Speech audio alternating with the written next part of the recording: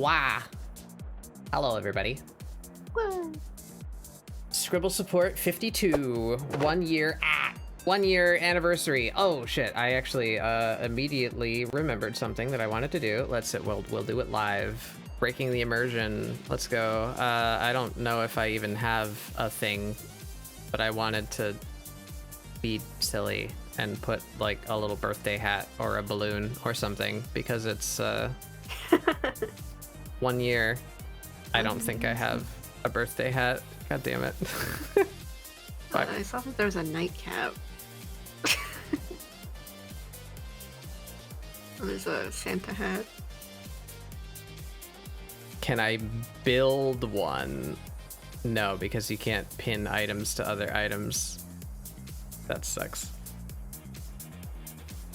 All right, well, I know how we're starting. I know how we're warming it up. We'll give time for everyone to roll into stream. That's what's happening. That's definitely players. Oh. We're gonna draw a little decoration real quick. That's what we're gonna do. Yay! Literally the fastest thing that I can manage. What's a good 1 year? You know what? We'll Google it. What's a goofy, like, tacky Walmart brand anniversary decoration?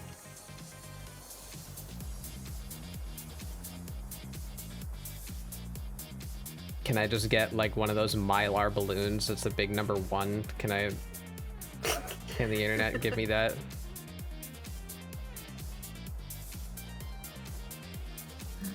Maybe. It's like a PNG? Yeah.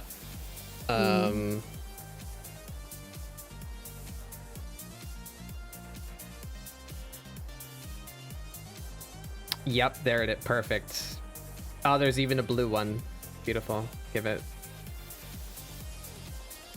There it is.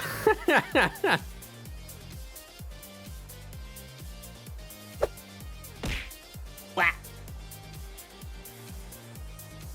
Hey, Scribbler. Hey, Tribal. Hey, Astrophel. Yeah,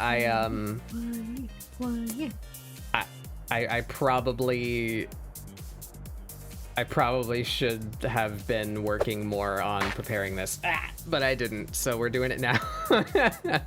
Doing it live. It's as it goes. Yeah, I want the number 1. Is it possible? Can I get like a font that's like balloons? What happens if I Google that balloon font? I think you might end up getting like noodle balloon art kind of thing. Like, yeah, that's kind of what I want. I would be fine with either like floating individual balloons or the long ones. Those are numbers. I just want to like very tackily write ScribbleSupport in balloon font so I can have it like floating up at the top of the screen.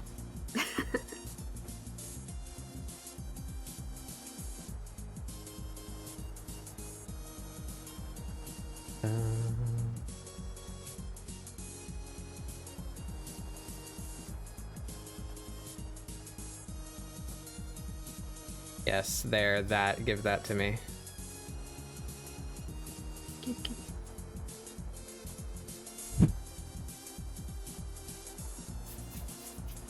Wow. I saved up points. Thank you. I need that open. I'm gonna have to restart Clip Studio to get the font in. Fine.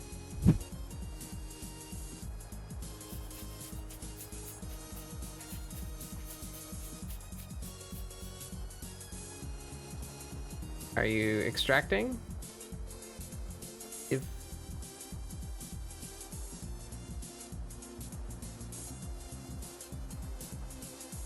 There we go.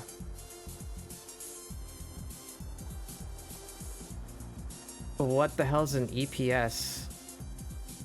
God damn it. That's not a font file. What are you? Go away.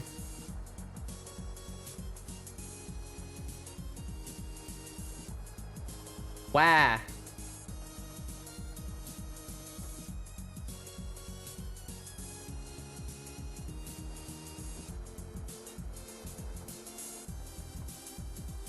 I'm sorry, everybody. I shouldn't be doing this right now. Whatever. Well, we're just gonna use the one. I can't. One. I can't do that right now. One. All right. So we just cop this out.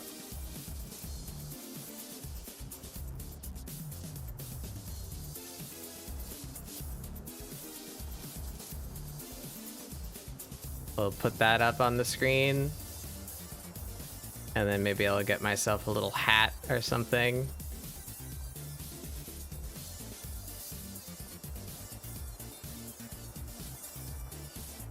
But yeah, so the plan today, I don't know if I'll actually get to any art.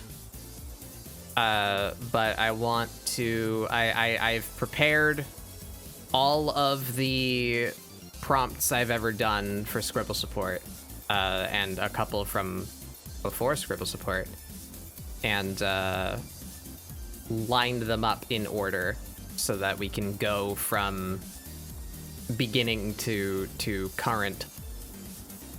And I want to talk about it. I want to look at the old shit that I've made and see where I've improved or failed to improve, things I want to work on, things that I like, things that I might want to return to, etc.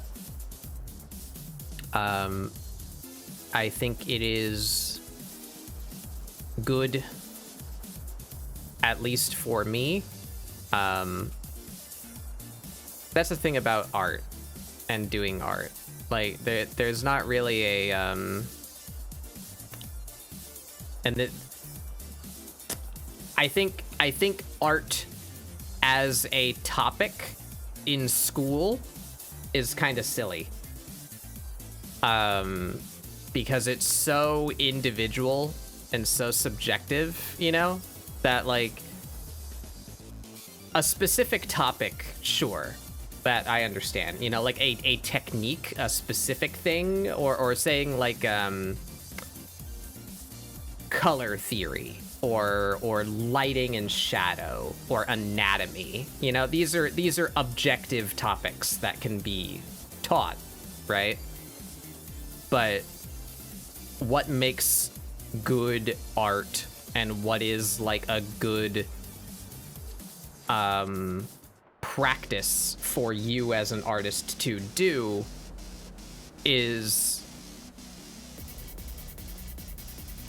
there is a right answer for you and only you. So I feel I want to engender that and just give as many like opinions as I can. And anyone who wants to get into art simply chooses the one that most appeals to them. You know what I mean? So I like to look at my old art, but if that puts you in a bad state, then don't. So I think it's good to look at old art because I like to see the growth, because growth is something that happens quite slowly, at least for me, and it's hard to notice it happening. So sometimes I may get into a funk that says like, oh man, I'm really not going anywhere with my art, you know? And then I can open something that I did a year ago and go like, oh, that's shit. Yeah, I definitely got better. You know? I like that, but not everybody does. And either way is valid. Yeah. So I'm not saying you should. I'm not giving this to you as homework, you know? But if you would like to join me on this, for any of you that may have existing bodies of work, that's the prompt for today, is return to your past.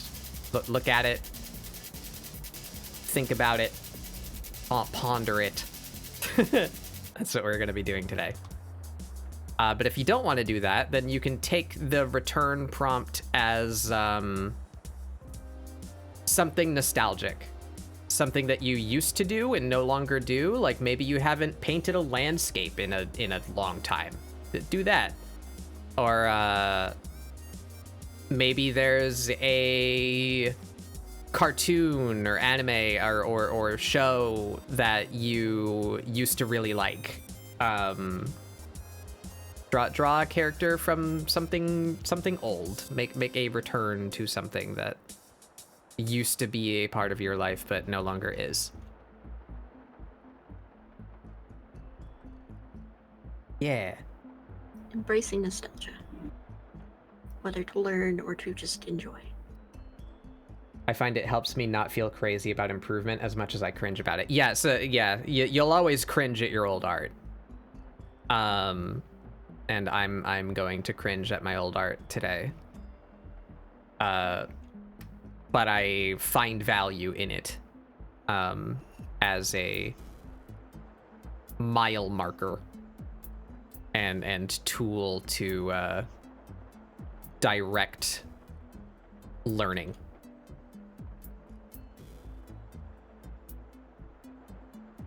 Like maybe by the end of today, I'll discover that like, wow, just for the past year, I never got any better at drawing hands. Maybe I should spend some time studying hands, you know? It's probably not gonna be that, but it might be something, you know? So I will take what I can from looking at my gross old stuff.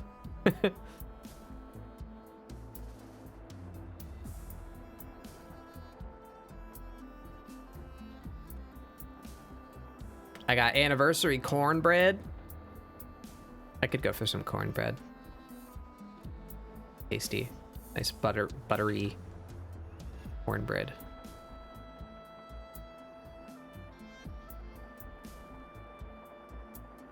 Am I spending too long on this? It might have been funnier if it was really scuffed. It might have been funnier if it just had the white background and it was just floating there. Oh well, I'm like 3/4 of the way done now. We're gonna commit to it.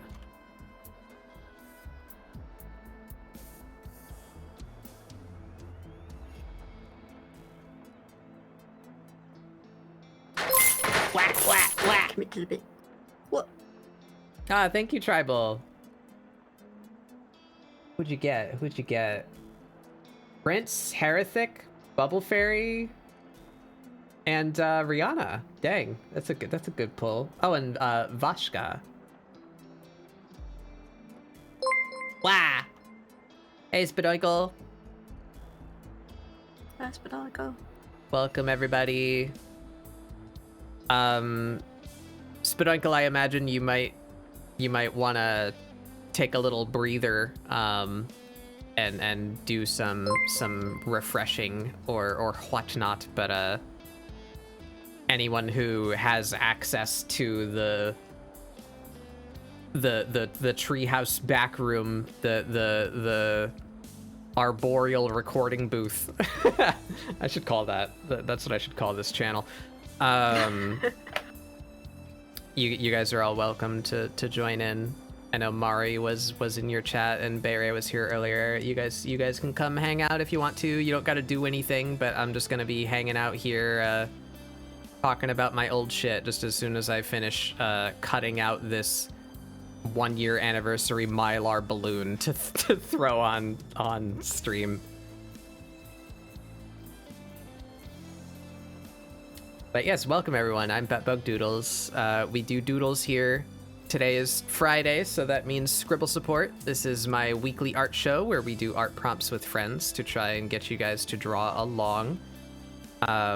Today is its week 52, so 1 year anniversary with scribbling. Scribbling and support. And if I could control time and space, I would have loved to have, like, everyone who's ever been on the show here today to talk about their art.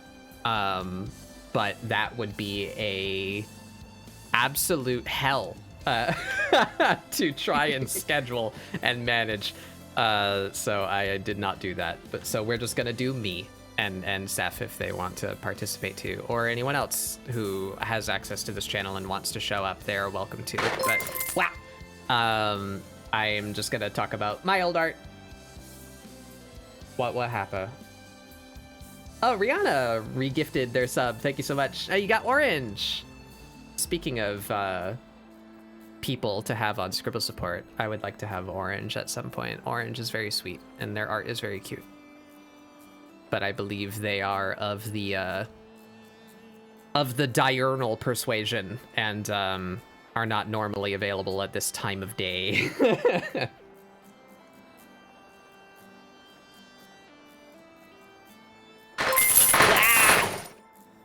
Thank you, comedy. Oh, I got Justa, Tiberius. Hell yeah.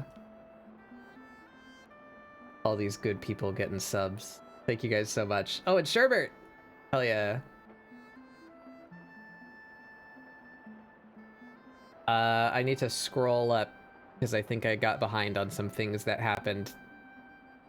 Comedy gave 10. Thank you so much. Rihanna gave 1. Comedy gave 1 for themselves. Oh, it's your anniversary too. That's awesome. That's great. Comedy's been here for as long as ScribbleSupport has existed. Wow. Wow, squeezed.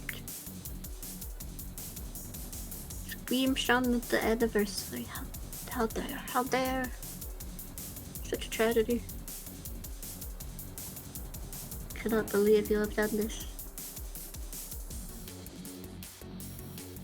So sad. Can we get 5 more gifted subs? Not really. I'm not gonna pressure anybody.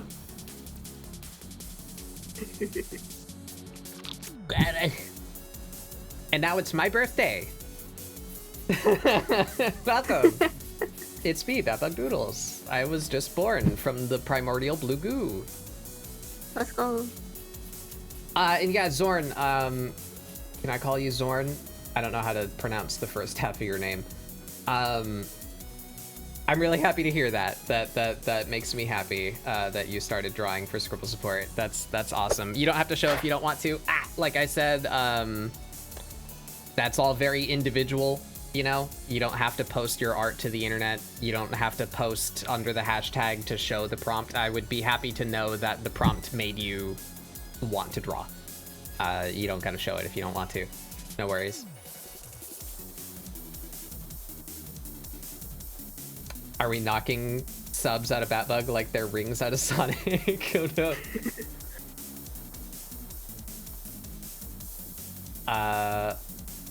I'm still starting out. I would say you, Seth, and many others inspired me to start doing it too. Hell yeah. That's the whole point of this show. I'm happy that even if even just a couple of you even tried art, not even necessarily stuck with it, that I'd be happy that ScribbleSupport did something for somebody. There's our shitty balloon. We're just gonna PNG that real quick. Crop that. Knock out the background. There we go.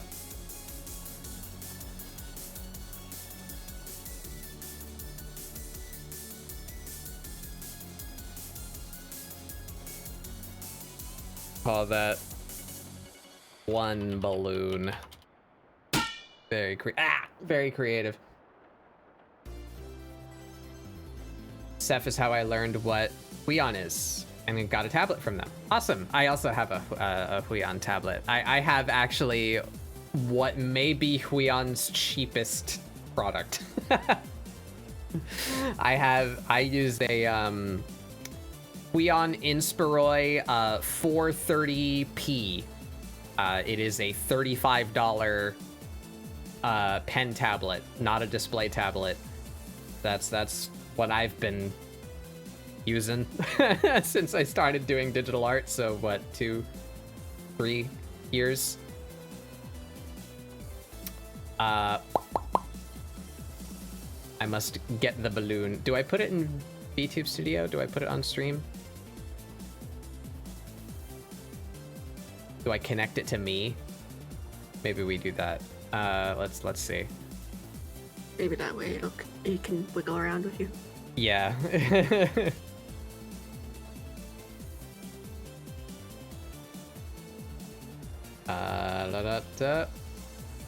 One!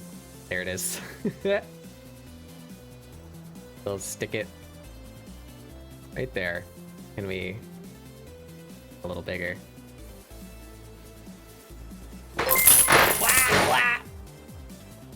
How dare you? Oh, wow. You got Fashado. I've not seen them around in a long time. That's someone that I've known for a while. And you got Starlight Pastel, Crimson Cleric. Mari Potatoes. Mari makes potatoes. Oh. Mari potatoes. You got Vivi? Did I miss that? Yeah. Vivi, oh yeah, there was a chat message Lycan. right at the same time, so it cut off the message. Oh, you got Game Lycan, yeah, and Vivi. Crimson Cleric. Thank you. Yeah. 1 year. Let's I go. wish I knew how to use Live 2D. I would just make this thing like ridiculously jiggly and throw it in here. Stick it on my head.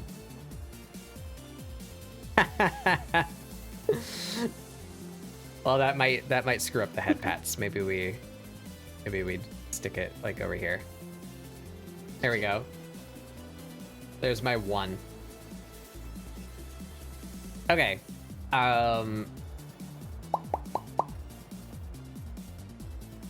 And how about we this might look a little doofy, but we'll try it anyway.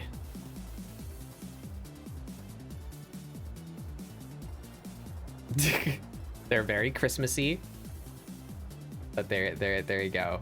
That's those will just live up there.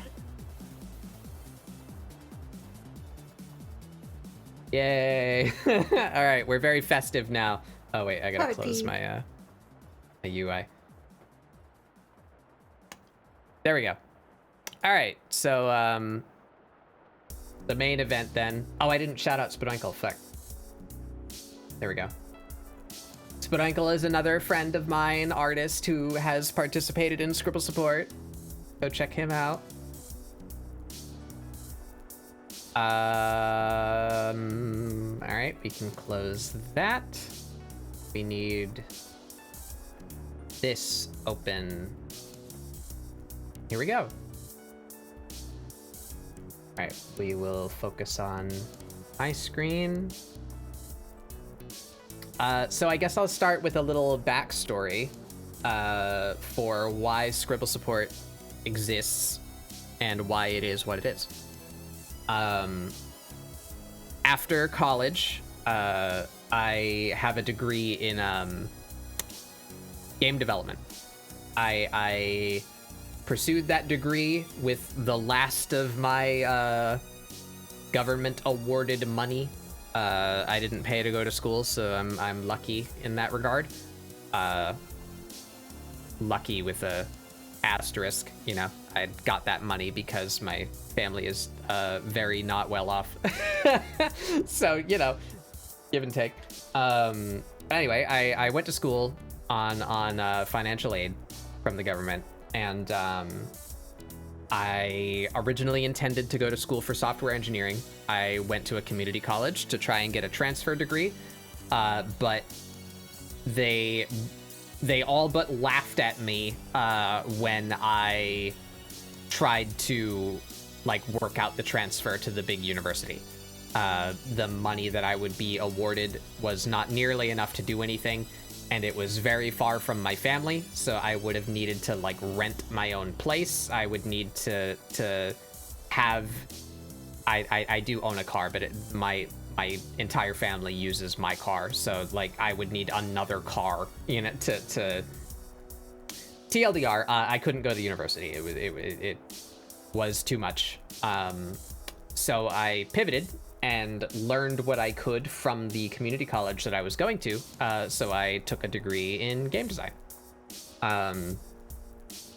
Not to dox myself, but I have said that I live in North Carolina. And what exists in North Carolina is the corporate headquarters for Epic Games. So there is an existing pipeline from my school to Epic. So that's probably where I would have ended up had I continued to pursue that. And I enjoyed my schooling. I learned a lot of things that I wanted to learn. And also it was an easy grade because, you know, I have been doing this kind of thing for many years already. So the piece of paper was just the, you know, the certificate that says, yeah, I do game dev. But I did get to learn some stuff. I learned Blender in school. That's probably the most useful skill that I learned, was learning Blender. And I learned a couple of coding languages. I really like C#. I am kind of disappointed in myself that I just kind of let that like fall out of my head. I've not done anything with C# since I graduated, so that's probably all gone now. But anyway, enjoyed my school. And I understood that the games industry is very volatile. You know, studios come and go, studios get bought out. You know, it's very hectic. So I was expecting turmoil. What I didn't know was crunch culture. And that perfectly aligned with my graduation. Like right when I graduated was right when like all of the articles were starting to come out about like people legitimately dying working themselves to death for the games industry. So given that my primary motivation for obtaining a career other than, you know, self-sustenance is to help my family. I want to help my single mother who's been just destroying her own health for the past my lifespan, you know. And I have a younger brother as well. I want to help my family, so I didn't view. You know what? I'll just tell the story. There is a convention. It's not really a dox. I've said I lived in North Carolina and I don't live near this convention hall. But every year there is a East Coast Games Conference held in Raleigh, North Carolina. It's not a game conference. It is a game development conference. So you don't go there to see like new trailers and media on your favorite games that are coming out. You go there to talk about game design, sit in on lectures from industry vets, and network, possibly get recruited. We went there a couple of times as like a field trip for the game dev program. And I gave myself the goal after graduating to buy my own ticket to that convention, because in school it was like for education, right? Like, so we would be expected to sign up for a bunch of the lectures and like take notes and learn stuff, you know, from the people that were there to teach. I made it my goal after I graduated that I'm going to go to this convention independent of my school with no obligation, and I'm just going to go with a stack of resumes, and I'm going to talk to as many people as I can to try and get a job. And a couple of the lectures that I did sit in on were about indie development, because I figured, like, oh, if I don't get a job, then, you know, maybe I'll learn something useful for trying to do something myself. Literally every indie development panel I went to, and I went to 8 of them, every single one had a horror story associated with working in the industry. One of which really made me question myself. I don't remember his name, but he was a man who worked for Epic during the development of Gears of War 1 and 2. The culture is such, I mean, you all probably don't need me to tell you this, but I'll brush over it briefly at least. The culture of game dev right now is a hellscape, and I can summarize it with this poor guy's experience. The phrase gets tossed around a lot of no one's holding a gun to your head, right? Like, you're not being made to work these hours. You're not being forced to crunch. But that's simply not true. It is true that you are not being forced, but you and everyone else is very well aware that if you don't, you're just not gonna get your contract renewed. There's no game dev union, so almost everyone, even if you work in a studio, it's for a contracted period of time. So you are very much having your continued livelihood and job threatened if you don't do what puts you in their good graces. So you do have to, if you want to continue working for them. So everyone who's in there and everyone who's figured that out, you know, everyone knows that this guy, I believe he was a level designer for Gears of War 1 and 2. His mother's health declined. His mother got put into the hospital, and she didn't make it. And there were conversations between him and his mother over phone about how she, on her deathbed, did not want to take time out of work to come and be with her in her final days, because she knew that if he did, it would ruin his career. That fucking sucks. So I didn't enter the games industry. So after that, I was like, what do I do? What am I gonna do now? I don't have any money left to go get a different degree. I'm not getting anywhere just working, you know, what you can get. You know, I was like everybody else, you know, I worked shitty retail jobs because it's what I could get. That's not a living. That's not even enough for me to, like, buy food. So I didn't know what to do with myself. But after school, I was in a pretty shitty place, mentally and financially. But my father, IRL, we're breaking the fourth wall a lot here today. Sorry for the immersion, if that ever existed with me. My father is a career artist. He does art for a living. And he taught me to draw when I was very young. I never really took it seriously. It was just something that I could do. And I did do it every now and then.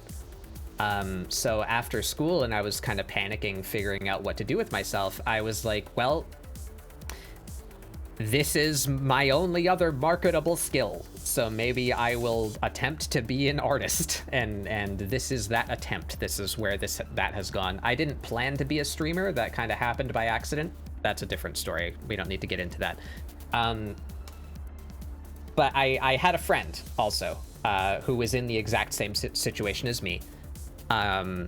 So we kind of resolved together that we both don't want to sacrifice ourselves to the human wood chipper that is the game design industry. And art is something else that we can both do. So we resolved that we were going to do a 30-day art prompt together, so that we would like hold each other accountable, you know? So we were like, okay, this is something we can do. We're gonna draw every day for 30 days. We're gonna try and take it seriously and see if we can hack it out, you know? So because both of us felt the same way, that when we try to make ourselves do art, it's very difficult to get to the point where we can actually do it. You know, there's a lot of thinking about like, okay, what do I draw? How am I gonna draw it? What do I do? I know I need to practice, but what goes on the page to constitute my practice, right? So that's why we started doing prompts, because it figures that out for you. You know, there's the prompt. Whatever comes into your head based on that prompt, that's what you're drawing. There you go for it.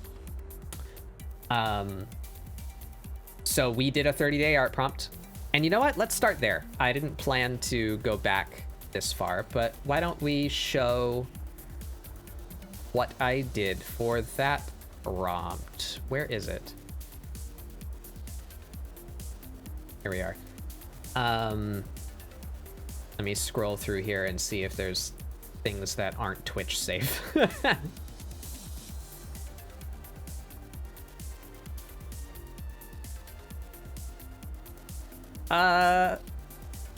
Yeah, we might need to skip a couple of these. I don't draw explicit stuff, but Twitch is very conservative when it comes to their what is allowed on screen.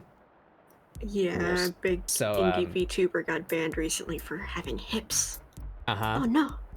Yep, can't have hips. No hips. It's stated in the TOS for acceptable attire that the entire area spanning between the level of your groin and your waist must be covered. So like having high-waisted shorts or swimsuit or underpants, that's not acceptable. You need to cover your entire hip area and unless no you're underboob. on a beach or in a hot tub, then you can wear a swimsuit. Right. Because context matters. Yes. I'm actually curious if even like, so I don't want to do any kind of call out, and that's not what this is, and I'm not speaking ill of anybody, but so just to keep it vague for the sake of them, there is a VTuber I know of who is a frog, and being an aquatic person, regularly wears a swimsuit. That's, you know, that's their normal attire, because, you know, they're an amphibian. Makes sense, right? But they are not usually in a body of water, you know, that's just what their avatar is. It's aquatic themed, and they wear a swimsuit. I don't know if that's even kosher with Twitch's rules, you know. So I don't think it is. Not unless I don't think it is either. And Twitch's rules also is weird about like art versus YouTubers, because the moment, because like there was a scenario a bit ago of like somebody making a VTuber model and rigging it for like months on stream, and it was perfectly fine. They never got any dings, and like, all that stuff. The outfit was but fine. Once it's their representation, it's a problem. The day that the person actually used it, it became they were banned. That sucks. But anyway, that's a tangent. So I don't draw explicit stuff, but I do occasionally, and especially, look at me, I'm naked, gasp, you know, because I'm a creature. I don't have clothes. But so I draw that a lot, mostly because I'm really bad at drawing clothing. But second, it's just, you know, I draw a lot of little creatures, little critters. So I don't want to take any chances with what's shown, even though there's no nipple or anything, you know. But anywho, we started with that art prompt. This one should be fine. We'll pop this over here. There you go. The prompt for this one was gas octopus, so that there is a octoling from Splatoon sublimating, I guess. early art. I had no idea what I was doing. It's very painterly compared to what I'm normally doing. The anatomy is kind of fucky, but yeah, there you go. Octopus.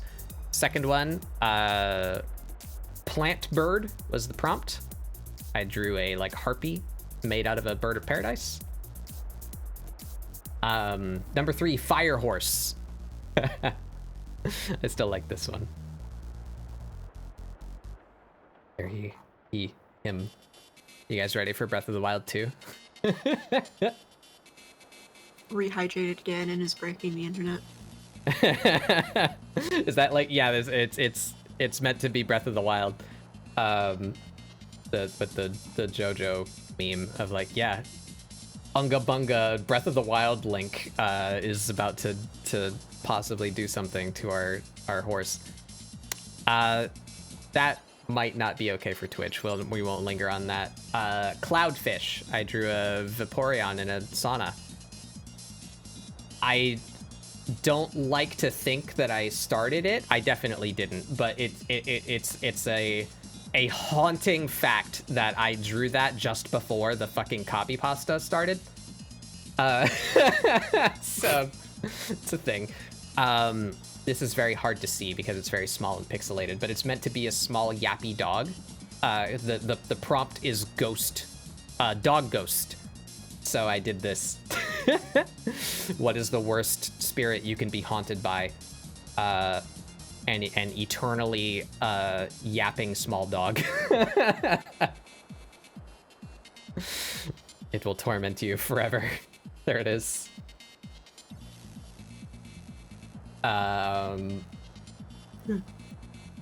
We're gonna skip the next one. It's a lizard lady, anthropomorphic. This one, that one should be okay.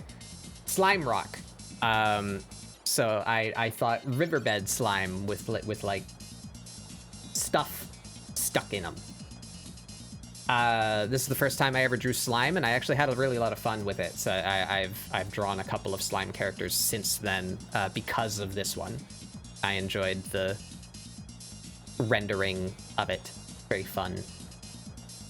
Number 8, crab insect. Beach. Funky crab bug. I mean, crabs are arthropods, so they're already very close to bugs. So I kind of feel like she just looks like a crab. I don't know how to get the insect to come out. Multiple eyes, I guess. But anyway, sea serpent wings. I wanted to interpret the wings as something aquatic also, instead of just having like a sea snake with angel wings or whatever. So I made them that basically they're a chimera of an eel, a shark, and a manta ray. So that there's them. Funky sea critter. I guess I should be commenting more about the art. No, the commentary is supposed to be about ScribbleSupport. This is kind of just the lead-up story. They'll skip ahead. Cat flower. One of the first times I attempted to draw... I guess the Vaporeon was before that. Furry stuff is hard. Drawing fur in a pleasing way is hard. Drawing their funky half animal skull shapes is very hard. Figuring out their legs, if they're digigrade, is very hard. I'm relatively satisfied with how this came out, but yeah, some random cat girl making a little flower crown for herself.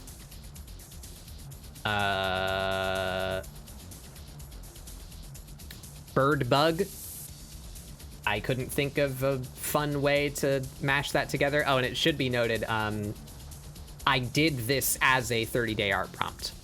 We did it every day. So I didn't skip any or fudge any, you know, so I was forcing myself to do art every day. So some of these are very rushed because I didn't have as much time or a strong vision of what I wanted to do. So this is one of those. Bird bug. I drew a bird guy and a bug girl. There they are. This guy's basically just Rivali, or Falco, I guess. But anyway, what's next? Where am I? Mushroom dinosaur. I'm happy with this one. Funky little cryptid creature. All of their texture is from different breeds of fungus. Mushrooms are crazy. Mushrooms are really fun to just like look into. If you've never done it, just like Google weird mushroom and just like look through the image search results. There's so much funky shit. It's fascinating. So like their tail is a particular fungus. I don't remember what it's called. I think it's like devil's tongue or something like that, because it's this like intensely red, funky tendril. It looks like an alien. And then the texture I put on their hips is a different mushroom. Their forearms are a specific mushroom. Their shoulder is a different mushroom. Yeah, all of their textures were taken from different fungus. I mashed them all together into a funky lizard person. Kangaroo stone. Oh, I'm glad that most of that is covered up by my lights, because I googled Australian slang to try and have her speak, because I wanted her to be like punk. Basically what it boils down to is like she's a vandal. She's gonna like throw this rock like through a window or something. Astrophel commentary. And I'm sorry guys, I'm talking a lot. I'm not looking at chat very much. I'm skimming your messages, but I'm not responding to you. So sorry about that. But I want to make sure I get out what I want to say today. So I'm breezing. I hope you're all enjoying. Next one, Tree Fox. This little lad. I still have him around. Ow. Oh, thank you, husband. Thank you so much. I'm terrible at coming up with names, as you may have guessed. Hello, I am Batbug. I am a bat and a bug. So I just call this thing Bush Fox. That's what it is. It's a funny little guy. He scream.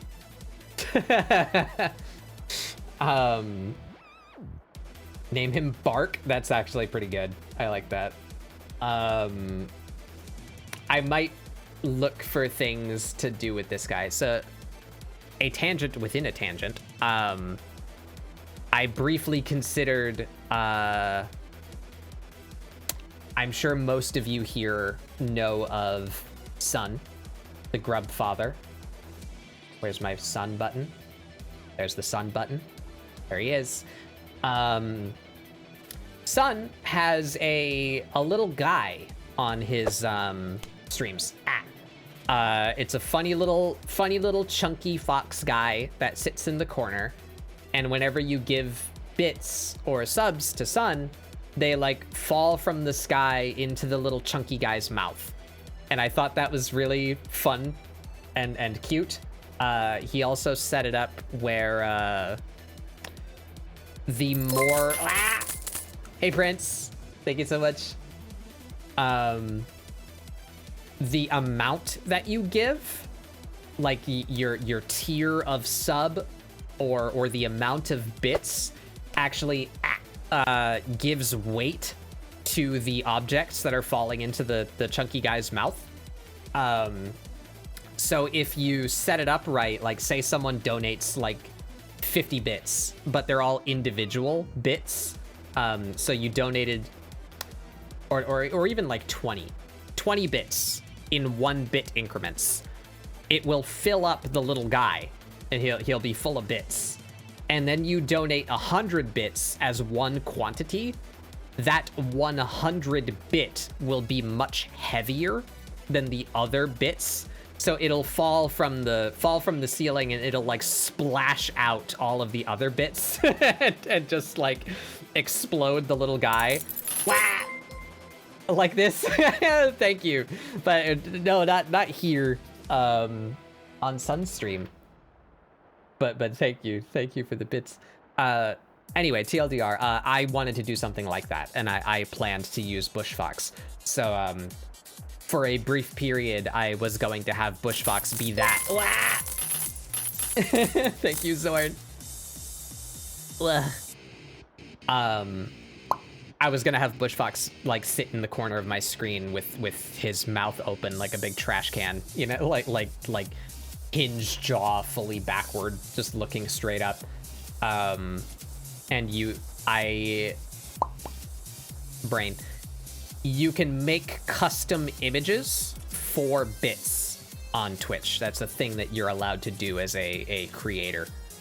So I was gonna make little icons for the bits that were just like items that Bushfox would eat. So donating bits to me would be feeding Bushfox. That was a thing that I thought out at one point. Never ended up doing it. But anyway, there's Bushfox. The next day, I needed to skip, so I did 2 at the same time. So this one is Spike Seahorse and Elephant Ice at the same time. So I made this funky make-believe drink where the little umbrella is a like plastic seahorse and the ice cubes are shaped like elephants. That's what it is. Certainly a thing. Number 17 was Tentacle Tapir. Tentacle Tapir to me sounds like a yokai, so I tried to draw it like in the style of those funky old Japanese like wall scrolls, you know, that kind of art. So it's a tapir. Tapirs are terrifying, by the way. Have you ever like looked at a tapir's face like close up? They're scary. Yeah, they're adorable when they're just neutral, and then yeah, do anything else. But when they lift their trunk, they have this funky exposed gum line. I love him so scrungly. Yeah, he sure is. Is it my birthday? It's ScribbleSupport's birthday, Prince. This is week 52, one year of ScribbleSupport. So we're talking about my previous art and how ScribbleSupport came to be. Number 18, Metal Snake. I'm sure anyone who knows me can guess what I drew. But so hear me out. This is my TED Talk. Phantom Pain Snake and Breath of the Wild Link are the same person.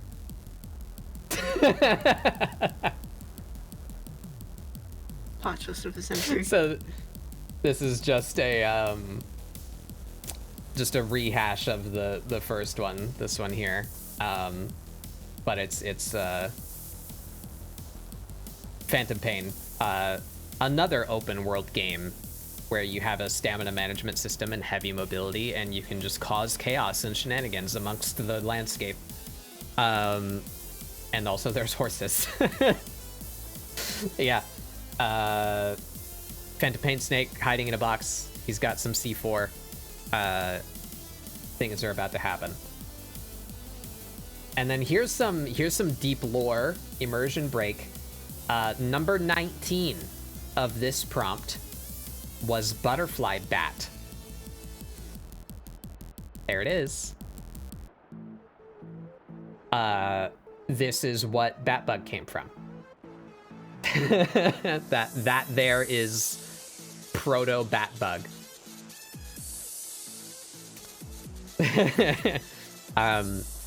There's many iterations of this. I don't want to go through all of them. That'd be another hour of me just talking about how my design came to be, and that's not the point of today. So we'll do that another time maybe. What were you before that? I was nothing. I didn't have an internet presence.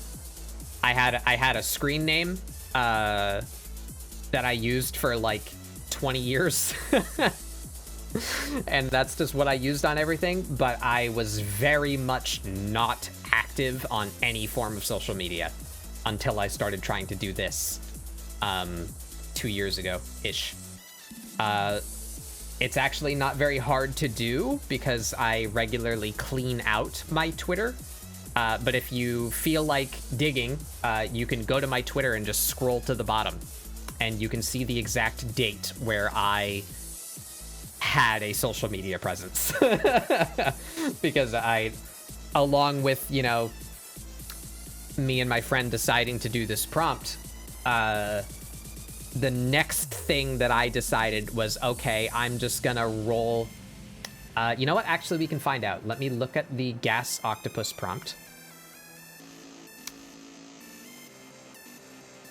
Here you go. It was created on July 18th. So we, July 18th, 2020. So we started that prompt mid-July 2020.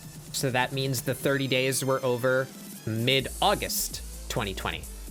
And after I finished the prompt, I decided I want to make some entity to post art to, and just try and start building a following, I guess. Like, I had no idea what I was doing. I don't know how to...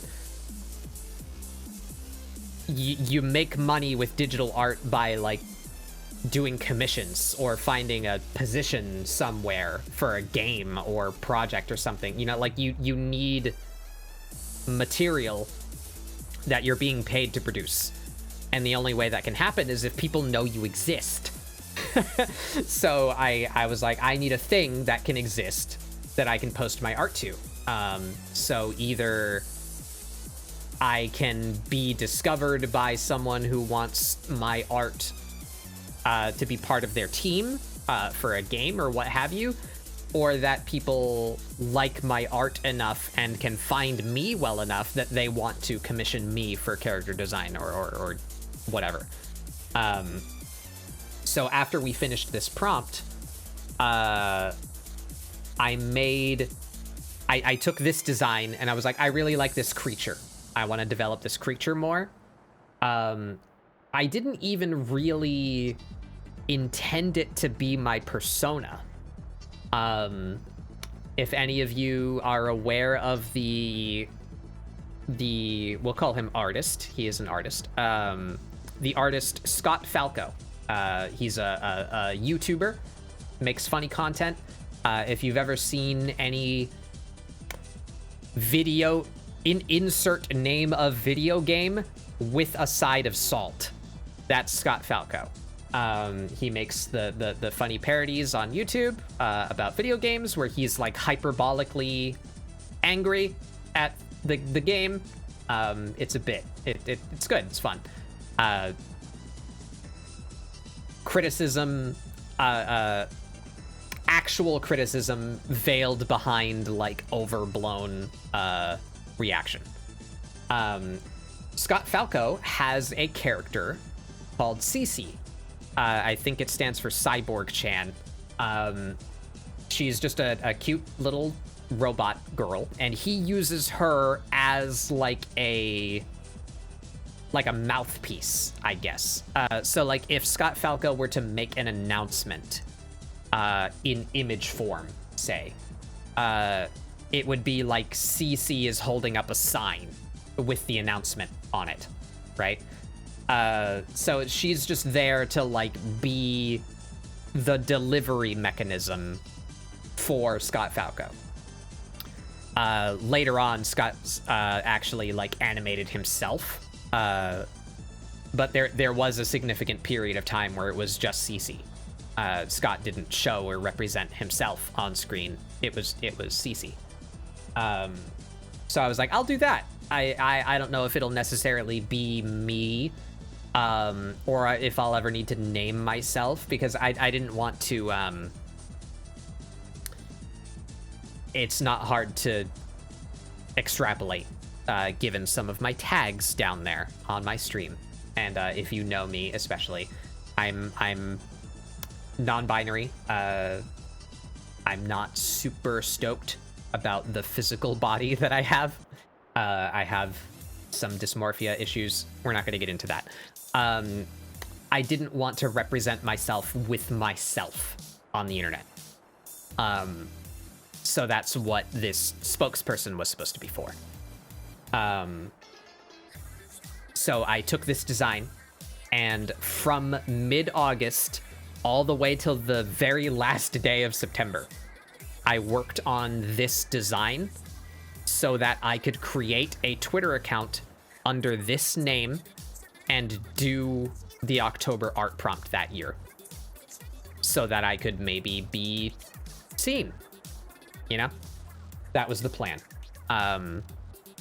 Anyway, we will continue on with showing of the things. So that was Butterfly Bat. It won't let me go. There we go. Number 20 was Electricity Mouse. This we'll see her again later. This is Plip, my TTRPG character. She was a Starfinder Yosoki mechanic. So this is her like touching something that she shouldn't have. Oh, that's the no line version. There's the line version. I'm actually still quite happy with this one. I think this might be one of the better furry designs. Well, we'll call it anthro. I consider furry to be a...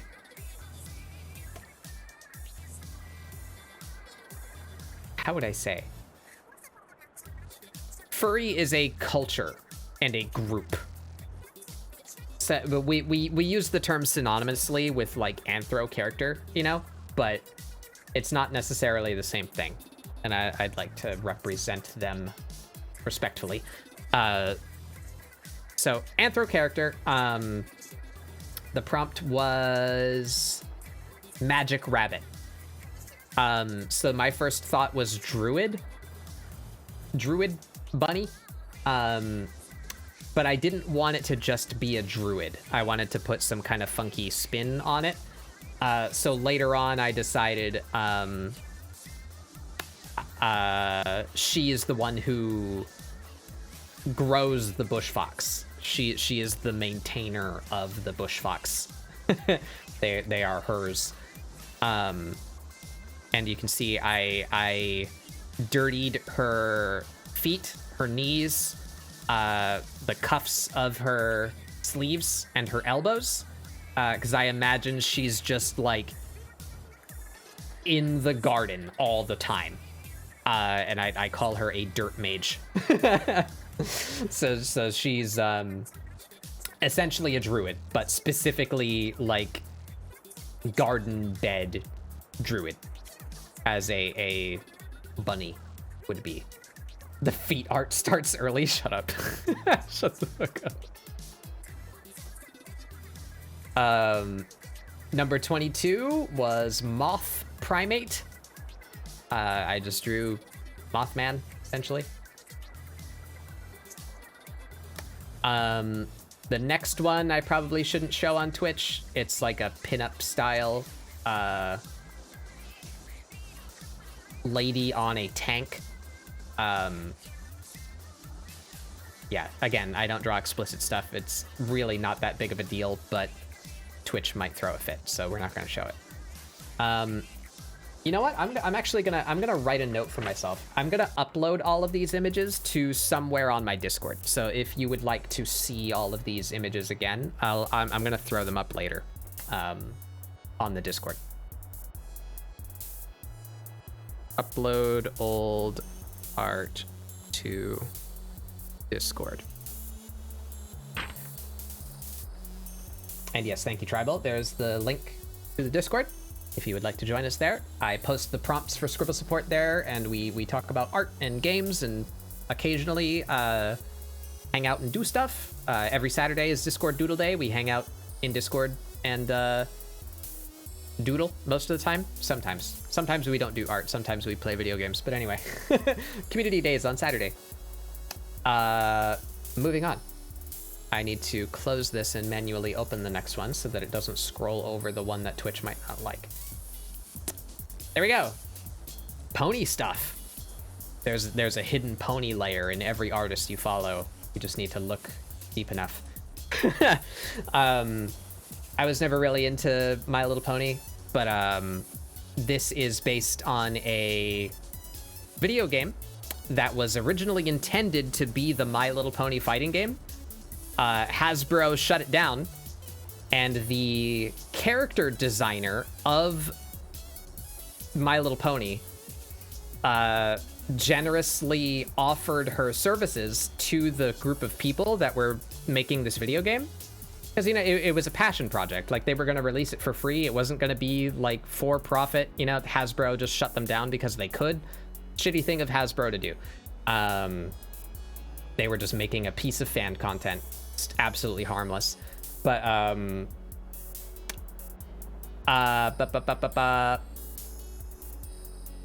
Lauren Faust, that's her name, reached out to this group of people that were developing the game, and designed them OCs.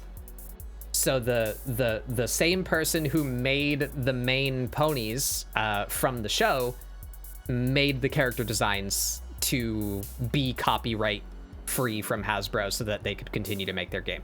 And I thought that was a really cool story. But one thing I will give this game, regardless of your opinions on the subject matter, this fighting game, and yes, it's called Them's Fightin' Herds. This fighting game is so far the only fighting game, and I've played Street Fighter, I've played Tekken, I've played BlazBlue. Was there anyone else that I played before this one? I think those are the three main ones.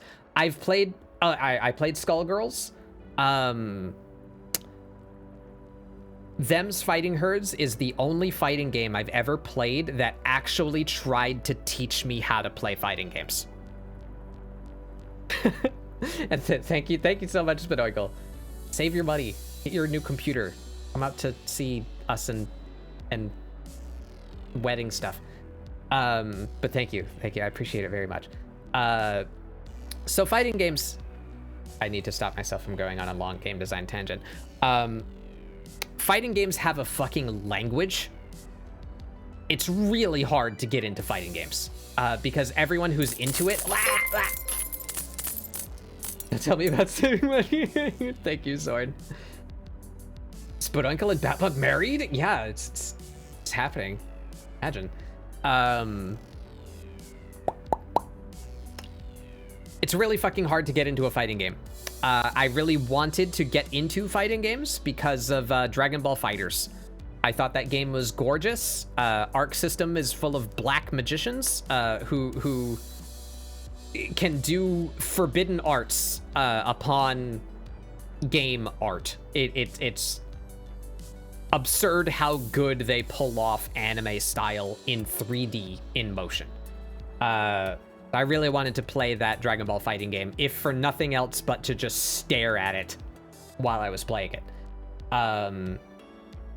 So I was recommended Them's Fightin' Herds as a fighting game learner, and I will definitely advocate for that. Every other fighting game I'd ever played, you were lucky if you had a competent training mode where you could practice combos, but that's all it would ever be, was practicing combos. The combos are like 5% of what you need to understand to be competent at fighting games. So, and Fighting Herds is the only game that I've ever seen that actually goes over the fighting part. You know, how do you get into the situation where you can do the combos, right? How do you have this back and forth with the opponent? What does it mean to be neutral? What does it mean to be positive? What is end lag or recovery or chip damage, etc.? They actually go through like what the fuck a fighting game is and try to teach you how to play it. Anyway, tangent over. I was practicing combos. My favorite character was Arizona here. She's a cow from the Midwest. A little glitch of the combo system. One of the great things is you can instantly reset yourself. So if you fuck up your combo, you can just tap a button and instantly start over and try again. There's a move where she stomps the floor with her front hoofs, and it's like a pop-up move, like it knocks the enemy into the sky, so you can start juggling them. She screams yeehaw when she does it. But if you... I guess the game was designed in such a way where she has 3 different power levels of this move that she can do. Based on like light, medium, or heavy punch that you press when you do it. So they made a yee sound and a haw sound so that they could just play the yee sound for as long as it needed to play for before culminating with the haw, based on, you know, like the power of the move. The heavier one was slower. If you reset the combo right when you start that move, and that's normally where I would fuck up, she just yees for like the entire duration of the sound clip. So me fucking up my combo would just result in like 5 straight seconds of her just going yee, and it fucking destroyed me. So I drew that. And this actually ended up on the front page of DeviantArt for a little while. There's a point of pride for early bat bug. Oh, but the prompt was bull stars. That's what put me on drawing this. The next one was also another day I needed to skip, so I did 2 of them at once. The prompts are blade vegetable and fluff beetle. I drew this guy. Can I get it under the lights? There we go. If you look up that word, it is a kind of beetle, and there is a creature referred to as the woolly Schaefer beetle. I love them so much. They are like little fluff nugget men, and I love them. They're just little guys, and they're fuzzy and adorable. But yeah, so basically Hollow Knight OC. Yeah. It's some species of beetle, tribe of beetle that would exist. He's a stern guard of the Beetle Kingdom or whatever. There he is. I'm taking him into my hands and running. he's a fluffy, just a little guy. Next one was Sand Frog. I drew Suyu. The dichotomy of the... So Suyu is being propositioned to go to the beach and considering nice water time awful, terrible, hot sand time. Screaming frog noises. That is sand frog. Number 28 is Pangolin Heat. And I made it a mech. I do not recall my thought process as to why I did that, but there's the pangolin. It's like some kind of combat mech. It's called the PNG-01, designation AL1N. All very creative. And they got flamethrowers. The plating is based on like a pangolin. And if you don't know, pangolins are basically armadillos, but spikier. They're little guys that can roll up, and they have like armor. Cool. There's my pangolin mech. Number 29 was Techno Llama. I drew them's fighting herds again.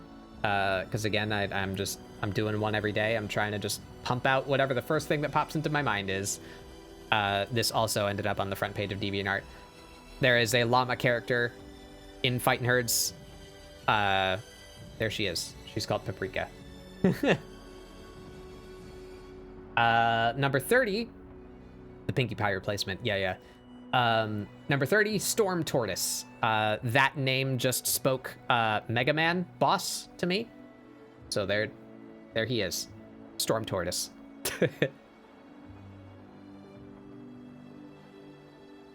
And finally, for that prompt, number 31 was Ink Animal. So I do little banuis, little ink buns.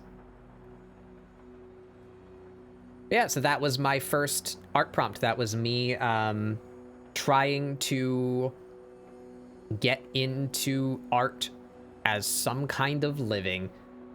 Still in progress. So after we finished that prompt, again, I worked on this design until the very last minute, which is part of the reason why I'm called Batbug. Originally, I was actually really enjoying how this form was coming out. I thought maybe I could come up with some, like, bullshit Lord of the Ringsian type name for Cave Goblin. So, there's a fun fact. This was long pre-stream, and any knowledge of the fact that in the future there would be a epidemic of goblins on streaming media. I was almost a goblin, because I liked the they're goblin shaped, right? Because they're humanoid. But they have bat elements. So I was like, oh, maybe they could be like really pale, and this would just be like some kind of subterranean goblin subspecies. Calling us an epidemic. No, I mean epidemic affectionate. It is a hilarious turn of events that so many people, independent of one another, all at once decided I'm gonna be a goblin VTuber on the internet. It's really funny how that all happened at once, and like it wasn't planned. Like nobody knew about each other, you know. There was just a wave of like 100 goblins that all started on the internet at the same time. Can confirm. Have talked to a lot of other goblin VTubers, and literally like except for like one or two that like knew of like Honey and some others, it's just like, yeah, no, I thought there was only like maybe 5 of us. Me, I was like, I've never heard of even one. I'm gonna be a goblin. Yep. So now we're on like generation 3 of like, you know, all of them accidentally started at the same time, and then everyone saw Honey or someone else more popular and was like, oh, Goblin Tuber, I want to do that. And then like there's generation 2 of the goblining, you know. And it's just still going. I love it. Very near all of them that I've ever met have been wonderful people. And I love my goblin collection. that I'm friends with now. Anywho, so actually we can look at the date here. Ink Animal, August 18th. So 31 days later, mid-August, I finished the art prompt. And I was like, okay, now what? I proved to myself that I can make myself do art on a regular basis. So I am going to develop this into my mascot / spokesperson. And I'm going to make a Twitter so that I can do that year's art prompt. I'm just going to roll right into another art prompt and hopefully get discovered by people searching the hashtag, for the art prompt. So September 31st, like the night before October 1st, I still wasn't finished with this design. I still didn't have colors. So I just had like my face on this parchment background as an icon. I made my Twitter, and the next day I woke up and started the art prompt. So let's breeze through that one real quick. I think this one is all pretty Twitch safe. Yeah, that's all Twitch safe. Prompt number 1, Sneaky. So this is early Batbug. I still had wings. I made it 5 weeks before I got so frustrated with the wings. That actually, no, that doesn't work out. Or no, it would have been week 5, like from the original design that I made in September, in mid-September. Yeah. I got tired of the wings. The wings were too much of a pain in the ass, so I redesigned to what I used to be as a PNG before I died and became Rub. So prompt number 1, Sneaky. I drew Batbug as Metal Gear, specifically Solid Snake in the very beginning of the game. Number 2, Chance. I hate my face in this one. Later on, I actually modeled Batbug's face in 3D so that I could try and figure out how to not goof the eyes this hard. Chance. Yeah. This is based on a true story. Trying to acquire Korra in Warframe. There is an even chance to acquire the blueprint and the systems. I needed the systems. I've gotten 5 blueprints. I have 2,000 hours in-game, 3,000 hours on Steam. I'm in hell. The systems do not exist. Crying silently. Anyway, prompt number 3 was Half. This is a Hollow Knight OC that I made. He's a little ant guy with a big old backpack. I'm sharing a sandwich with a little picnic. Little picnic with the ant boy. He's a good little lad.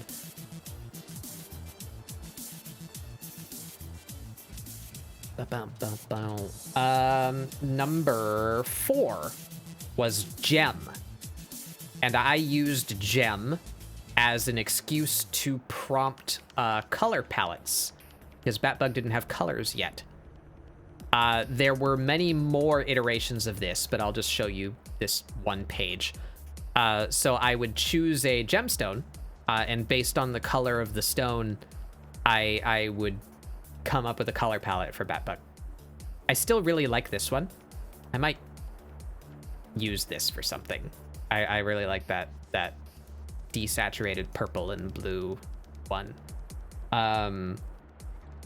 So it's a little bit covered by the lights, but so sapphire, amethyst, garnet,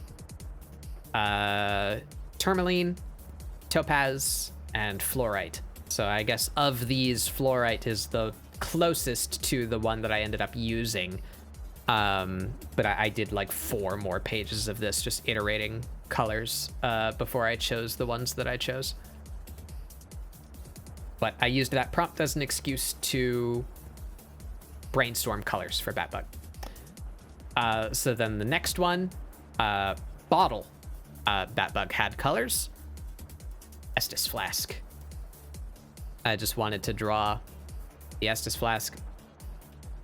At the time, this was in late 2020, so the first year of the Panini, right? I was still under the impression that maybe sometime soon I would return to my ability to go to the Ren Fair. Because pre-COVID, I actually, me and my family for Halloween, it's our like yearly ritual, or was anyway, to go to a local Ren Fair in costume. So, you know, you don't go trick-or-treating anymore, but excuse to go out in costume.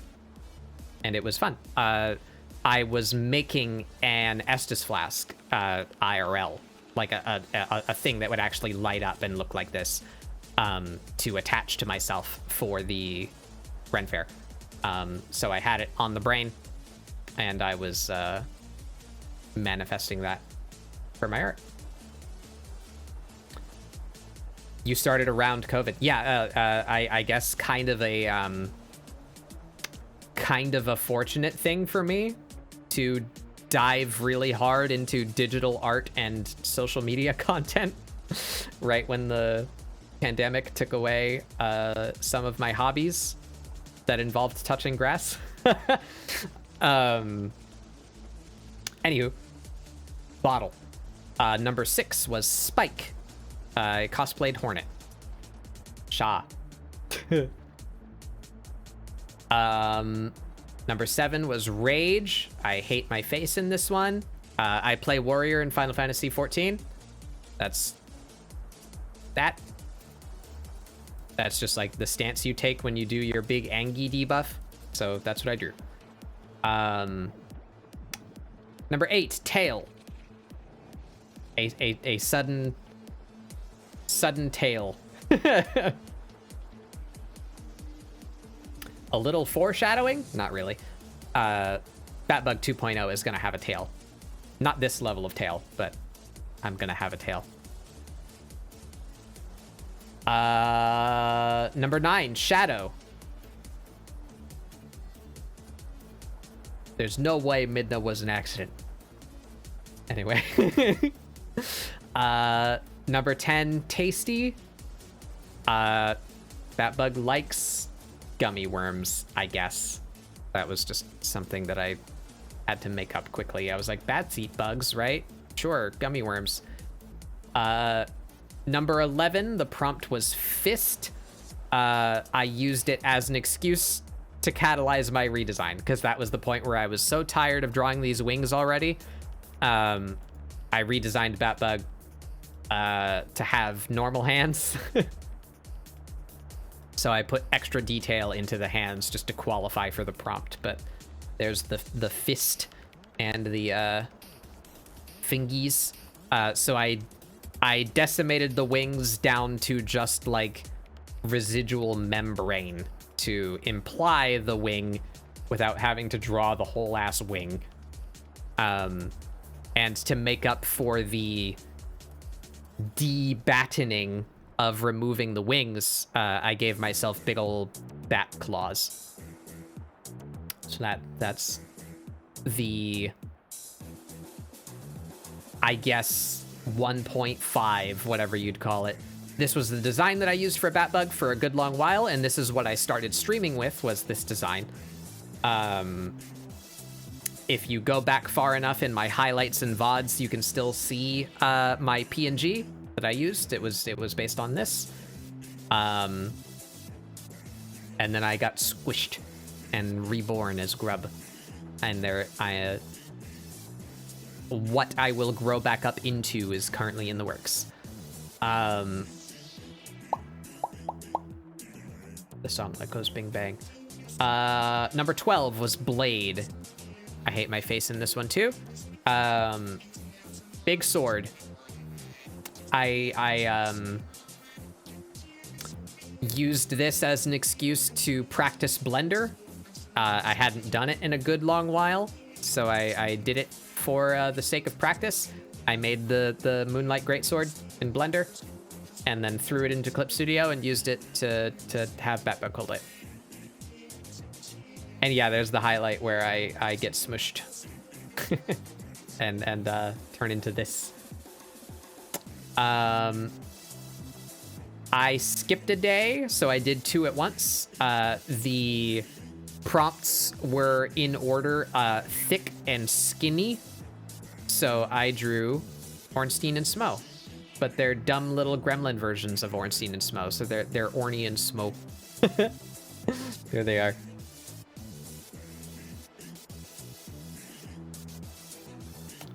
Happy Souls characters, yeah, basically. I like Smo's tiny little hammer. Blah!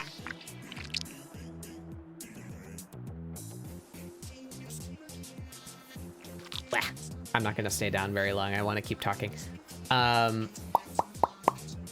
Thick and skinny, Orny and Smo. Number 15 was Hook. So I made use of the claws, threw Batbug upside down. This is the first time I imagined the forest. It wasn't blue yet. There's some early Batbug. Number 16 was Teeth. I was not satisfied with my mouth here. I'm still not satisfied with what I made in the next page, but I looked up more bats of like, how could I represent, because in my mind at this point in time, my design was a bit too bug and not enough bat. So I thought if I was going to change something, it should be more bat-like. So I went and Googled references of bats and their funny little tongues and teeth. The next prompt was teeth. So I designed Batbug mouth. That's where I more officially laid out that I had fangs and a long tongue. So look at these little guys. I love them. So small Batbug iteration. Number 18 was Shell. So I brought back a brief consideration. Oh, why did it skip? Oh no, I'm dumb. Number 17 is Elixir. So I will briefly explain this. There you go, you can see the text. There is a concept, what would you call it? A quirk, a phenomena in game design called the Elixir paradox. And it is, if you have a rare, limited quality or quantity, very powerful item that a player is given, the player will often never use it because it's something big and powerful and you gotta save it for a moment of dire need, you know. So it's named after Final Fantasy because that's one of the earlier iterations of this, like all the way back to Final Fantasy 1. There is a powerful full healing item called an elixir, and I think in the first Final Fantasy game you only ever get like 2. So it's just like, this is for absolute emergencies, and therefore the player never uses it, and therefore it has no value. And yeah, I see in chat, yeah, never using the Isofska's blood in Bloodborne or divine blessings in Dark Souls. Yeah. So it's the paradox of an incredibly valuable item having no value because the player never uses it. So that this is my illustration of of that. And then the next one was Shell. I brought back a consideration of my design where I briefly considered having like a shell pod like beetles do on my back where my wings would deploy from. I ended up going with the idea of putting the membrane on the hands because, again, the design was too much bug and not enough bat. So I batified my arms instead of doing this. Number 19, Empty. I drew Artorias. Here he is. Number 20, Duel. No explanation needed. Number 21, Smile. I just tried to draw my face again. I still hate it. Number 22, Ring. This is actually based on a scene in a story that my mom was writing. That's nowhere. Number 23 is also based on that story. And the prompts were Ring and Giant. These are characters from her story. Number 24, Dirty. I drew Splatoon. The sad and tragic fact of somewhere between 70 and 80% of the time I spent on this drawing is right here. Sneakers are fucking hard to draw. I hate it.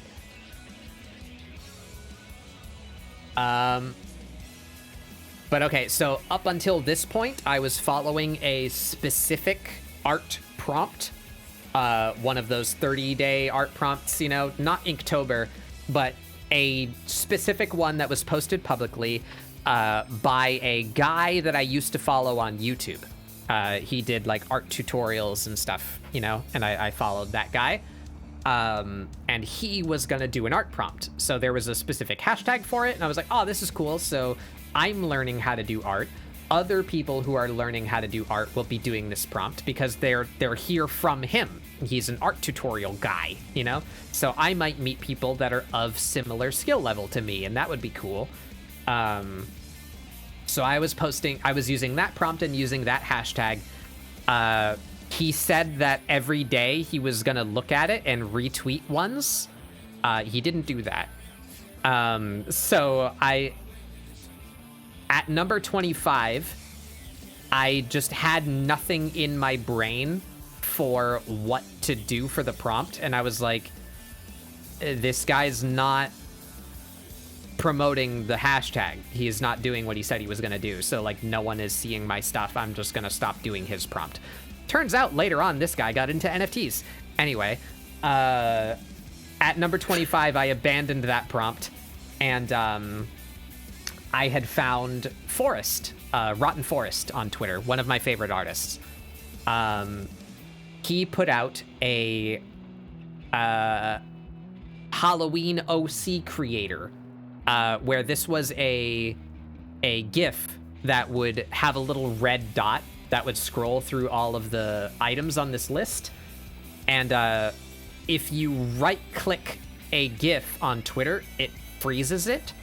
So the goal was to close your eyes and right-click it, and then open your eyes, and wherever the red dot landed, that's your thing.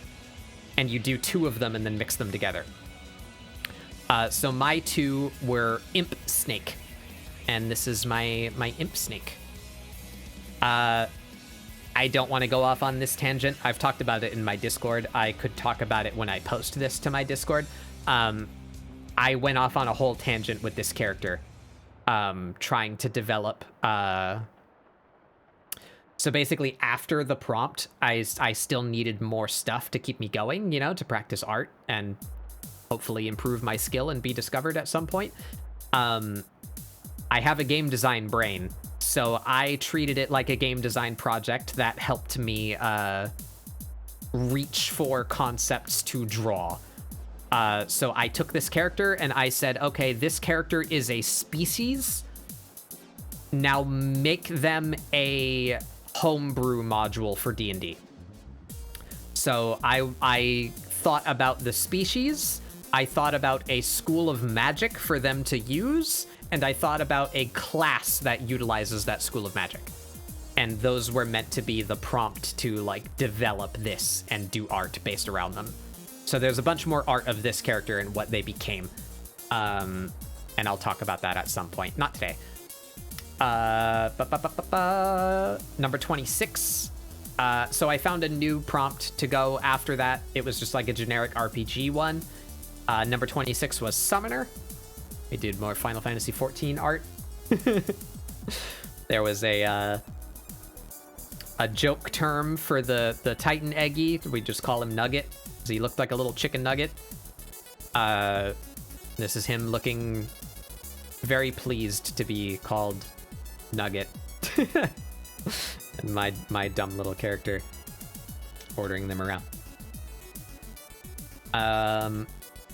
Number 27 was Dragoon. I'm attacking Seth directly. I have the instance pop up. Like, yeah, I'm ready to go into the instance. Yeah, I'm ready. Let's go. Dragoon life. Yeah, that's pretty accurate. How could this happen to me? Either that or jumping off an edge when using the fucking evasive jump. Yep. And then the next two are just the individual images. 28 was Druid, so I brought back Dirt Mage. I have this internal rule of drawing Bushfox, they must always be screaming. So there's Bushfox resisting the cuddle. There's Dirt Mage with one of her Bushfoxes. Number 29, Shapeshifter. I'm actually gonna open the individual images to sell the joke harder.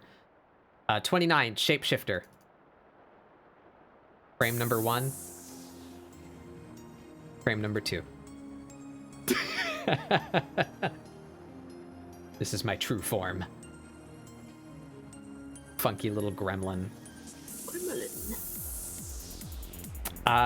Number 30 was Necromancer. I wanted to come up with a spin.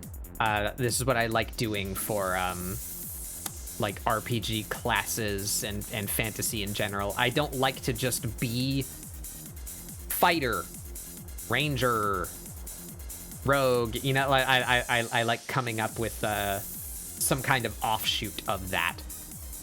So my Necromancer uses a Thurible, which is a incense burning sensor on some kind of rope or chain that you swing around. It's very prevalent in Catholic religious practices. It's meant to be like a blessing or like a cleansing. You're swinging the incense. So this Necromancer uses a Thurible that's filled with mushroom spores. And they colonize recently deceased corpses and reanimate them. So I brought back the mushroom lizard. Go to bed now, it's 2 a.m. for you. I'll leave this here and head off. All right, thank you, Zorn. Thank you for stopping by. I'm very happy to hear that you're getting into art and enjoying it. I hope that you continue. Thank you very much for your support. Have a good night.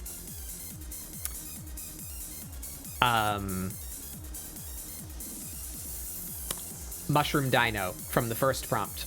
I brought her back as a like canonically recently deceased lizard folk who got reanimated by this hypothetical mushroom necromancer. Fungus-based necromancy. What number is that? That's 30. And number 31 is final boss. It was also very closely aligned to Sonic's anniversary. So I drew Sonic. Final boss of Sonic 2, one of my favorite childhood games on my Sega Genesis, one of the first video game consoles I ever owned. There's the big ol' I've completely spaced the name of the robot. It's just like Egg Robot or something like that. And Mecha Sonic that you fight beforehand. There they are. All right, so that was my first internet-based prompt where I was actually showing this to people on social media.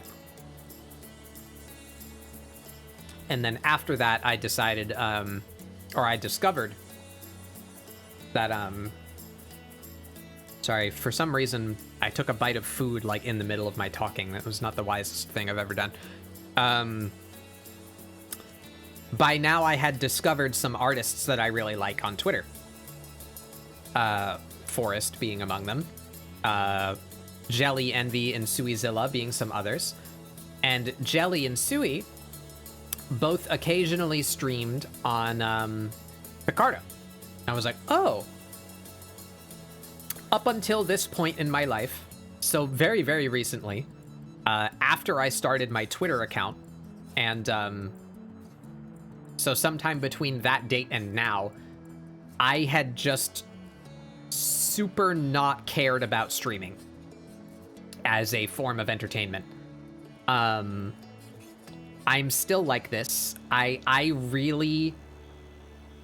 My brain wants to self-implode if I'm idle. So doing things like just vibing and listening to music, or chilling out and watching a movie or a TV show, these are not things that I do. I go insane when I'm just like sitting still doing nothing. So I might watch a movie, quote unquote, if I have it on like my second monitor, you know, and I'm doing something else while I'm watching the movie. Or I'm watching the movie with a group of people and having fun with the company more so than the movie. You know what I mean? So Twitch, like, I didn't even know that there was an art category on Twitch. As far as I knew, Twitch was just where people go to play Overwatch in front of other people. You know, so I didn't care about it. I didn't care that it existed.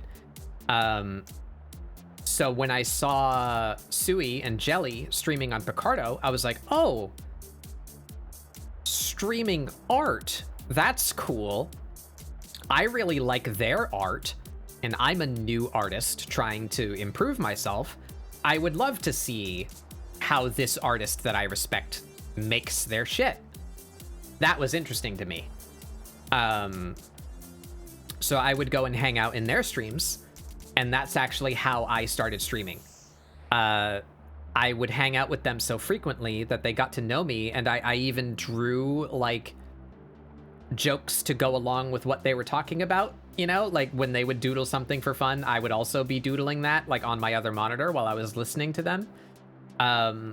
So they got to know me, and they like accepted me as part of their community. And it was actually Suizilla who graciously reached out and said like, hey, do you ever want to like hang out with us sometime? You could come and doodle with us here. And I was like, at the time Sui had like 40,000 followers or something like that. I was like, huh? Me? Unfortunately, Sui fell on hard times immediately after that. I didn't get to go draw with her. She's okay now. I'm very happy to hear. And she still does very, very beautiful art. And I still follow her on Twitter, and I love to hang out with her. Never got to stream with her, but it was that invite that was like, google.com, how to stream. So it was her inviting me to come and draw with them that made me start streaming. And it was them streaming on Picardo that turned me on to the idea that art is a thing that you can stream. So that's how I became a streamer. So I just adapted Batbug. I was like, yeah, I knew of VTubers at the time. At the time, it was basically only HoloLive. But I knew of them. And I was like, yeah, I could just like put a little picture on the screen and say that that's me and do art. And that's what I started doing. So I started streaming on Picardo. And then I later moved to a service called Pixel. And then I found out that there's an art category on Twitch. And Twitch has an affiliate program. And I'm trying to do this for a living. If money was no object, I would actually still stream on Pixel. I really, really like Pixel's service. It has multi-streaming, 2-player multi-streaming for free. And it is an art site that has streaming. So on Pixel, you can actually have like a profile with a gallery and like a Tumblr-esque feed that people can access directly from your streaming page. Like it's great. I love Pixel. It's a fantastic service. But unfortunately, it's just like a small indie thing. It's run by like one dude. And they don't have an affiliate program or a way to like make money, you know, other than doing request streams or what have you. And I'm not big enough to pull an audience for that. So I started streaming on Twitch. That's how I got here.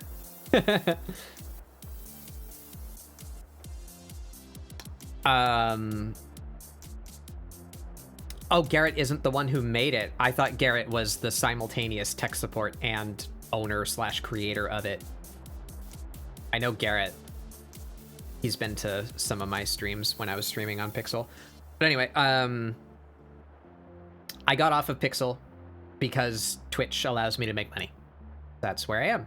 I hate to sound sellout-ish or whatever stigma may be attached to that, but yeah, I'm trying to make this my career, so I need to make the choices that make that possible. So we're on Twitch. Here we are. That's how I started streaming. So later on in art, we started doing prompts again for fun. It was actually Sun again that turned me back onto it, where Sun did a Shindan maker of like, what is your VTuber persona?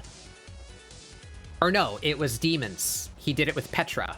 They both designed their own little demon based on a prompt that they got from Shindan Maker. And I was like, oh, that's fun. That's a thing that you could do for art on stream. That's great. I love that. And that was kind of the inception of like, I've always liked doing it. I enjoy teaching. I absolutely abhor the gatekeeping of knowledge.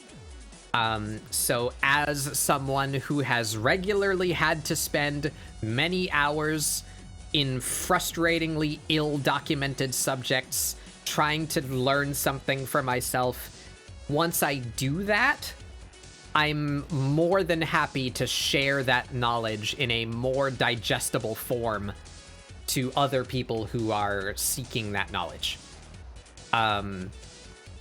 So me going through that with learning digital art, I wanted to share what I had learned.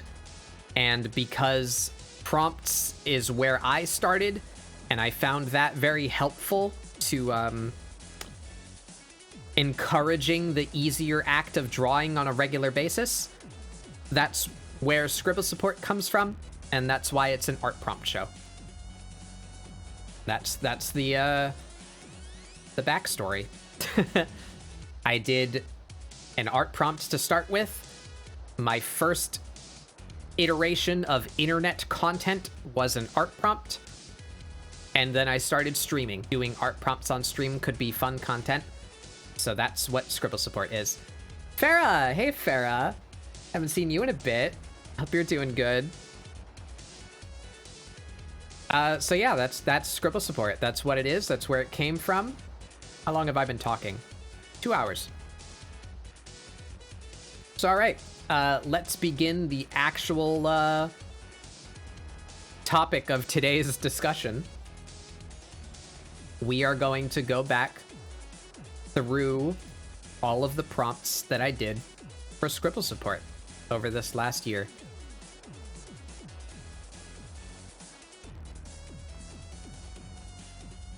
Oh, and I have a ping. Oh, Prosby sent me. Prosby sent me pictures of the cornbread. There's the anniversary cornbread. Thank you, Prosby, if you're still here. Where is my folder here? Scribble 52. There we are. Sort by date created. Date. Where is it? Date created.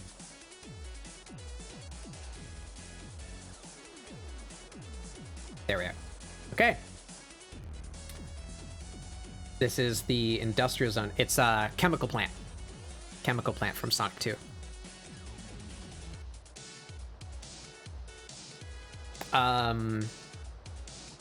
So we'll start pre-ScribbleSupport.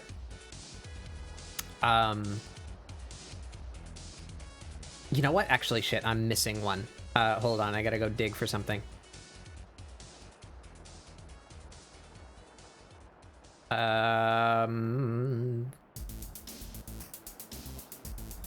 This one. So going back, I saw Sun do the art prompt with Petra on Shindan Maker. And then there was a trend going around for VTubers to design themselves a different VTuber based on the prompt. There was a Shindan Maker that was going around, like, what is your VTuber persona? And there was a whole bunch of people doing it for a little bit. So I approached Sun and was like, hey, do you want to do this together? Would it be fun? And he was like, yeah. So me and Sun did a stream together where we designed VTuber personas, our government assigned VTuber personas. And this is the one that I came up with. There she is. I need to move this so that I can see my screen more. There we are.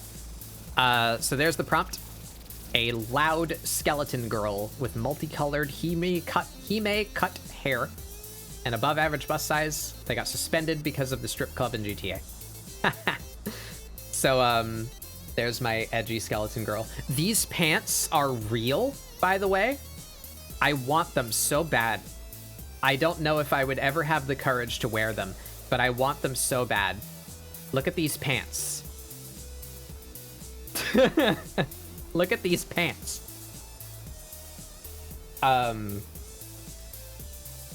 So I drew my character in those pants. Unfortunately, I found that apparently they were designed by some, like, fashion designer. Like, there's, like, one pair of these pants. They designed the pants for this, like, photo shoot, and that's it. Like, so they're not a thing that you can buy. I would love to own a pair of these pants, but they're not a thing that I can purchase. So this, I think, I may be wrong, but I believe this is the first prompt that I did on a stream. Was the VTuber personas with Sun. And then later on I met Seth, this goblin here. Hi. And we started doing art together. And I believe the first one that we did together was another Shindan Maker. Pull up the folder here. We did a couple of Shindan Makers together. I'm not going to post all of the ones that we did, but this was the first one, so this is kind of where it was incepted, you know? We drew cryptids. There's my funky little creature. Shaggy shadow lizard. A shaggy shadow with lizard-like features. It emits a high-pitched screech and can erase memories. There they are. I made an SCP, I guess. And I'm redrawing mine right now. Oh, really? Do you have it on screen? Can I Yeah. hit you? Wacha. Oh, yeah, that's right. The lost shark boy. He fell into the void. Yeah. Seth was still on their old computer, and their computer crashed in the middle of the stream, and it corrupted their file. So I went back later and like screenshotted my VOD so that Seth had an image of him to post. Yeah, there he is. Funky space he's shark. being reborn. Nice. So that wasn't ScribbleSupport, but that was the start of Seth and I regularly doing art prompts together. Then we did a couple of those. Funny JoJo succubus. This one here, though. This one.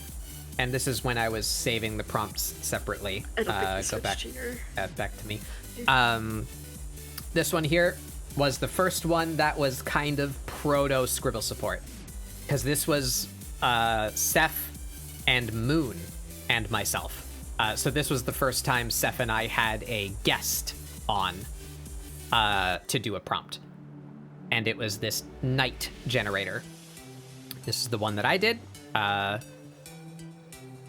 My knight is coming from a distant land. They are petite, honest, Ottoman, with a scythe, feline, and earth.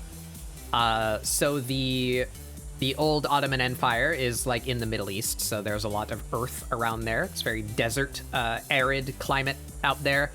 I looked up feline species that exist in that area, and it turns out that serendipitously there is a species of desert cat that is very tiny. They're adorable. They're I might be getting this confused with another animal, but if I'm not wrong, this desert cat is actually one of the most effective predators on the planet.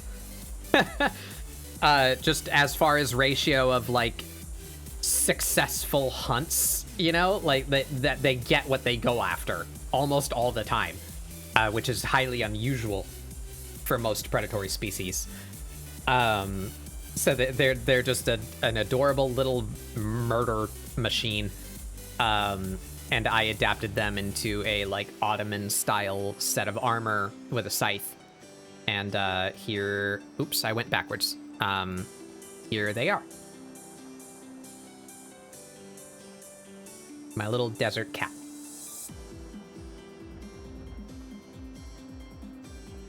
I'm sorry, I need to pause for just a minute to take a bite of food because I'm very hungry and it's been sitting in front of me for a little while. No worries, sorry. I had Sir Bubbles.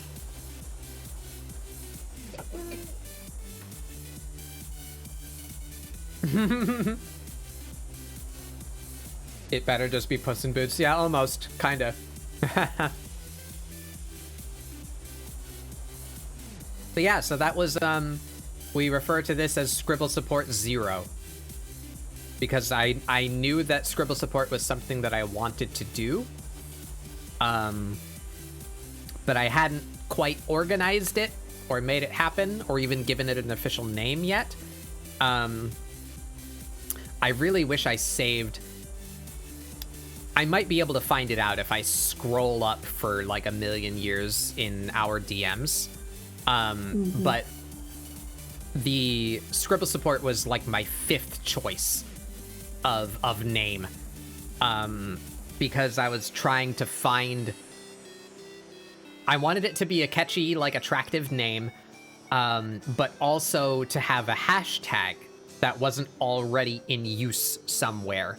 Or the name to be the name of a company or a product or something. You know, like I needed a unique thing.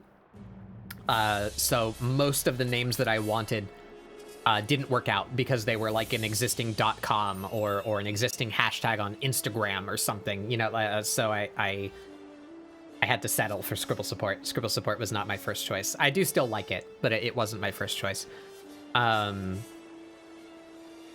So this was the first time we had a group of people on doing an art prompt on stream.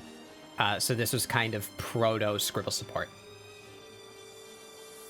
So the next episode was me officially launching ScribbleSupport. And that was this prompt. Monster design generator. My monster is a female Leviathan. They wear punk clothing with these color schemes. And as I say to my audience when I do the prompts, the prompt is specifically meant to inspire you. It is meant to make your doing of the art easier. So if there's a particular part of the prompt that you don't like, just ignore it. Just don't do it. You don't have to hit every aspect of the prompt. The whole point is to make you do a thing. So even if you only use one...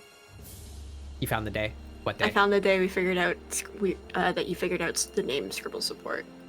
Oh, April, yeah, April what is 15th. April 15th. So One that's day away. Tomorrow. That's tomorrow. Yeah.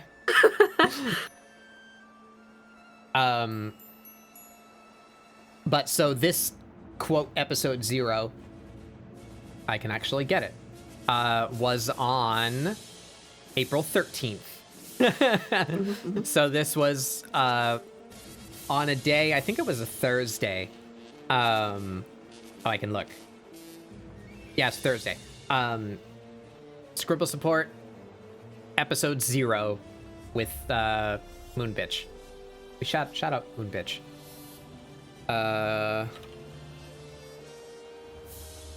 I think it's just Moon Bitch now, right? She got rid of the when she got partner. I think so, yeah. There she is. Incredibly talented artist. Absolutely fucking rocketing as far as streamer growth and progress goes. She is kicking ass. I'm proud of Moon. Happy for Moon. Check out Moon Bitch. Yeah, so we're right at week 52, just at a year from episode 0. But so this is official episode 1, Monster Generator. I didn't do punk clothing. I spent a lot of time conceptualizing the shape of the thing, and I'm bad at clothing, and punk clothing is very complex, so I just didn't do that part. And neither did I do the dream magic. But I worked in the social media and the Leviathan. So here they are. Maybe I should, we're gonna get rid of the lights. It's blocking a lot. Or we can put the lights. What if we... So what if we do this? Hello? Can I grab? There we go. We'll just do like one of these goes. There. Give me another one for the other side. One day I'll learn the UI for Move Studio.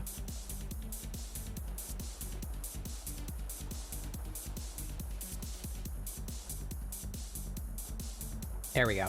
Festive. There's my Leviathan. And then I came up with the idea that there's a little deep sea diver. That's her boyfriend. He takes pictures of her for Instagram. Oh, I forgot to turn off. Shit. Go away, user interface. They're married. Yeah.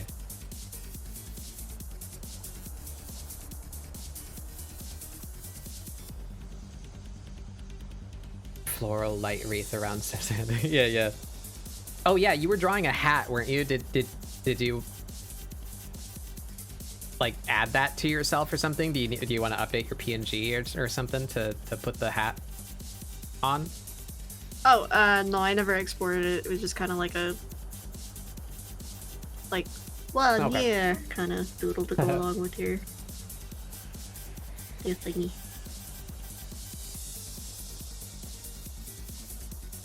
Save your stomach and eat. Yeah. Yeah. Nom nom nom nom. I did not consider the fact that I would be talking for like the entire stream today. And I normally eat dinner on stream, so we've got a little bit of a conundrum.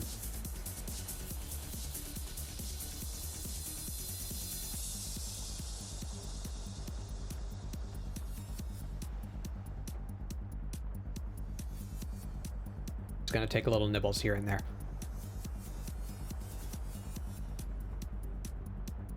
But yeah, here begins the official start of ScribbleSupport. So this is where I want to start talking more about the pieces and what I like and don't like and where I have improved or would like to improve. I'm actually pretty happy with this one. I spent a lot of time on her design. I like how she came out. I think she still looks decent compared to my current art.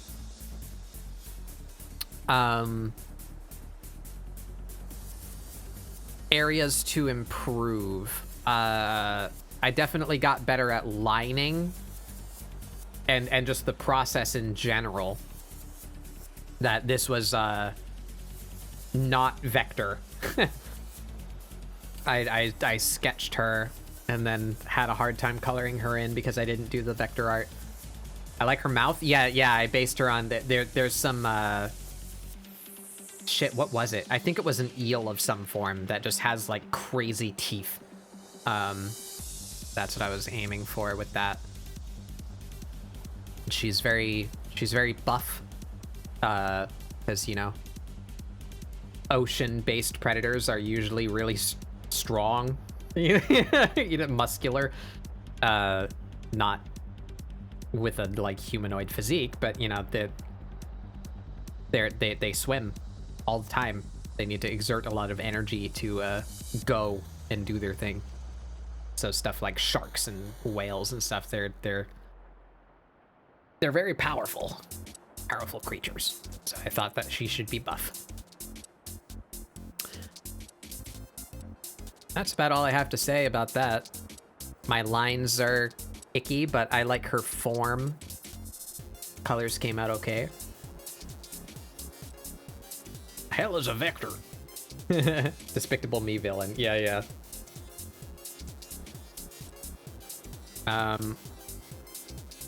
Here we go. What? Oh, I thought it skipped. It just resized. ScribbleSupport number 2 was our witches. We're still using Shindan Maker. Fabric Witch, whose affinity is manipulation. Their familiar is a moth. They live in the forest where they cry. And that turned into this. So the fabric manipulation is that just their body is made of fabric. The moth familiars live inside them. And they cry. They're like a spooky banshee or something, you know, a forest creature that you hear crying. There they are.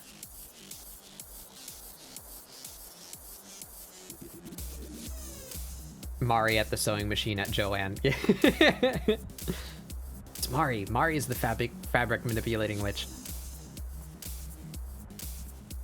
And yeah, this too. I'm quite happy with how this came out.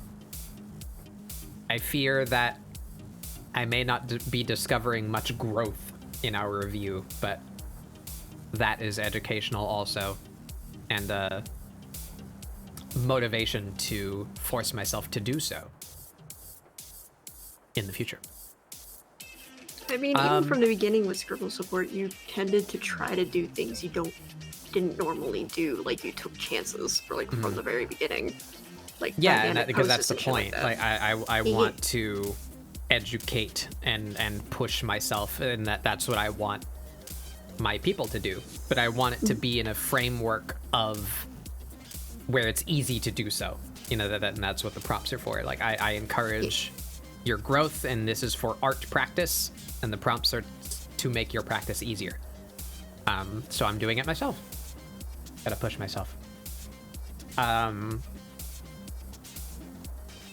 We rated Mari after this, I remember. You have a hell of a memory. I don't know who I rated last stream. Things to improve. I didn't quite have enough time.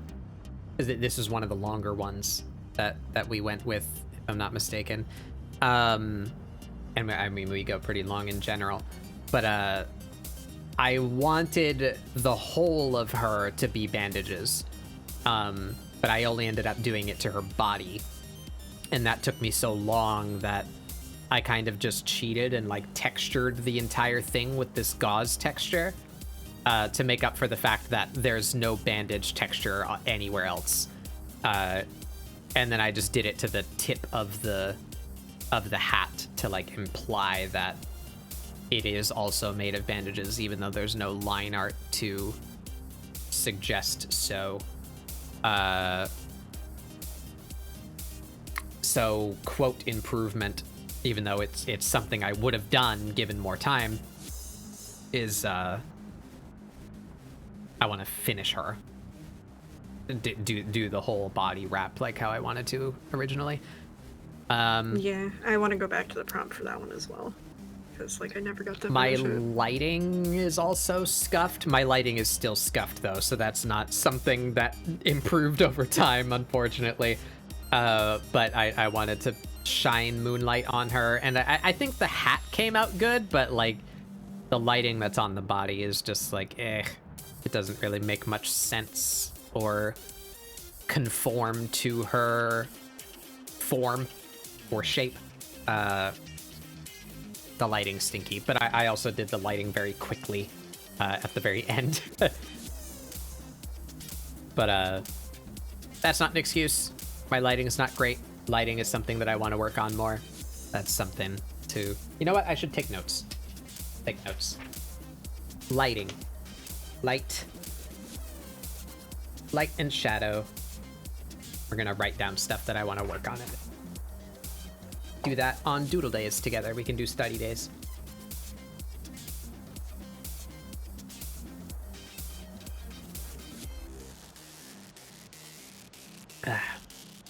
A slurp. All right. Moving on. Oh no, it's not on screen. Did I save it somewhere?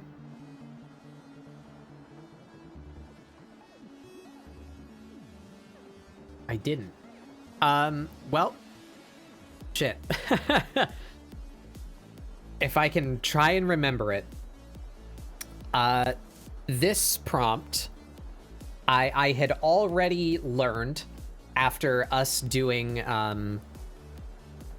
the pre-ScribbleSupport prompts, as well as the couple of existing ScribbleSupport prompts, that using Shindan Maker was a temporary solution. Because there's not a whole lot of them being regularly made. And of the ones that are being regularly made, there's a lot that are really sus. There's one particular prompt that we almost did, just like leaving out the link to the prompt, but it was a really good character design prompt that gave you a bunch of aspects of characters, and I was like, oh, this is cool, we can make good characters out of this. This is one that we could use. But one of the resulting aspects that it gave you was fucking vaginal tightness. Yeah. It's like, excuse me? Yeah. So there's a lot of prompts on Shindan Maker that are very like fetishistic or just weirdly sexual. Like we were difficult. willing to like boob size was a regular one, and we were willing to be like, oh, it's like fine. Okay, That one's I okay. guess. That's a character design thing, I guess. But, right. But we like drew the line at vaginal tightness and kinks. Yeah.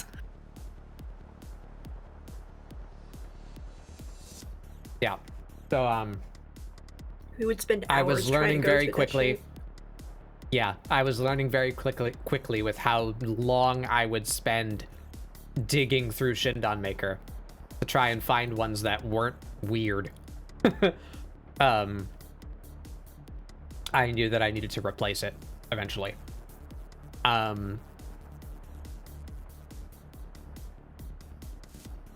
So this was the first time. We only ever did this twice. Sorry, food. I had my guests all give me an attribute. So I think it was shape, size, season, and wild card. I think that's what we did. So I approached the people that were going to be on that day, and it was Seth, Petra Kana of Deus Ex Monstrum. She just returned from a long hiatus, by the way. Shout out Petra. A lot of shout outs today, I think. I don't know how to spell Petra's last name. Shit. Gotta go find her real quick.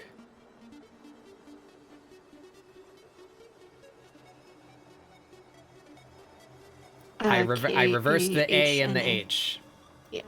I reversed the A and the H. Oops, I can hear myself. Shush.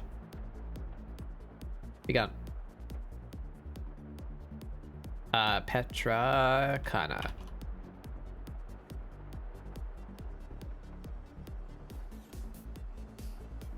There's Petra. Petra, Seth, and Gamer Goblin Gary. I'm sure most people here know Gary. I'll shout out Gary too, though.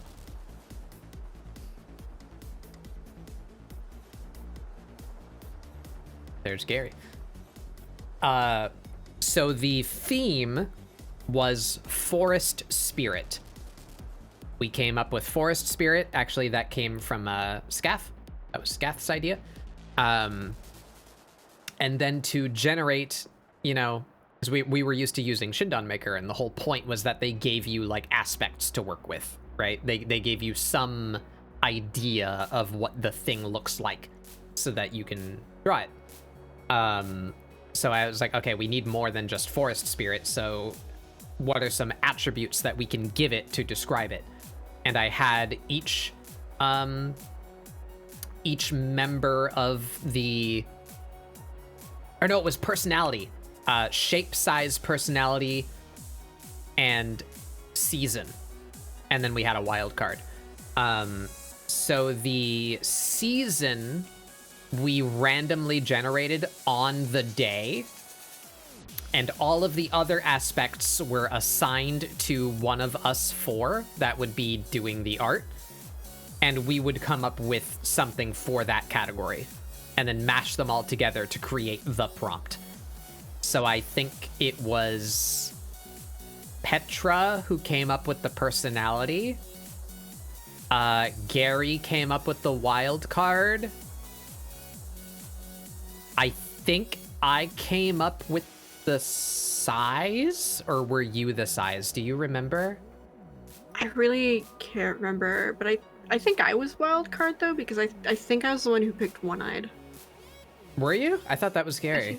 I don't remember. Anyway, I don't remember. recall. So it was tiny, aloof, so very like carefree,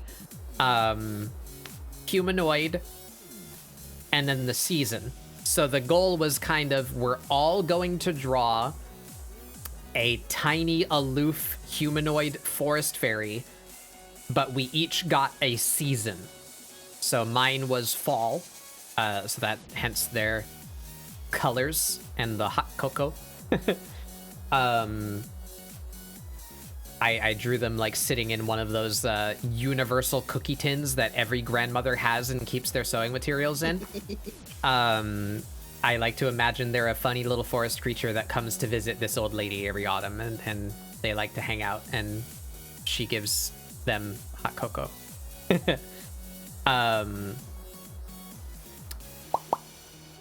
Gary drew, Gary was assigned Summer, and his fairy was like a little palm tree dude. He drew like a little surfer dude.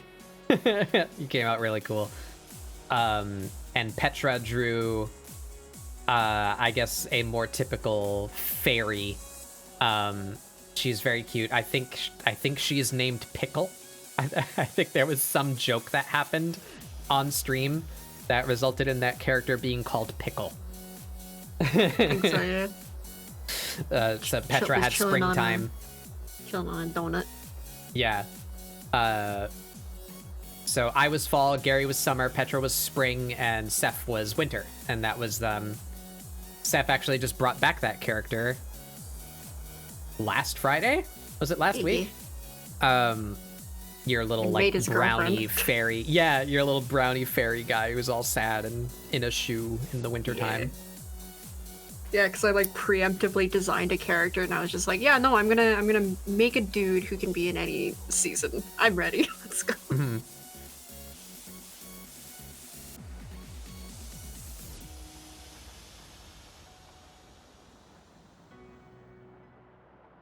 Food. All right. That was ScribbleSupport 3. Forest Spirit. Things to improve.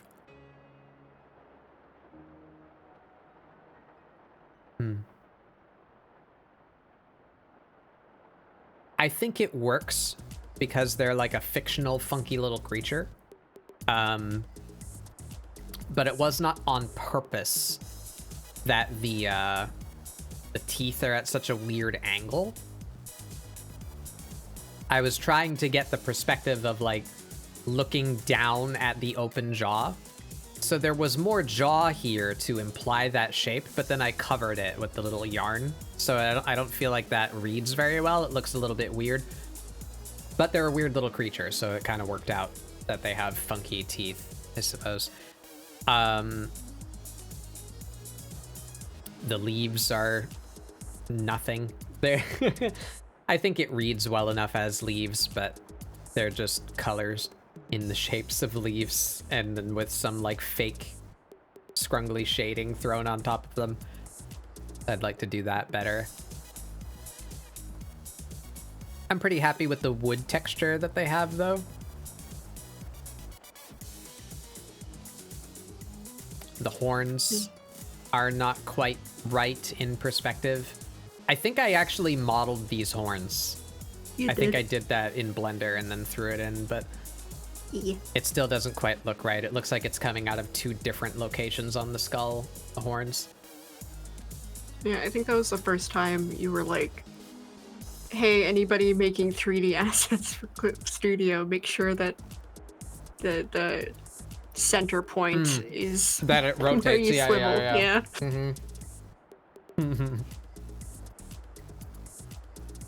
Still a very important and good point. Please, please 3D Clip Studio asset makers. If you're making an object that is meant to be held or attached to a character, make the origin of the object where that attachment happens. So if you're making a sword, for the love of God, make the object's origin the handle. So that when you're trying to rotate this object to put it into a character's hand, you don't have to rotate it as a guess and then move it into the hand and then correct it and then move it back into the hand and then correct it and then move it back into the hand. Just make the attachment point the origin so that you put the object's origin in the character's hand and then you can just rotate the sword one time. Anywho, tangent.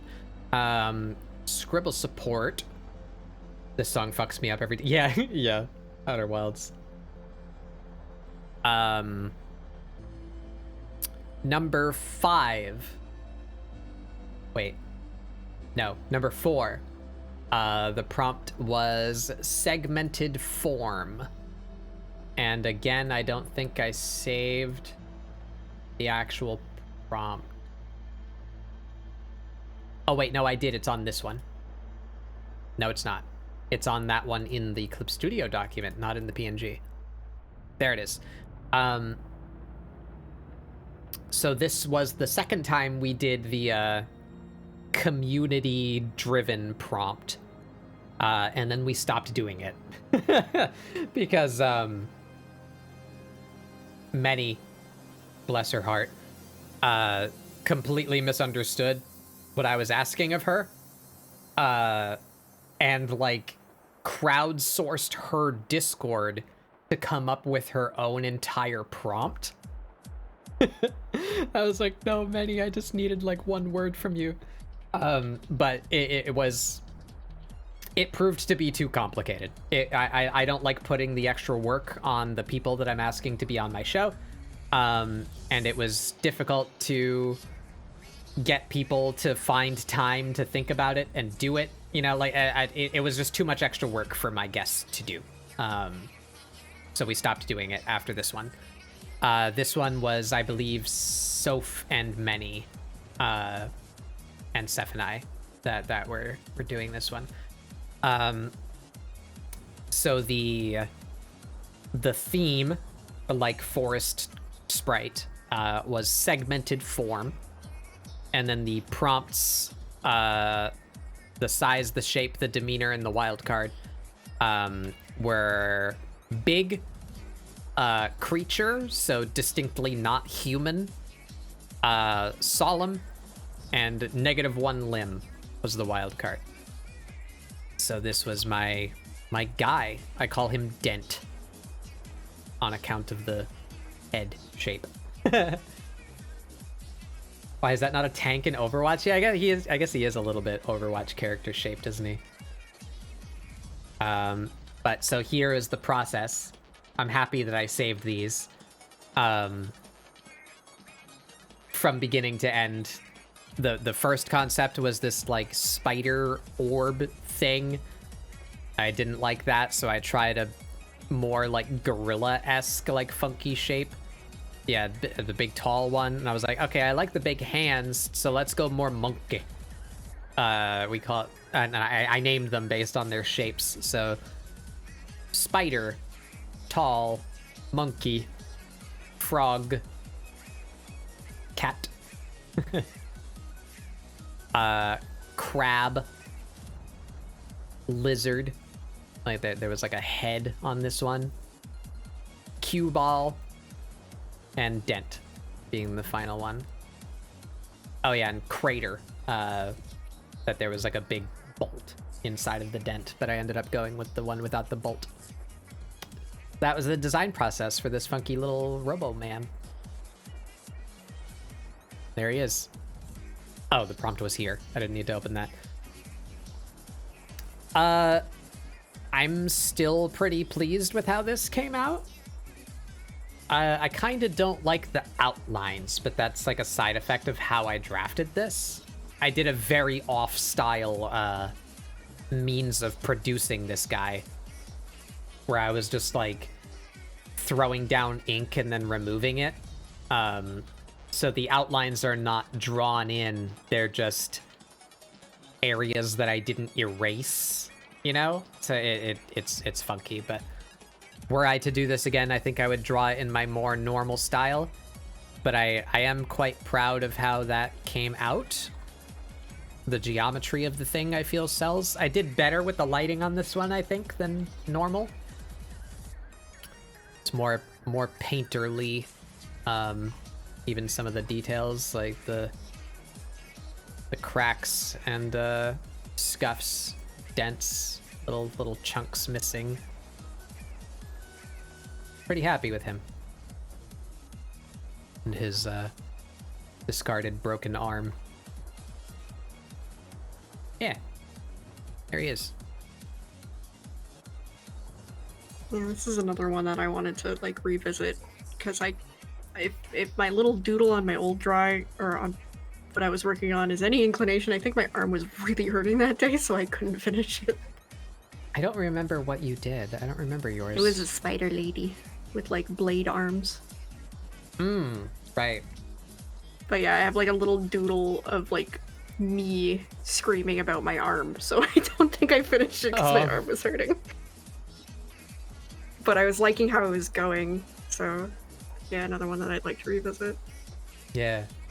And Soph, being a creature of unfathomable power, just drew like a whole ass like Necron crazy fucking robot like horror monster. It was so cool. Yeah. I do believe she tweeted it, so it should be on the Twitter if you guys want to look under the hashtag ScribbleSupport. You could scroll down and find. Hopefully. Here's a fun fact.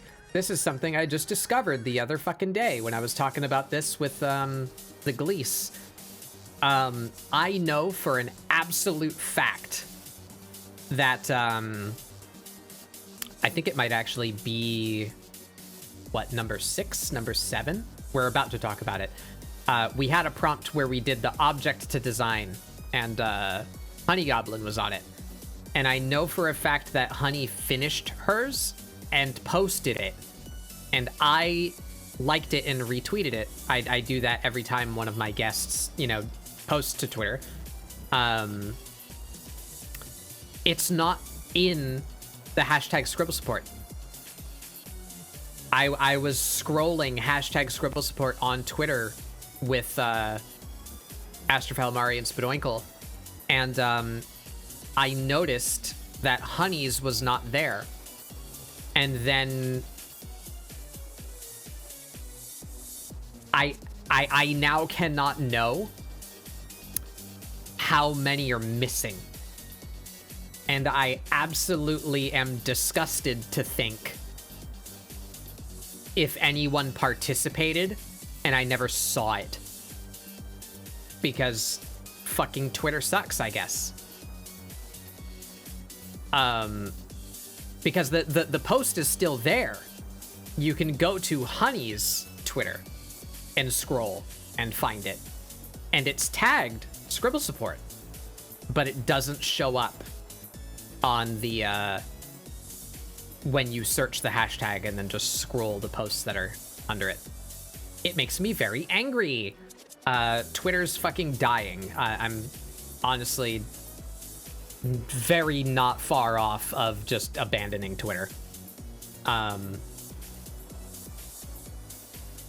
We'll do what I do on Twitter over Discord, or I'll find a different gallery site to post to, or whatever. But anyway, don't remember why I got on that tangent. Oh yeah, you can scroll the hashtag on Twitter and hopefully see art from previous guests,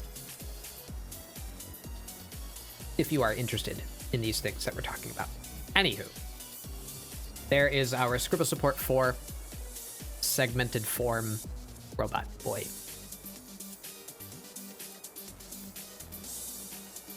ScribbleSupport number 5 happened during May, so we did a mermaid prompt. We found a mermaid generator on Shindan Maker that wasn't weird. So mine was a humpback whale with impossibly long azure hair. I ignored the tail because this is referring to, like, okay, if you're making a Little Mermaid style mermaid, you know, where she's just a person from the waist up, and then has a fish tail. I ignored that. I wanted to make the whole creature a humpback whale. I don't think I gave her glittery eyelashes, but I did give her the glasses. There's the design. I'm still pretty pleased with how she came out. Her face is a little funky, but I wanted her to be, like, really calm and chill looking, because that's, like, how I imagine whales, especially humpback whales, you know, they're just kind of vibing, you know? Just big chill dudes floating around. So I gave her a soft face and big giant messy hair, and the, like, belly striations of the humpback whale. There she is. And then we drew a this is maybe the first one. No, I did it with the robot too.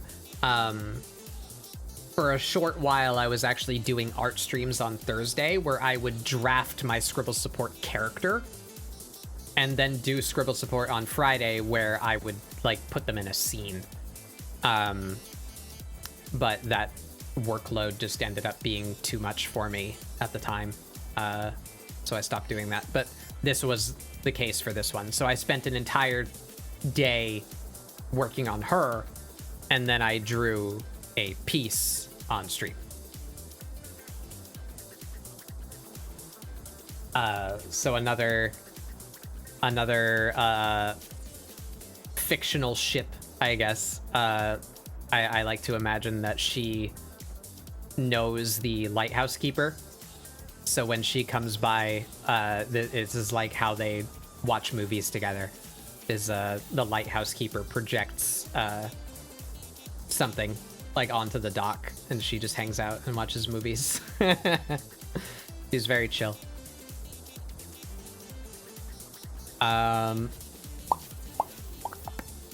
ScribbleSupport 6. That was the demon. Yeah.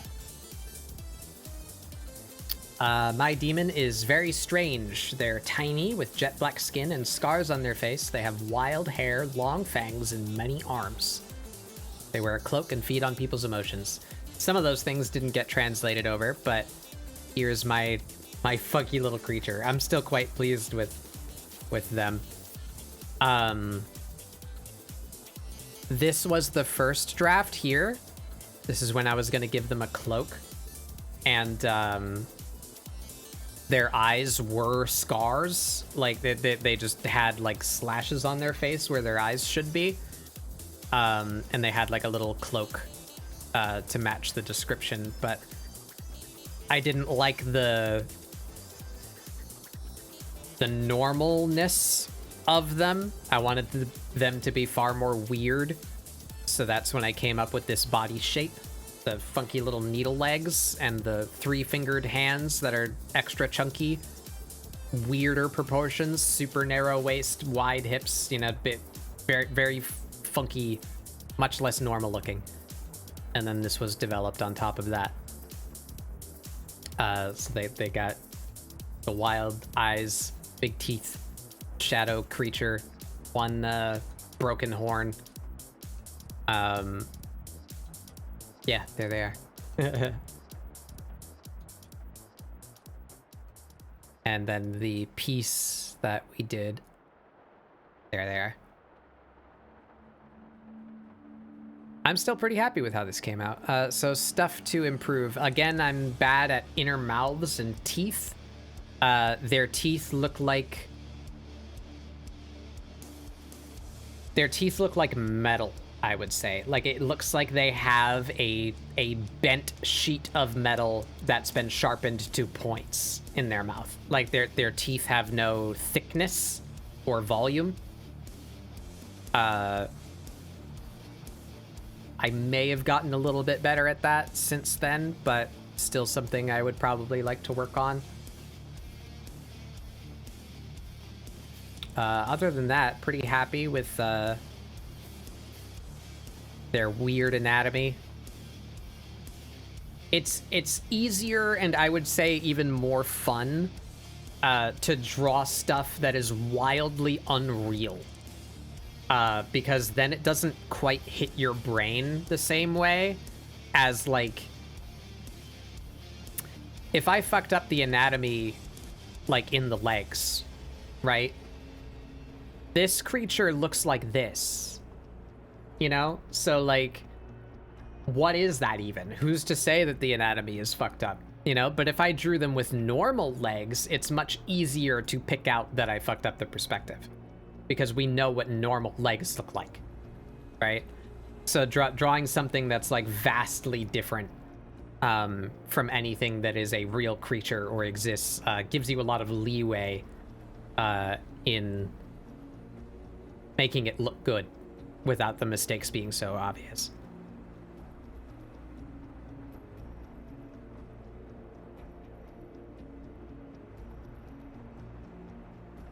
They do have your face. They do have your face. I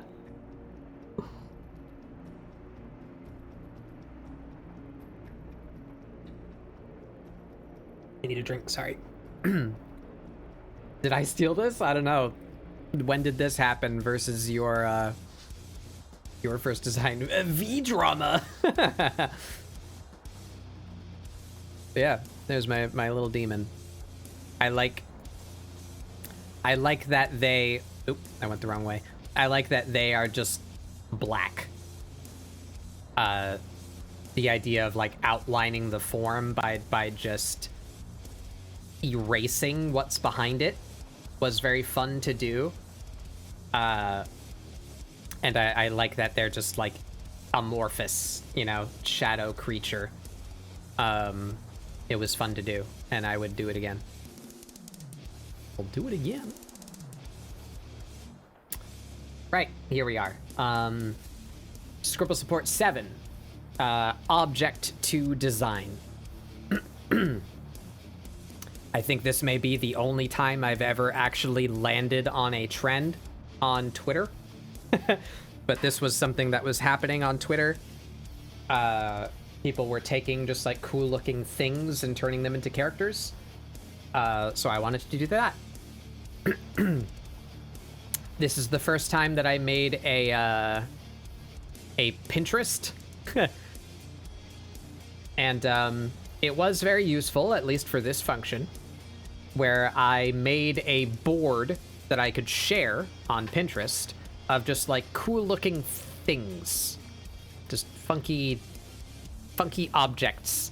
And that was the official prompt that I put on Twitter for people to draw from, was here, look at this board of cool looking objects, pick one and make it into a character.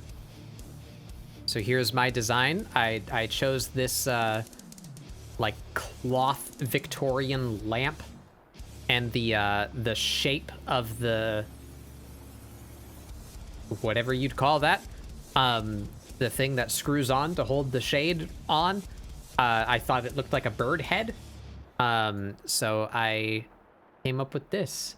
This was the first draft of my funky guy. And then I ended up not really liking the like long dress kind of shape that I gave him to mimic the stand of the lamp. So I made him much more needly.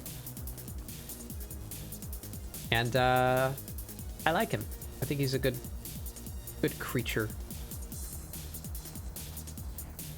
And then this may be the best lighting I've ever done. I don't know how I did it. I'm not sure if I could do it again. There's our boy. He's peeping. I wanted to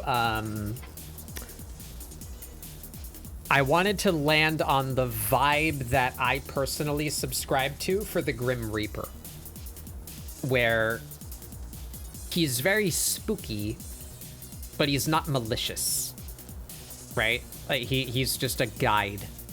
That's what I was shooting for this guy, where he's very scary looking. He comes out of the darkness. He's got his lantern. You could hear like the skulls and bones rattling as he approaches, but he's just here to like take you somewhere that you need to go.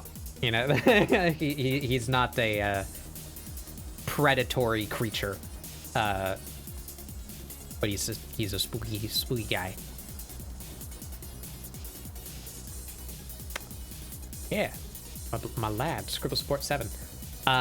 So this here is actually the final ScribbleSupport before I made my prompt generator. So the next one, there it is. It's primitive form. Paladin Mandragora Grimoire. I came up with the flavor, form, and facet based on the other prompt. Can I find, go back there? Yeah. Shapes, size, shape, demeanor, and wildcard. I liked that system, but I didn't want to ask other people to do it. So I wanted to build a generator that could do it for us. But I needed to come up with different categories because, like, I didn't like that the size was only like it like, what can you put in there? Super small, small, human size, big, really big. You know, like that. It's not an interesting category. There's so few things that you can put in. The shape I kind of kept in a way, and the demeanor. But anyway, I put a lot of time into thinking about it. I'm going the wrong way. But eventually I landed on this. So flavor. Actually, you know what? We can just pull it up on screen. Here's the actual thing. There you are. That's impossible for you guys to see. Can I? Okay, I can zoom in a little bit at least. This is as much as I can zoom in. Sorry. So I came up with these categories, and just for the sake of alliteration, I named them all beginning with F.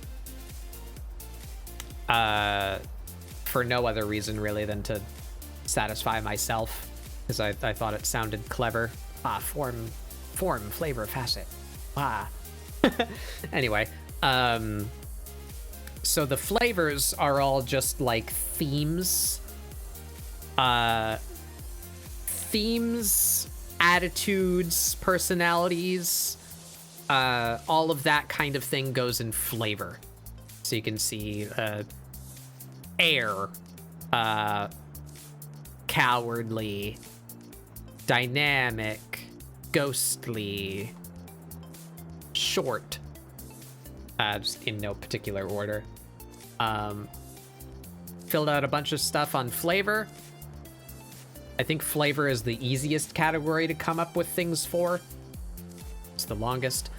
The form, so this is more like a species, or creature types.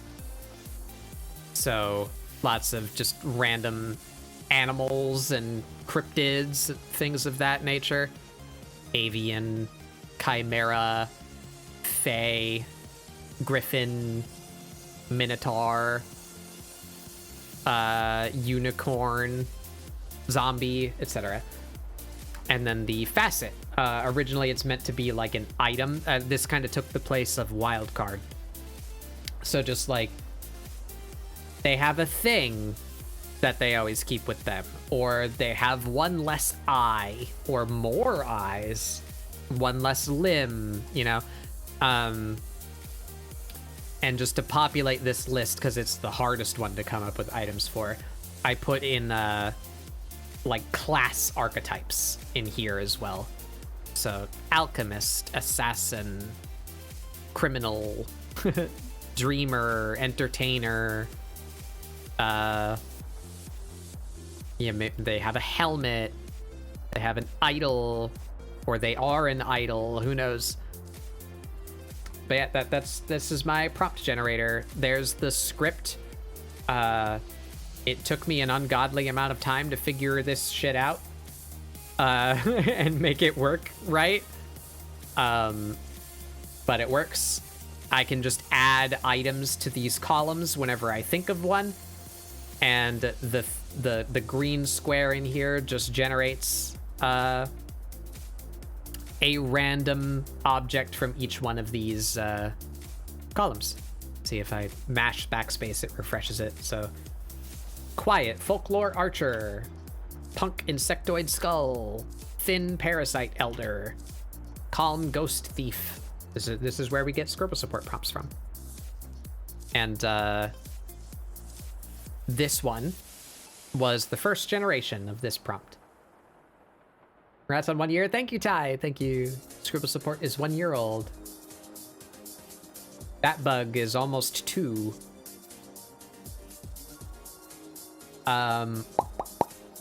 Yeah. I'm just not super in love with this design. It's very... Yeah, you struggled with it at the time, too. Yeah. It's very... I don't know how to describe it. Blocky? I don't know. Like, I just don't like that it's like one big shape, one big shape, one big shape, you know? It's not terribly interesting to me. They're okay. They have a little ladybug belt buckle.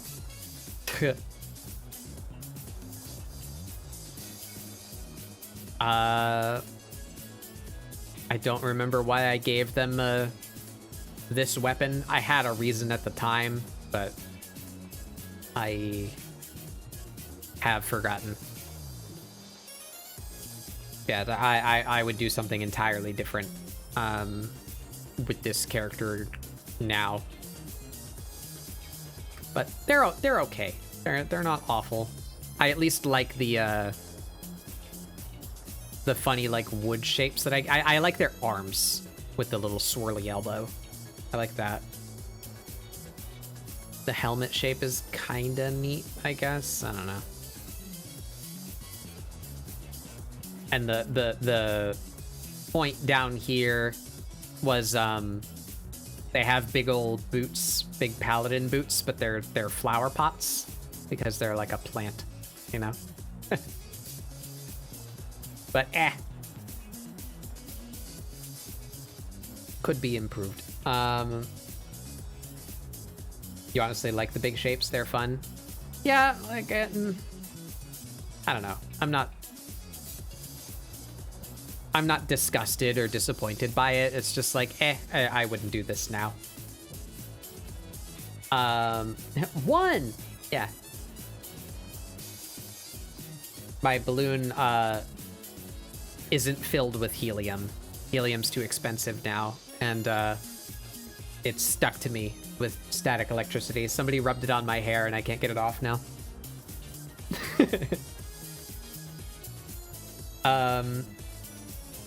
Number 9 was Lithe Hellhound with more eyes. They're okay. I got a little bit better at the perspective with the jaw. I do like the eyes. I like how weird the eyes are. Wow. Thank you, Ty.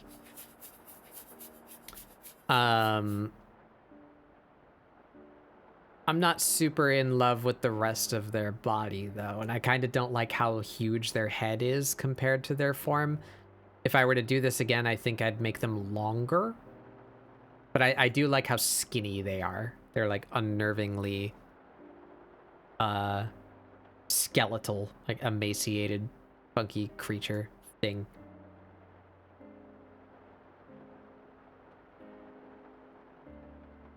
There they are.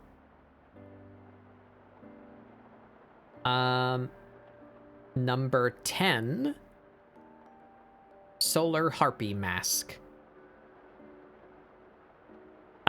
These were some concepts. I thought of like a cute harpy. It was very cheerful and sunny. That's that prompt. Harpy, obviously. And she's being responsible and wearing a mask. Then I thought of a more like Egyptian sunbird kind of design. I thought that was cool. And then I ended up just doing that to Sun. Sun is a shapeshifter. So I made a harpy form for Sun. I imagined that he has like a peacock tail. And I put, instead of like the peacock eye shape, little stars, because Sun hides stars in his designs. So there's Sun as a bird. And the mask in Sun's case just being that he's a shapeshifter. He's like disguising his true form.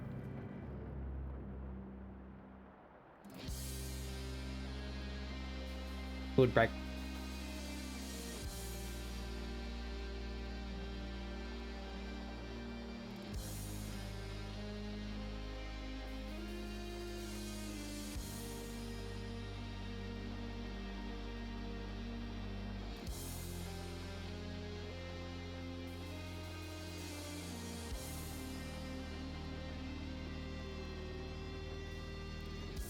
All right. Number 11, Goth Rodent Wizard. This is actually one of my favorites. I still really like this character. I'm really proud of how she came out. It might be hard to find things that I want to improve on here because I just really like this whole design. The goth comes from mostly from the armor style. This was the first time. There it is, the birth of Batbug giving heavy black eyeshadow to literally everything. It started with this character. So they have like gothic style armor. There's some kind of night wizard. That's one of my favorite tropes. I love witches in heavy armor. It's a really cool design aesthetic. So big giant witch hat. It's like celestial on the inside, and they pluck like the little magic stars from the inside of their hat, and that's what their gun shoots. So they have a magic gun that fires like stars. That's them.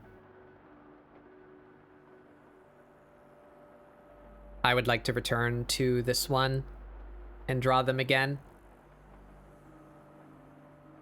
There was much time spent on the internet staring at rat feet. That was fun and wholesome for the whole family. But I am quite proud of how they turned out. My rat wizard knight witch thing.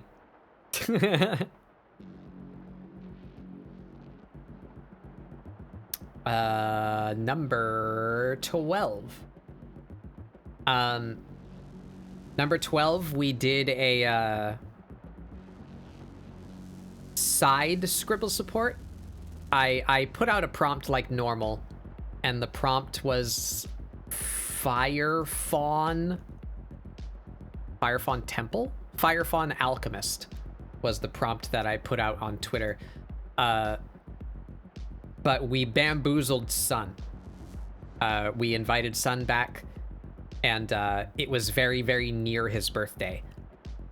So I schemed with everyone else who was going to be on the show that day if they would be okay with just drawing Sun, and we were going to ambush him for his birthday. But Sun, being a creature of great strength, as if ambushing a Dragon Ball character who is far more powerful than the people he's being ambushed by, he just drew everyone else in the room. like counterattack. I love Sun. But this is the piece that I did for Sun. Sun is my grub father. He created the grub. Originally, I wanted Sun to be lifting me like straight up in the air, like Rafiki with Simba. That was what I was going for.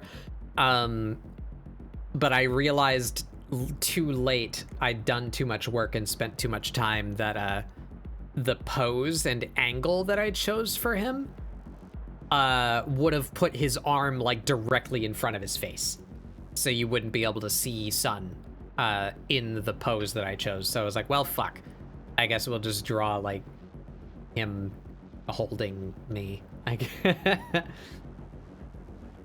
So there's me and Sun for Sun's birthday.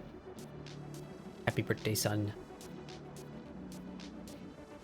Number 13, Abyssal Slime Stars. I used the excuse to draw slime again for the first time since that prompt that I showed earlier. I had a lot of fun with this one. They're all glittery and celestial, and they're like coming out of a meteor. There's some kind of funky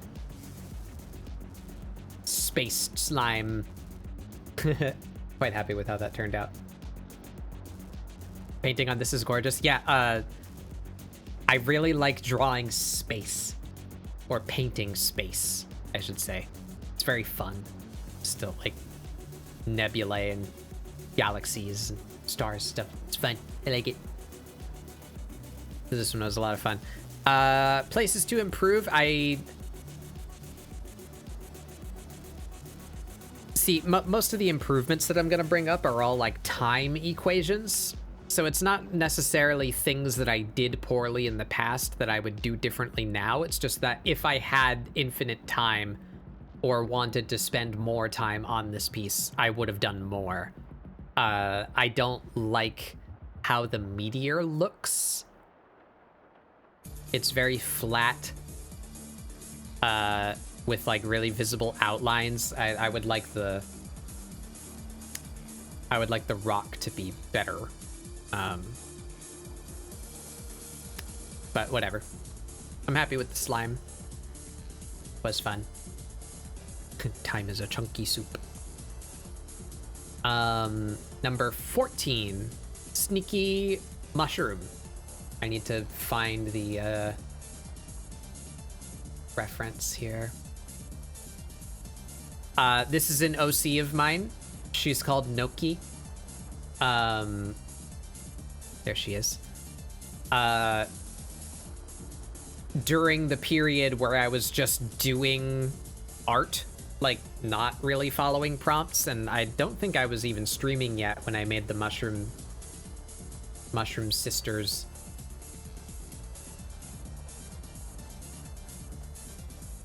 When did I do the mushroom?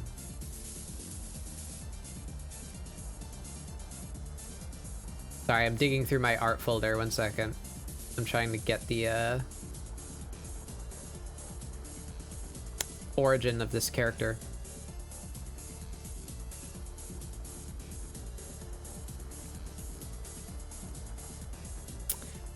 Yeah, there's something... I labeled this fungal imp. I feel like there was a prompt for this, but I didn't document it. I don't know where this came from, but... So here's the first one that I drew. And I'm happy enough with this character. And I wanted to do more with these little fungus creatures. So I drew 2 of them, and they ended up as these. Based on the Bloodtooth and Inkcap mushrooms, with some other mushrooms kind of mixed in for added interest and texture. Noki and Bella. On a play on words for Enoki mushrooms, which are very tall and have a similar cap shape, and Portabella. That's why they're named that way. But I really like my little mushroom children. And I brought one of them back for this. It is canon now that Noki wants to be a mage. So she stole some, like, robes, and the recruiter is, like, mistaking her for a human child who's enrolling in mage school, and she's just super happy that she gets to... She's gonna be a mage. Wow, she's gonna get to do magic.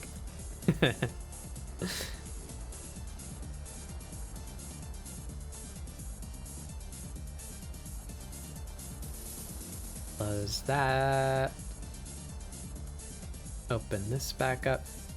You should make Splatoon but mushrooms and have the sisters be the idols. That'd be fun.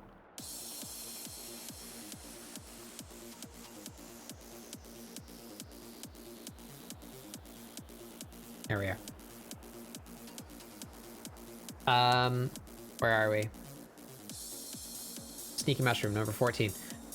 Alright, number 15 must have been in July, because there is an annual art prompt event called Art Fight. And I love Art Fight. I think that is a wonderful thing that exists. And I highly encourage people to participate in it. It's a lot of fun. You meet fun people. You might get some free art of your characters out of it. It's great. Everyone's having fun. To boil it down, every year there's a theme, and 2 teams are chosen to be opposing sides of that theme. So the first year that I participated, the theme was like life and death. So the teams were nature and decay, I think is what they called them. So you sign up for Art Fight, and you need to have at least 1 OC to sign up for Art Fight. You input that character into your profile, and then you are assigned a team. If you register early enough, you can pick your team, else you'll be assigned at random. And you, quote, attack people by finding someone. You can browse characters and accounts on the website. You find someone who has an OC that you want to draw, and then you attack them by drawing their OC. And you deal damage, quote unquote, based on how your piece is finished. So like a sketch versus a lined piece versus a fully rendered piece versus a fully rendered piece with a background and like other characters in it. You know, like the more finished the piece is, the more damage you do, the more points you score for your team. That person is then alerted to the fact that they've been attacked. And in order to mitigate the damage, they defend themselves, quote unquote, by drawing one of your characters back. So, you know, that offsets like the damage that you did to their team by them being prompted to retaliate against yours. So it like evens out, you know? So basically it's just a really cute engine to make people draw gift art for each other. I really like it. It's very creative. It's very fun. And that's what ScribbleSupport 15 was. The prompt was just do art fight. So I had guests on who were also participating in art fight, or at least were interested. So I drew all of them. Basically that day we all just drew each other. So here is Mari. Mari's level is knife. You've encountered a wild Mari. What do you do?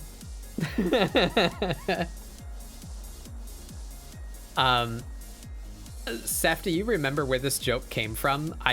I do not, but we talked about what if you were a desert rain frog at some point. So that's what I drew here.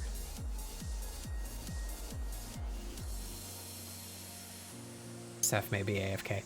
But I don't remember where the joke came from. But... Oh, sorry, hello. Just came back. Do you remember where this is from? I don't remember why I did this. I did this because we made a joke at one point about you being a desert rain frog, but I don't remember. I don't remember why or how that came up. It might have just been hanging out in your stream. And... I really can't remember. I think it might have just been about conversations. Yeah. So there's Steph as a desert rain frog on the internet. And then we joked about Alpine making the perfect burger because he was making burgers immediately before coming on. So Alpine, cool. Like, how does Alpine make a burger with like science and chemistry and like growing a burger from nothing? Making the perfect burger. I need this folder back open so I can see things. There we go.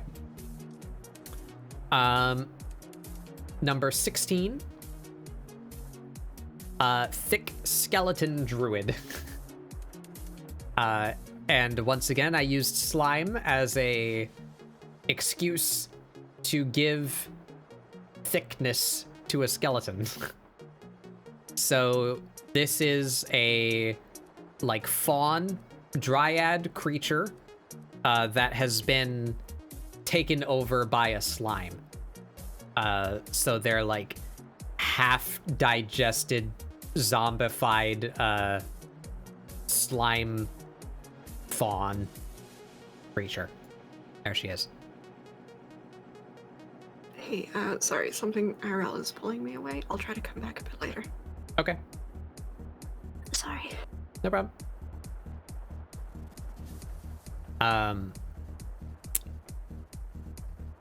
As I discovered every time I've tried to do it, and I'm sure every time in the future that I might do it, it's very difficult to conceptualize figures who are hollow, because you have to think of all the shit that's visible internally and behind them and through them.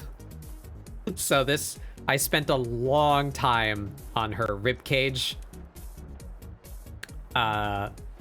It's not 100% accurate, but it's pretty close to being accurate for like real skeletal structure. I got to cheat a little bit over here because like I imagined the digestion, you know, like their bones are being weathered away slowly, so there's some like broken ribs, not the full definition of hand bones, but the ribs were very difficult to do, but I'm pretty proud of how they came out. And they have their little bird skull necklace cover the booba. Yeah. One of the earlier times I tried to draw a heavier set character. I'm not super in love with how it came out. I wish it was better, but they're not bad. That is something that I am aware of and do want to work on more in the future, is drawing heavier characters. More accurately, I guess. And yeah, it's easy to excuse because they're slime. They can be molded, malleable. But yeah, pretty happy with how that one came out. I like their antlers with the scraggly shit stuck to them.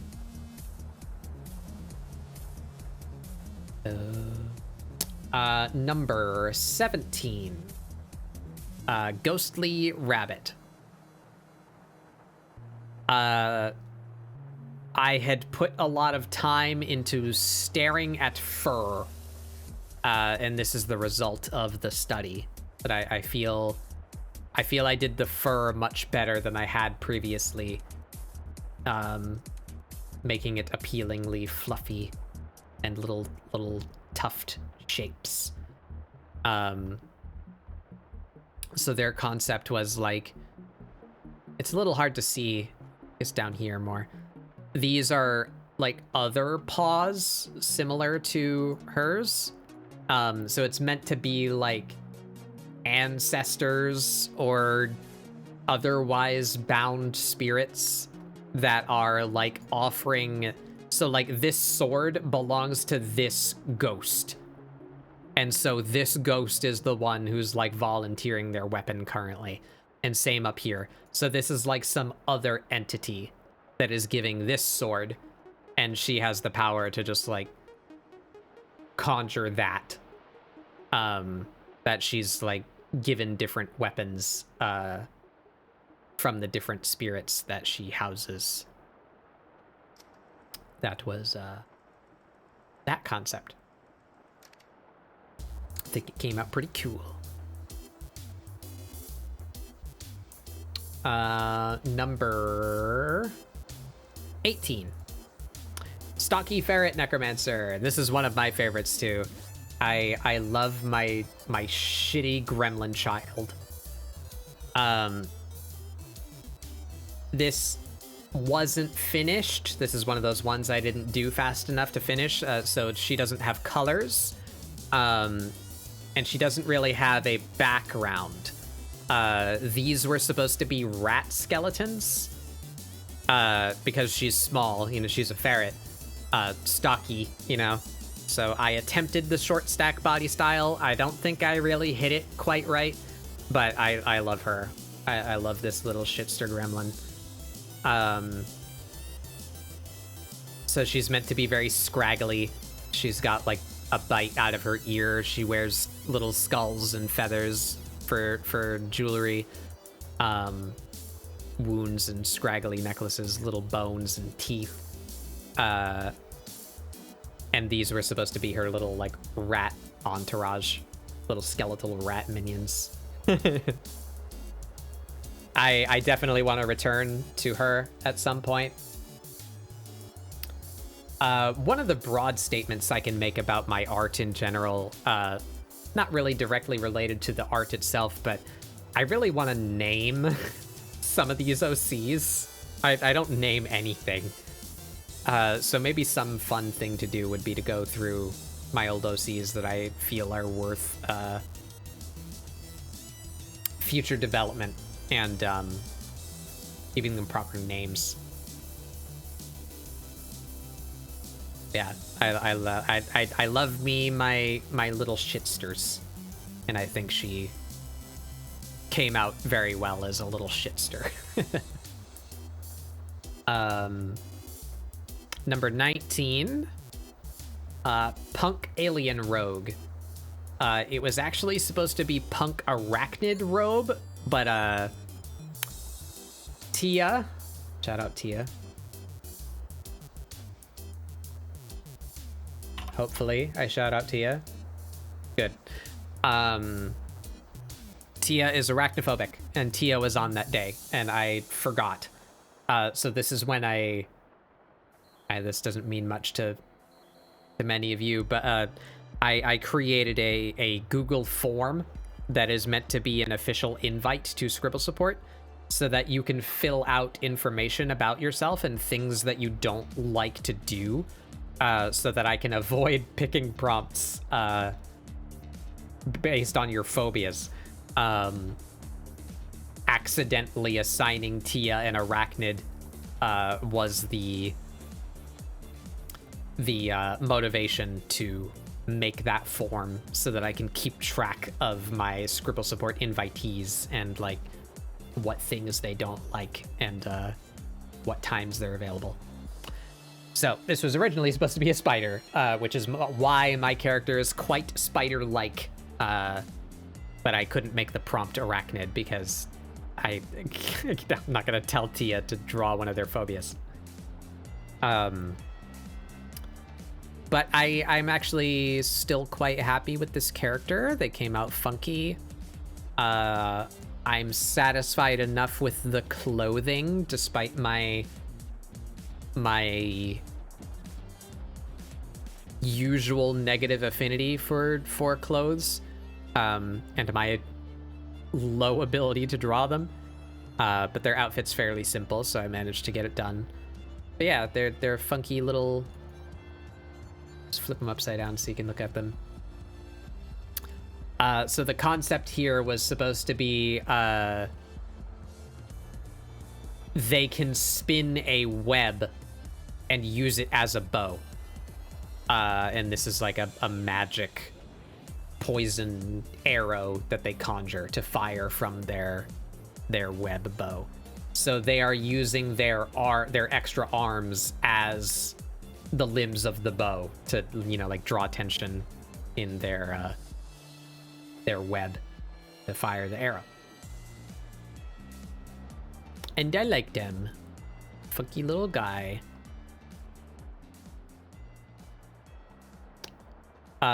Number 20. Or 20, Bee Alchemist. I took some liberty here.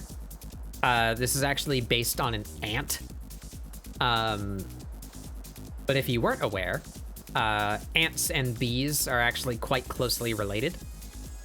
If you can imagine it in your head, the shape of the antennae that ants have, and the number of body segments that ants have, and the shapes of their abdomen, if you just put wings on an ant and a stinger, you've got a wasp. So ants and bees are actually quite closely related. So this is a honey pot ant. They gather up like huge amounts of nectar.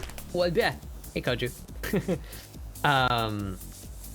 So I thought the fun thing here would be that she's an alchemist, but she doesn't quite produce potions. She produces like magical honey. So she eats the ingredients, and the potion is like in her. Like she's creating the honey inside herself, and that is the magical substance.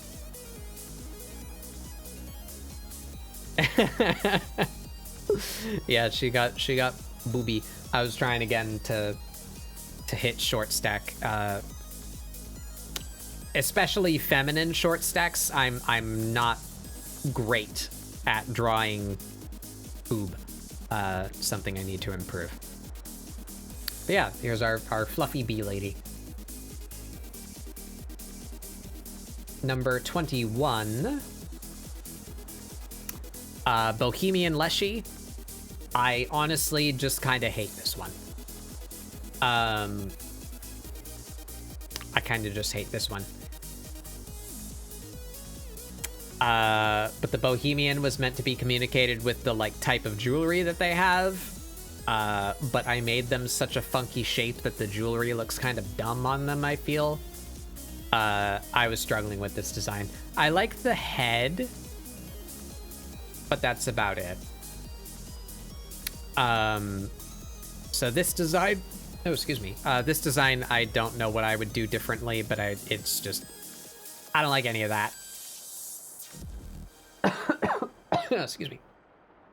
I like it a lot. Well, thank you. I'm glad that people like it. I don't think it's, again, I don't think it's awful, but I'm far from satisfied with this design on a personal level.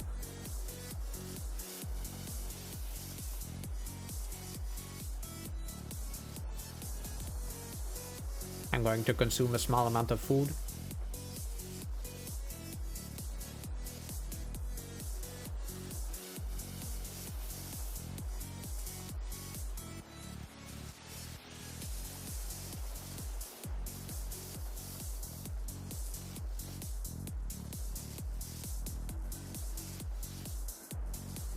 All right. 22. Otherworldly cat scars. I don't need to get into it, but I'll say something was happening at this point in time where that was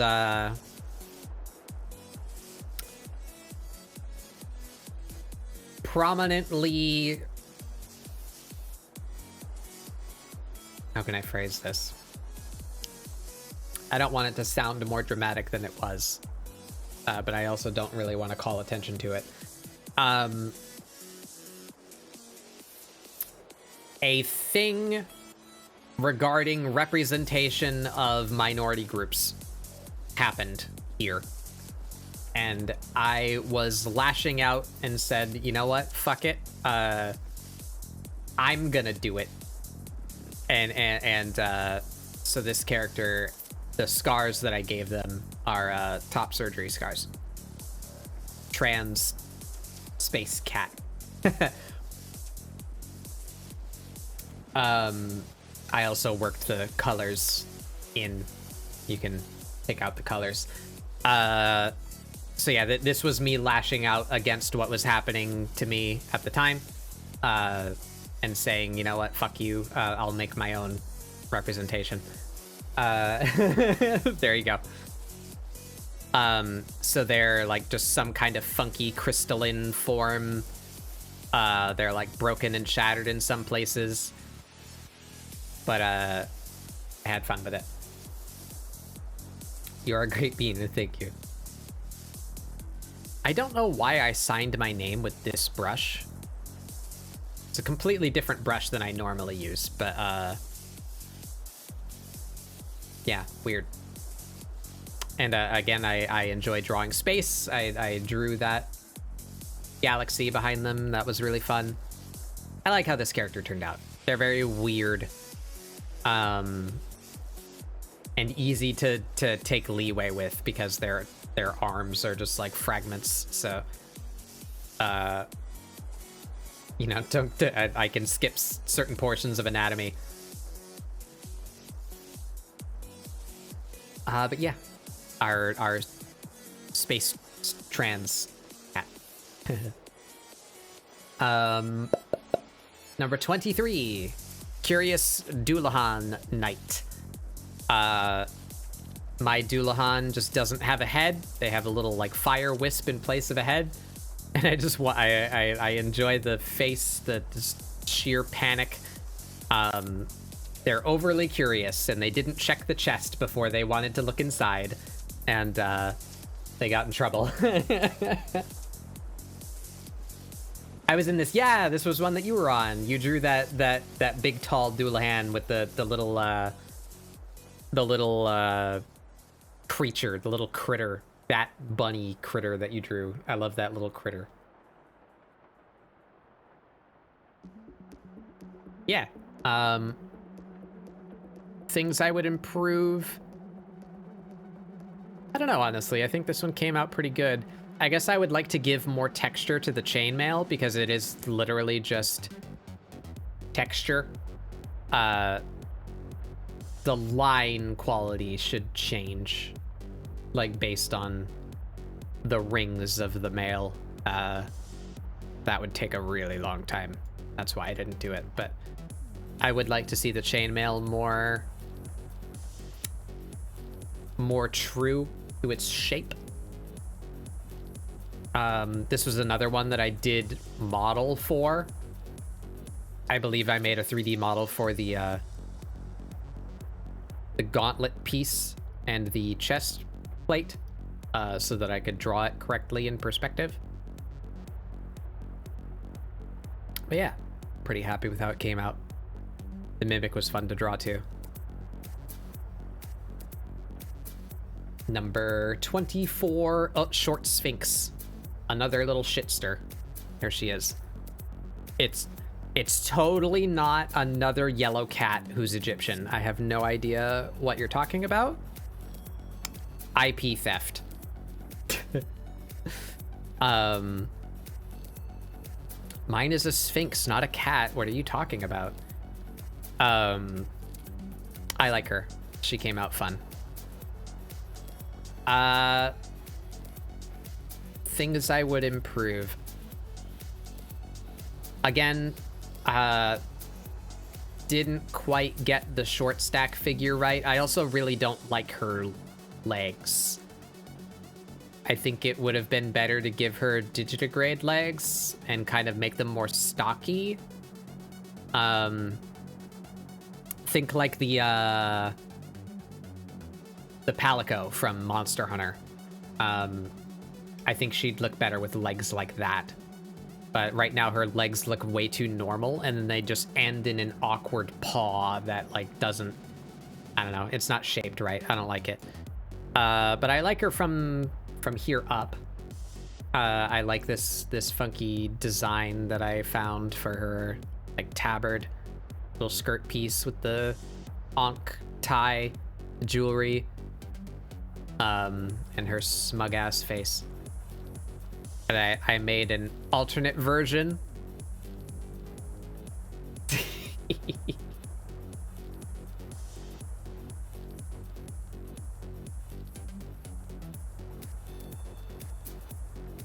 Little shithead. Yeah, number 25. Devious Ghost. I had a lot of fun with this one, actually. I might like to bring back this OC in some capacity. It was really fun coming up with all of the like filters and effects to make them look like digital and glitchy. This is the manifestation of the gremlin that used to live in Seph's computer. They are the dark force that destroys their streams. Yeah, Devious Ghost artifact. So the artifacting is the digital. Yeah. You get it. You understand. Ghost in the Machine haunts your OBS. I like them. They're spooky. But yeah, that was fun.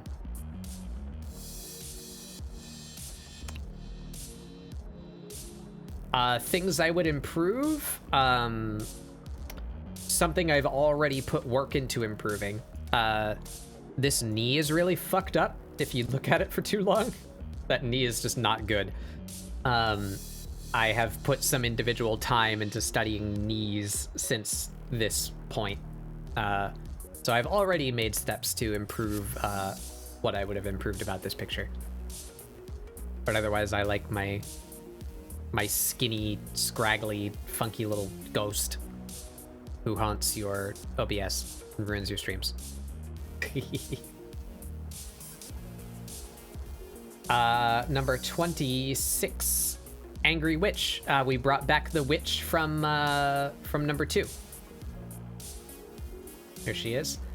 And remember I said improvements? I would have liked to finish her face because I intended on her whole body to be wrapped up. Well, I got around to that.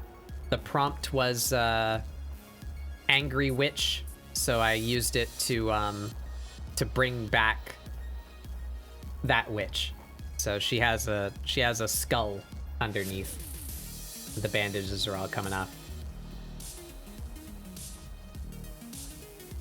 I spent more time on the lighting. I think it came out better. The skull came out cool. She's all fiery in there. She's very upset. And I put more... I still didn't fully line the hat for bandages, but I at least put more lines imply the bandages. I'm quite happy with how she came out.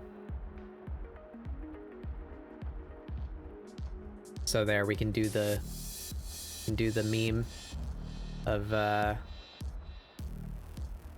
there's all my stream stuff behind the curtain. Look at all the programs I need to have open for streaming to happen. It's a nightmare. There. There. So what's the time gap on this actually? The Witch was made April 23rd, 2022. And then Angry Witch is October 15, 2022. So what is that? April, May, June, July, August, September, October. So 6 months apart. The between this one and this one. I think she improved, and my art improved a little bit, at least in lighting, and detail. I feel some improvement.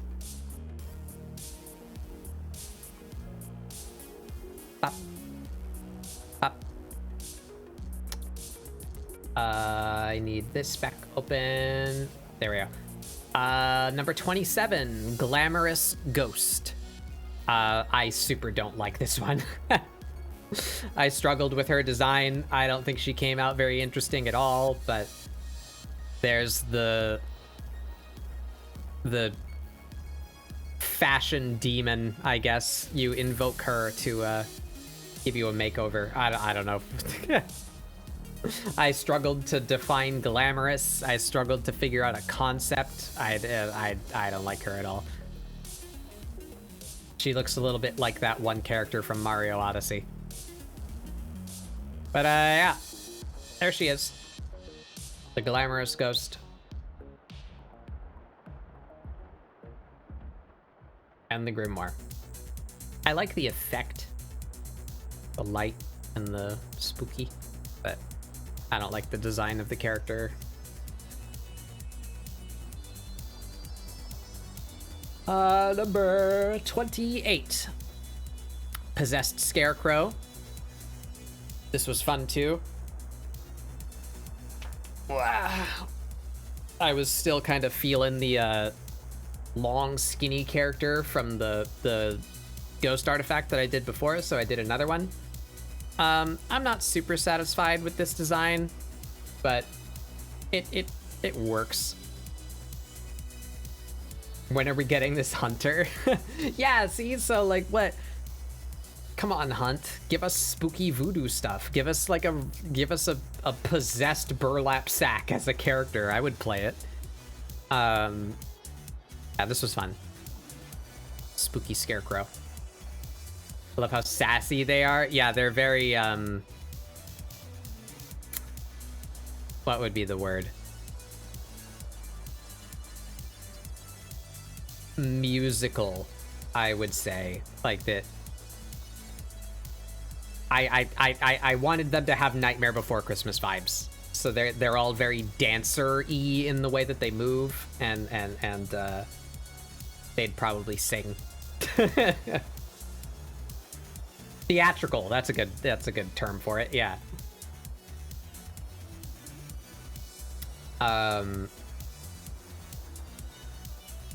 Given more time, I think I would like to give them a bit more detail. I don't like how monolithic they are from the waist down. Like, from the waist to their ankle, it's all one piece without a whole lot of detail. I'd like to come up with something more.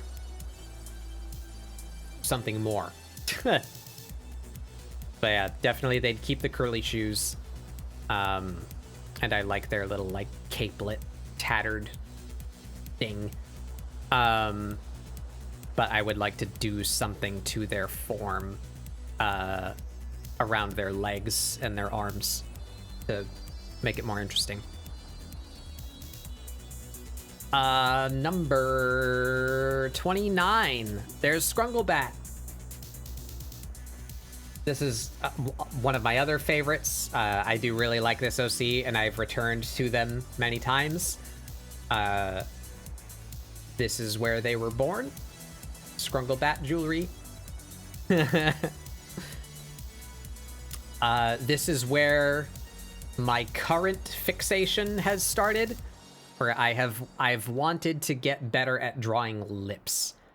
This was the start of that attempt. Because I, like many people before me, and especially people in my age group, a lot of the stuff that I drew when I was younger was all anime. And anime faces don't have noses and they don't have lips. So I'm quite bad at drawing those things because I have no practice. So this character, I wanted to have a prominent nose and prominent lips so that I could practice those facial features more. So they have lip piercings and lipstick and a big bat nose. Me IRL, it's Mari. There they are. Mari all glammed up.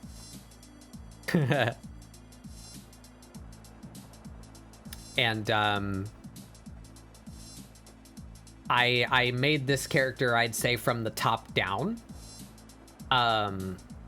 I came up with their haircut and their face, because the face was what I really wanted to focus on, the nose and the lips.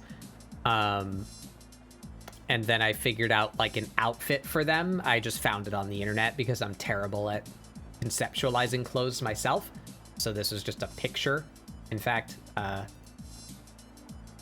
did I save? I didn't save the picture. I think I had it open in a web browser. Like, I Googled it live on stream and found an outfit. I don't have that picture. But so the last thing it came to was the feet. And I was like, I'm dying. I don't want to draw shoes again. So I gave them big bat claws and said they don't need shoes. So that's my justification. Because I couldn't take another 3 hours to draw fucking sneakers. This is where it happened, Astrofel. Yeah, this is the... Yep. Uh-huh. Yep.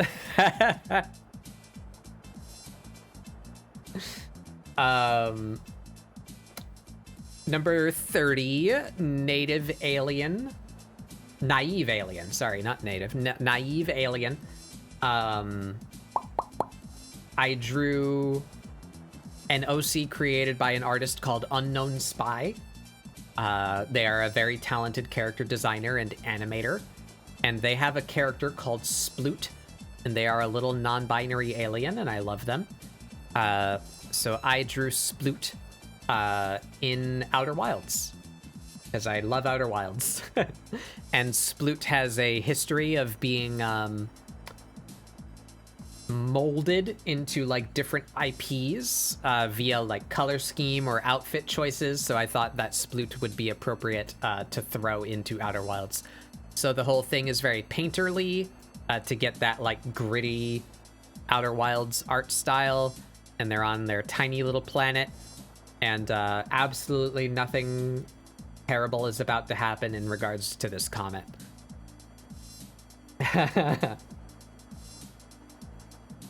So Sploot in Outer Wilds. Things to improve. If I had more time, I would have liked to design their clothes a bit more. I got all the important elements in. They're wearing the like shirt and pants. It's a very weird ramshackle spacesuit that the player character wears in Outer Wilds. So they're meant to be wearing like the same suit as the characters from Outer Wilds do. But the Outer Wilds ones are far more detailed than what I gave them here. I just didn't quite know how to adapt it to fit them because they have a very strange shape. Sploot. I surely saved a reference of Sploot. Yeah, there they are.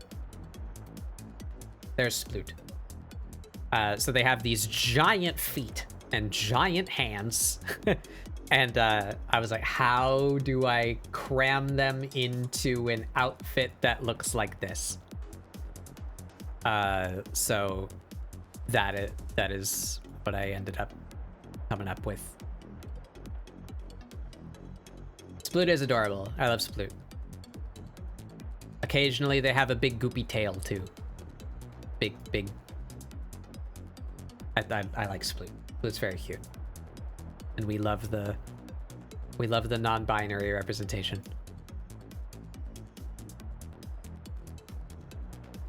And there's the style reference for Outer Wilds. Everything is all very grainy, gritty. That's what I was trying to emulate here. I think it turned out okay. Yeah.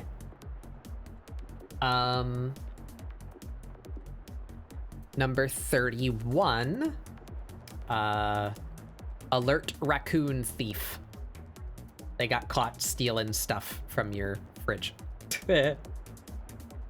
I don't really know what I was focusing on in this. I didn't know what kind of clothes to give them. I didn't really know what I was doing. Had I not been doing it on Twitch, they probably just wouldn't have clothes because it's like that they're an animal. They just have fur. But I needed to give them clothes because of Twitch, so I just gave them like pajamas. I don't know. I'm at least happy with the anatomy.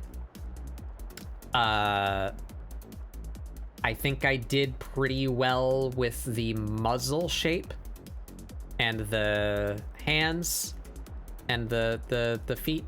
Those are the three very difficult things when it comes to drawing anthropomorphic characters. The head, the hands, and the feet.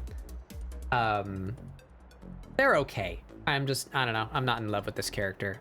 I'm not quite sure what I would do to them.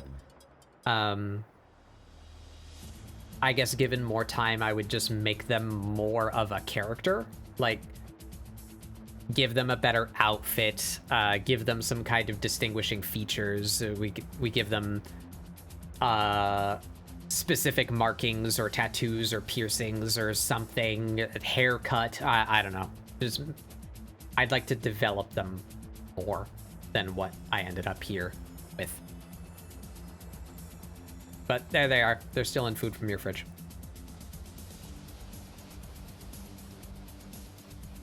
Where am I? 32. Timid marionette. Mari fan art. Just a little stab, just a little bit. I won't hit anything important.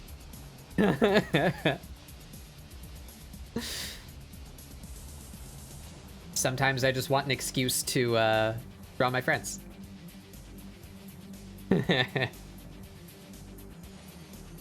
And I have, did I take both? I did not. I made an alternate version where they're a bit, just a little more shitstery.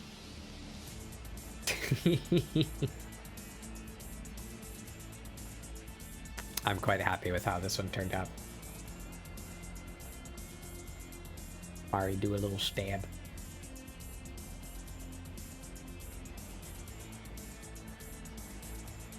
All right. I would like to point out that this is not allowed in real life. Gotta keep that one enforced. Number 33. Yeah, Mari. Shout out Mari. Point at Mari.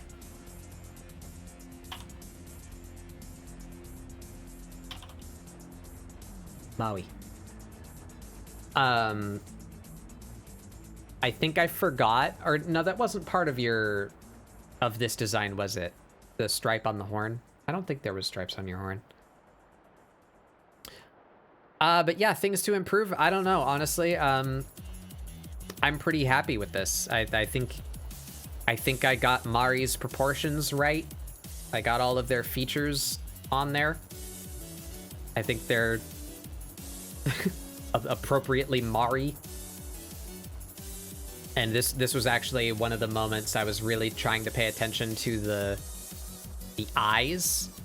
Because I'm bad at this eye. The receding eye. But I had put some time into staring at it so that I could do it well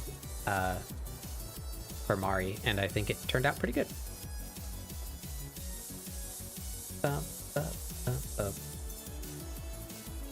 Number 33, Mummy Fangs. Glamorous Mummy Fangs. I actually just kind of straight up forgot. Wow. Spadago. So much money, Spadago. Thank you. The little shape to represent the lip. Yeah, I straight up shameless plug, especially because they're not here. I just stole that from Seth. That comes from Seth's stare emote. Seth didn't invent that, but like that's why it was in my brain. It was because of Seth. They have their eyes emoji where their little lip is hanging. It's really powerful. Yeah, there it is. So here, yeah, I just straight up forgot that I was drawing a mummy. Originally, I intended them to be wrapped, but I just forgot that design element fell out of my brain until after I was done, like, rendering her skin. And then I realized later on, I think my stream pointed it out before I was even done streaming, but then certainly on Twitter afterward, if I do a quick little recolor, is this just Batbug's mom? Because it's almost Batbug. The hair, the teeth, the eyes, the colors. Mom Bug. Or Mom Bat. Yeah. So yeah, there's my mummy girl.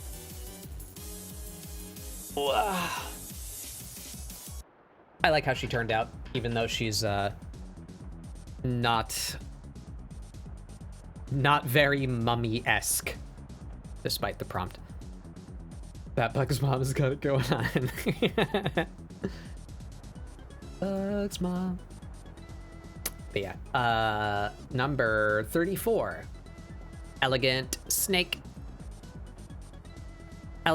Fuzzy. I drew a fluffy snake dancer. That's the long and the short of that. This is one of those designs that I was quite uninspired for. I think they turned out all right, but it's like, it's not really much of anything. I'm at least happy with the head. I think the snake shape came out well. Again, drawing anthropomorphic characters and their animal skulls are difficult. So I can say I'm happy with the snake head in this one, at least.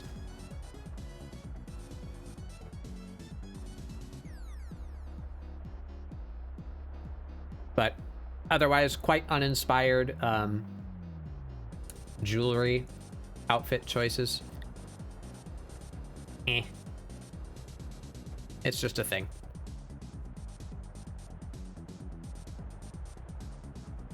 Eating food.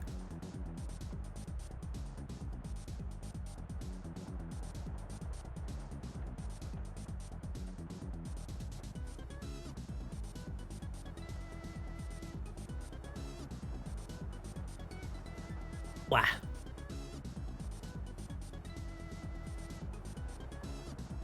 I need a drink too.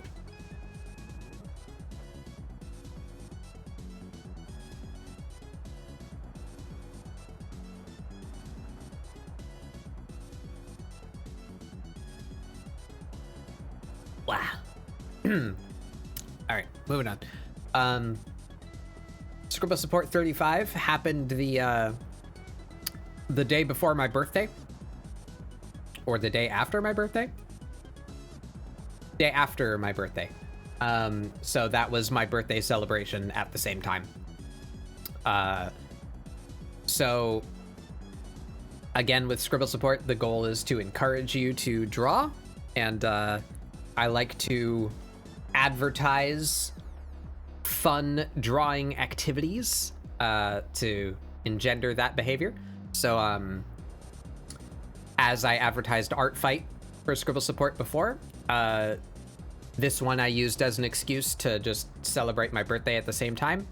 We played Jackbox. We played Jackbox and Gartic Phone, and there are fun art-based games that you can play that are both fun with your friends and excuses to practice art. So that was the prompt for the day, was to play an art game. And we played Jackbox. And I made a little collage out of some of my favorite shirts that we made on Jackbox, or TKO.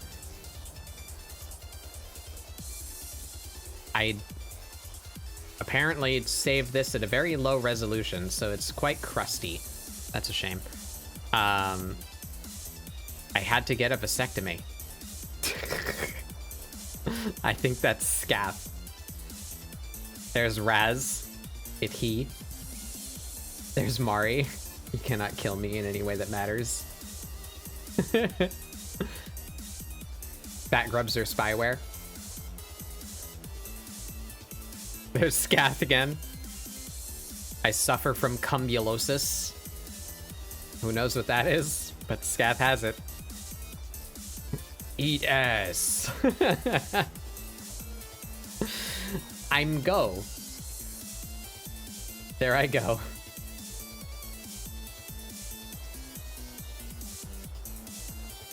Oh, it's yeah, you know, yeah, you know. What's this face? Gib, cash money. Forfeit mortal possessions to Mari. and when the that's Seth. Yeah, we had fun. I love TKO. TKO 2 is coming out soon. I'm fucking hyped for that. So yeah, that was Scribble what? 35. So 36, Short Goat Archer. This account here, can you read it? Niking Ply. I don't know how you say that word, but NIKINGPLY is a Twitter artist. He draws these like two factions of OCs that he makes. Excuse me. There's like nun bunnies and little demon goats, and I love them. So I drew a goat OC to match the style of his demon goats. Mine's a little shitster archer. I'm quite pleased with how they turned out. I think I got the style down pretty well. Can I give a comparison? Did I save references in here? Yeah, there you go. Here's some of his work. I love these little characters. Little gremlins. Look at him. So he often puts a sharp angle in their tail. I tried to do that. The really sharp, angular, like triangle fur tufts. Big hands. And of course the color scheme. His shapes fuck so hard. Yeah, I really like his work. So there's my version of a character in that world.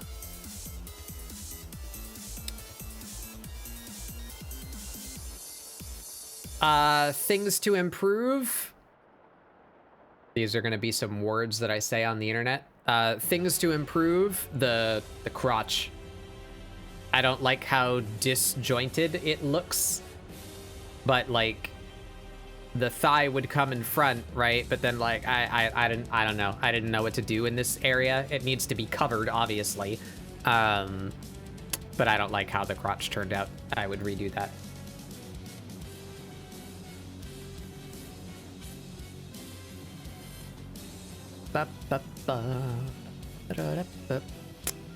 Where am I?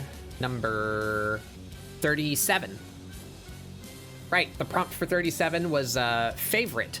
So I went back and I drew the Scronglebat again. So this was in December. We're around Christmas time. So this is Scronglebat being very unenthused upon receipt of a brightly colored ugly Christmas sweater. You're like, ugh, what is this? I'm not gonna put that on. Yeah.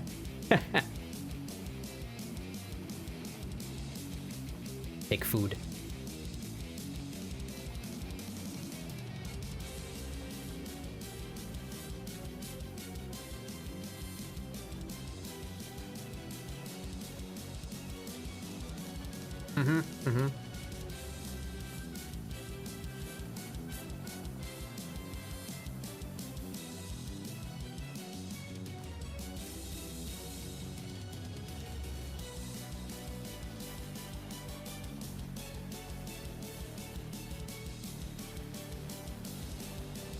Can I just be fed intravenously?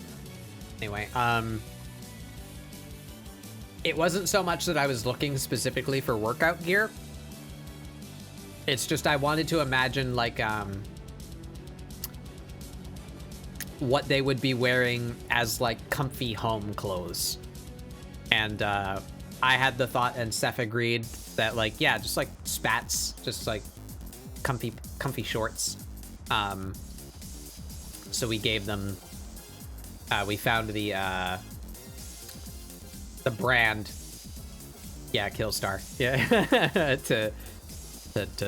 we stuck them in Killstar shorts, like a more simple crop top with the gloves.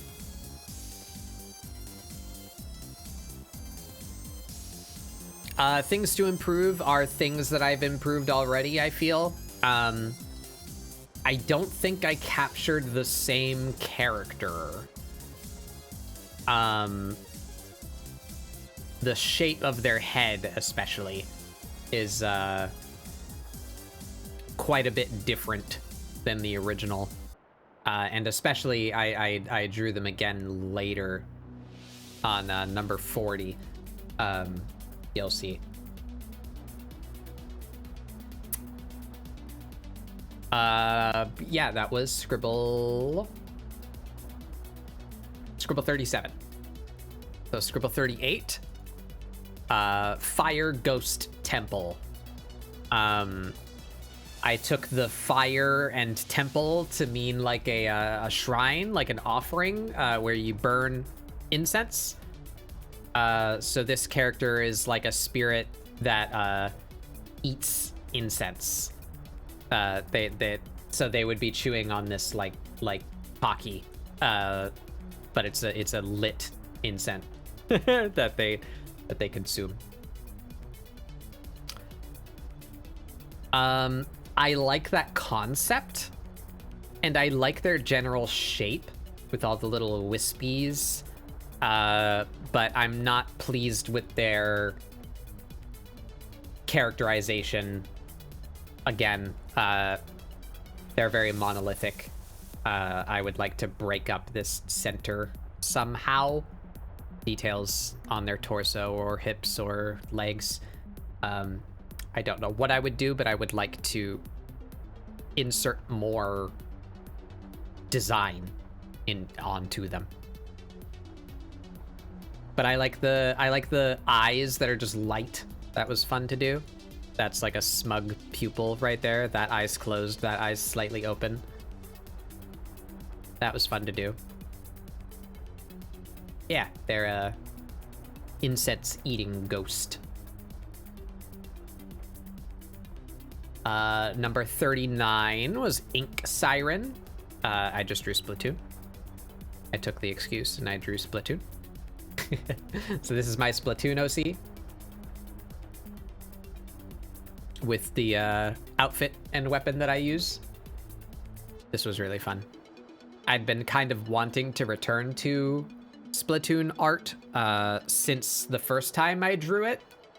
Or no, the first time I drew it was literally the first prompt I ever did with the Octoling melting. But that last one in the old prompt that I did, where this one. This is my OC from Splatoon 2, before the Octolings existed. So that's the return to form there. So that's a good comparison to make. Let's stick them side by side too. There you go. That's probably about a year or more apart. Let's find the date range here. This one was October 24, 2020. And Ink Siren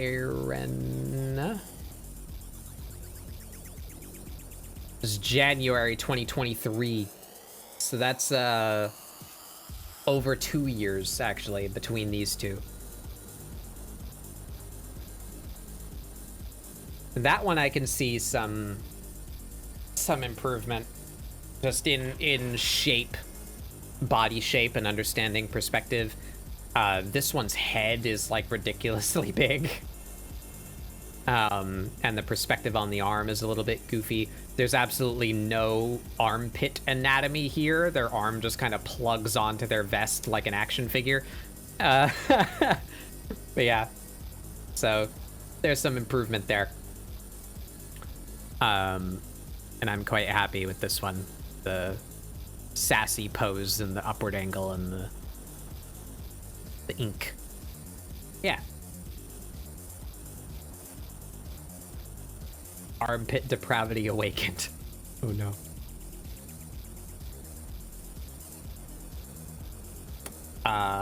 So yeah, that was 39, Ink Siren, and here we are at 40. I drew the Scrunglebat again. But this one, it's animated.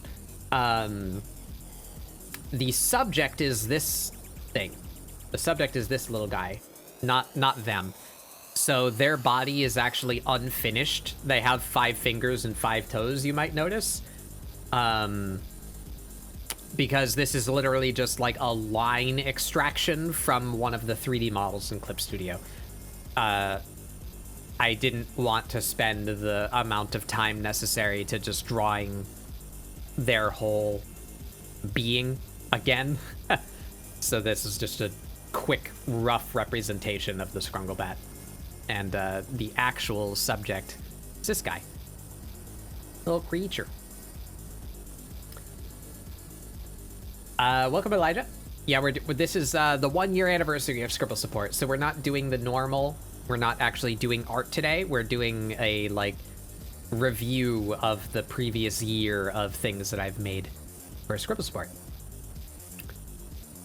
There is still a prompt, though. It is just return. So if you have a body of work, I encourage you to return to an old design, maybe improve it or redesign it, or just redraw it. Like maybe the design's still good, you still like it, and you just want to draw that character again. If you don't have a body of work, then I encourage you to draw something nostalgic. Like maybe a cartoon that you used to like as a kid, or something that you've not thought about in a while. Make a return to a piece that you like. Yeah, here's my shit. What was the prompt? Healer cryptid bandages. Yeah. So I made this funky little frog thing. It's a furry frog anglerfish. And this is when it opens, its pupils go all wacky, and I imagine just like really freaky sounds coming out of this thing. But it is benevolent. It sees that you are wounded, and eldritch horror tentacle tongues come out and wrap you like bandages, and its saliva is like medicinal or something. I don't know. I just wanted it to be like really horrifying. But him just be like, yeah, I got it. Do the little thumbs up.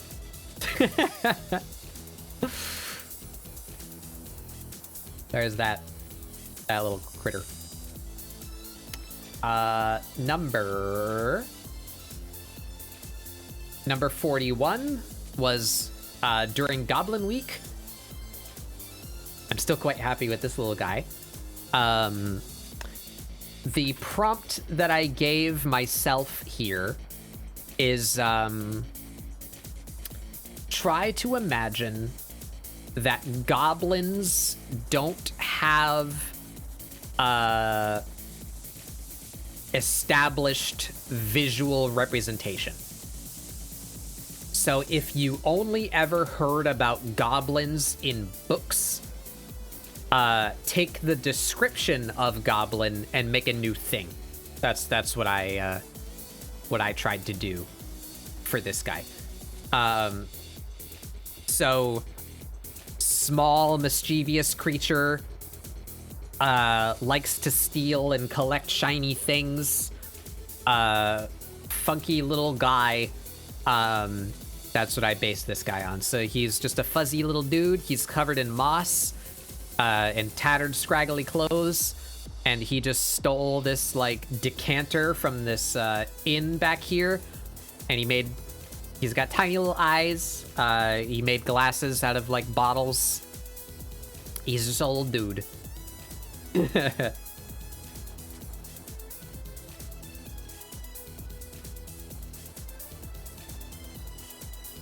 I like this a ton. This may or may not be on one of my reference boards for uni work. Ah! If you make any work with him, I'd love to see it. The little guy. I like how he turned out. Number 40... Oh, stuff to do differently. I don't know. I'm pretty happy with him, to be honest.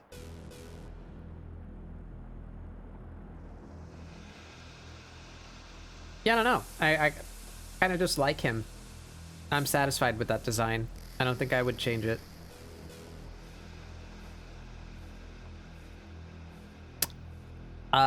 Number 42, Crass Doulahan. I brought back my Doulahan. There they are. Fuck.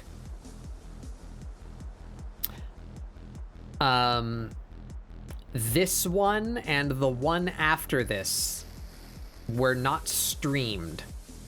I did them in Discord, just hanging out with the people in my Discord, because these 2 weeks I had the funny cough. I had the panini, and I did not have the energy for stage presence, so we were just vibing in Discord.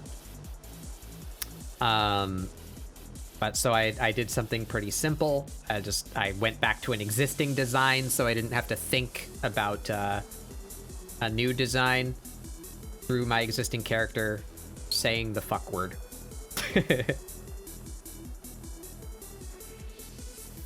And the next one, it's just gonna be a funny little critter. We got off on a tangent and I made this guy during the ScribbleSupport, but to branch out a bit and do some things that I'm not normally allowed to do, ScribbleSupport 43, I still had COVID, so I did it in Discord, but to take advantage of the fact that I was doing it on Discord and not on Twitch, it's a little saucy. It's not explicit, but it does involve nudity. So I can't show that here.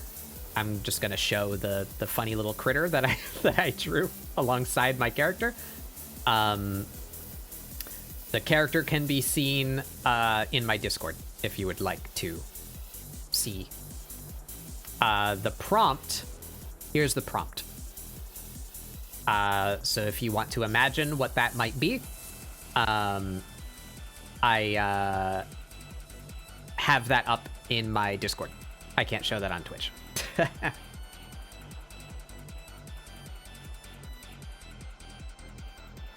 Mature audiences only. Number 44 was Ink Goblin with less eyes. I'm still actually very happy with this character. I might use them again at some point. I really like their outfit. I'm really proud of how the shoes came out, and especially given that it didn't take me forever. I'm very happy with them. I like my punk ink gremlin. So they're goopy. They're dripping. They got the drip. They're oozing out of their leggings. Goopy little fella. I'm quite happy with how they turned out. There's definitely a lot of tealful eyes in this piece. I will type it in chat for you guys. That is a Twitter handle. One of my favorite artists. Very talented. Draws little critters. And yeah, it's in the face. The round head and the teeth. And I guess even the body proportions, it's all very tealful. And yeah, Seth did the goblots. They're adorable. If Seth comes back, remind me to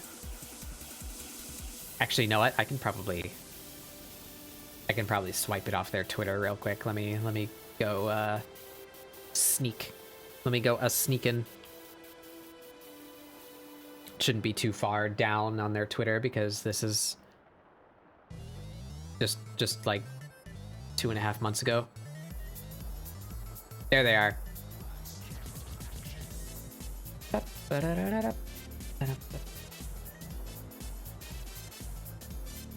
The goblots. They're so cute. I love them.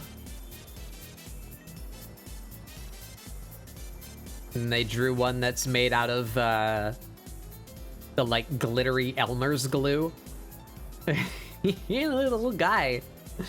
I love them. Protect.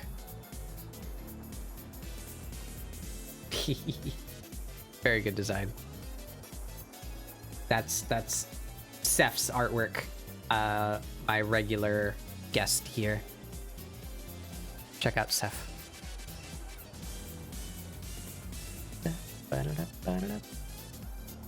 Here we are. Number 45, Sun Mimic Smoke.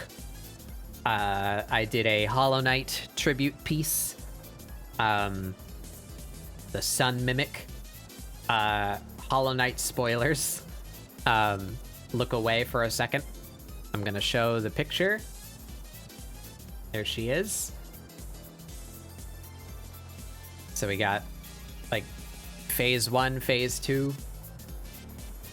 It's a little bit hard to see, but we got some siblings hiding out in the smoke down here. All right, Hollow Knight spoilers over. Number 46 is Punk Frog. Pretty happy with that design. I don't know what I might do differently. I guess I might push the frog shape even more. Thicker neck, smaller torso, longer legs. I might like to push the frogginess a little bit more, but I'm still pretty happy with how they turned out. Punk Frog. Punk Frog third eye. So the third eye is their tattoo here. This eye in the center of the like dream catcher design. They got little cobweb makeup.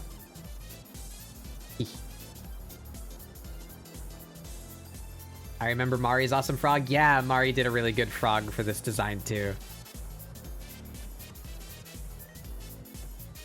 But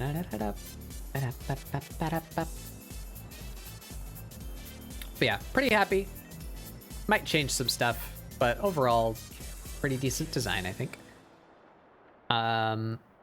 Number 47, Cute Bee, little guy. I kind of just don't like this one. I don't know. I wasn't feeling very inspired that day. They're cute. They're fine enough. But like, eh. So the gist is they're little worker bees. They're collecting pollen. They have like a much bigger transport bee who just hangs out. It's the saddlebags loaded up with pollen from these little dudes. This one's just being a little shit stir and not working. They're just watching the others do it. Think you did good work on the background grass? Yeah. I think the scene works. But I'm not super happy with the design of the little dudes. They're cute, but I feel like I could have done more.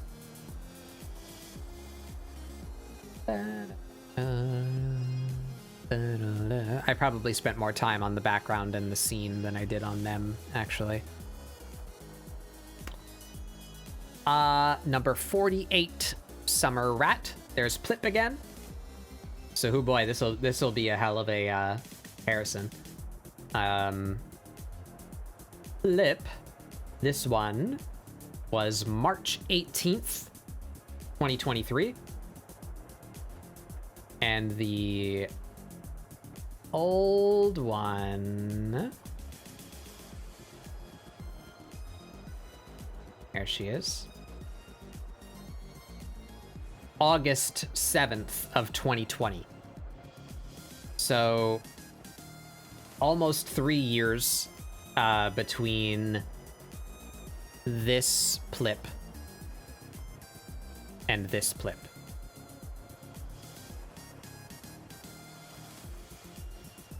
Work with me here. There we go. So that is definitely improvement.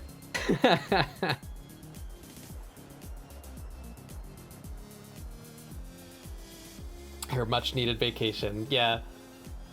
So I don't want to ramble too much.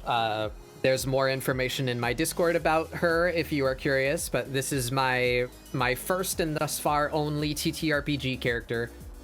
I did a short sitting of Starfinder with a couple of friends, and she is a Yosoki, just a rat person.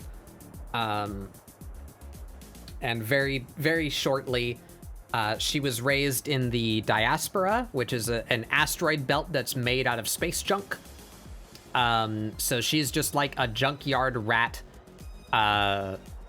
raised herself, which isn't uncommon for Yosoki or even rats in real life. They don't really have a whole lot of time with their parents. They survive by volume rather than care. But so given that she's my first character, I kind of wrote her to be stupid because I knew I was gonna be stupid. So I wouldn't be able to play like a savvy badass who's competent at their job because I've never played a TTRPG before. You know, so like that I cannot be competent and savvy because I've never done it. So Plip was written to be kind of dumb. I love my dumb daughter. She was a lot of fun to play. But the very short story, she's raised in the diaspora. She lived inside of a broken down engine block of some miscellaneous ship. That engine block was collected as salvage by a salvage company, and they just like aren't paid enough to care that she was in there. So most of her youth was spent in the warehouse, the like salvage warehouse of this company. And it being full of things that still more or less work, she came into possession of a data slate. It's basically just Space Future Starfinder iPad. But it's salvage, so it's like shitty. So I imagine like imagine the crappiest, lowest budget Chinese knockoff iPad that you can. That, you know, normally when you turn on an electronic device like that, it has a little jingle and it shows a logo of, you know, like Apple or Samsung or whatever. It would just be a plain text logo and it makes like one beep when it turns on. And that's where she takes her name from. Plip is named after the crappy little sound that her tablet makes when she turns it on. So being raised in a junkyard and a scrap heap, all of her world knowledge comes from like what she would have been able to see on space budget YouTube. So she was really fun to play. And many shenanigans were had with her. We finished that one little mission module that we were doing, but then we just never met again. So Plip's story had no closure, had no climax. So during the adventure, she was exposed to some like extra dimensional goo that had the power to like manifest weird shit. She got like doused with it. So that's the I'm saying that it's canon now that it fucked up her eye. So that's her special eye, is the goo that she got splashed with, gave her like funky space eyes. And this is her enjoying the payment of that mission that she went on. She's going on vacation for the first time in her life because she wants to go see stuff. So there's Plip. And there's also this little man. I don't know why he's here, but he's there.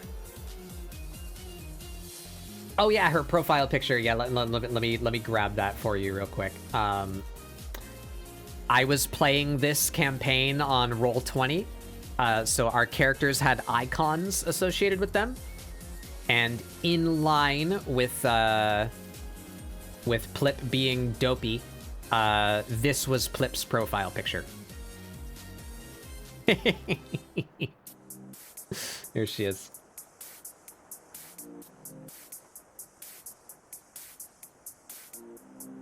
That's Plip. I love my dumb daughter.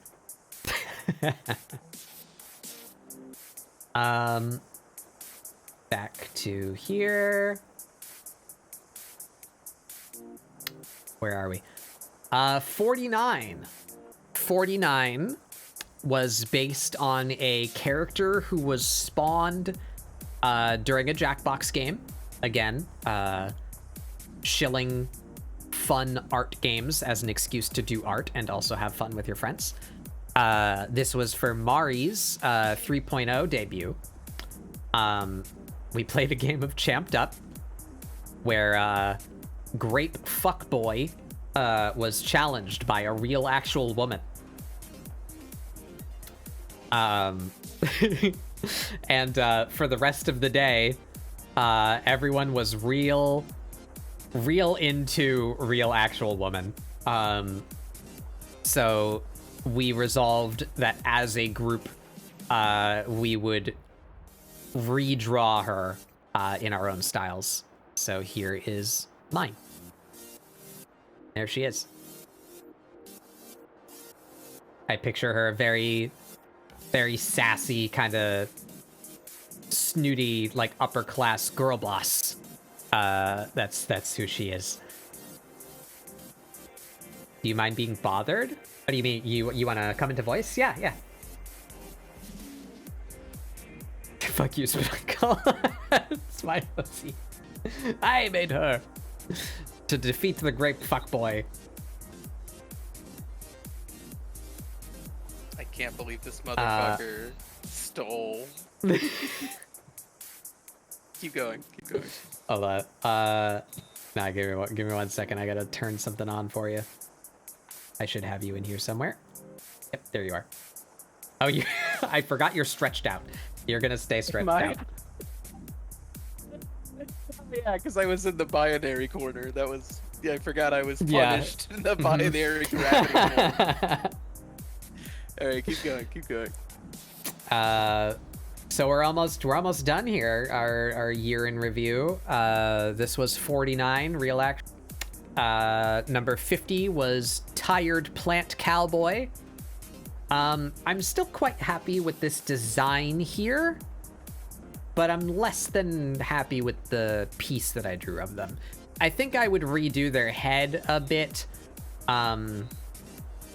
I was trying to evoke cowboy hat shape up here. Oh, I can see what you're talking about. And I just don't think it worked out quite well enough. I think it's because the top needs to be more 10 gallon. Yeah, maybe. Because I can see the shape, but it... Yeah. I like this design a lot, though. I don't remember seeing this actual design. But yeah, so they are a, like, cactus anthropomorph. Funky cactus person with, like, a built-in poncho. And I had conceptualized that they would use a shotgun that fires cactus needles. But then I just didn't do that. I just gave them a real ass gun because I accidentally spent 4 hours in Blender making a gun. Your Hunt Showdown brain kicked in. Yep. So here's the actual piece. They are the reason why I wanted to do this was I love revolvers and I love the cowboy, you know, sharpshooter, you know, quick draw, duel at high noon, you know, I love that aesthetic. But I feel late 17th century weapons are underrepresented. Everyone likes revolvers, but there were other cool primitive guns at the time too. I am a fan of the lever action shotgun as a Wild West option. So I wanted to give them a lever action shotgun that was like made of plant and shot cactus needles instead of flechettes, you know?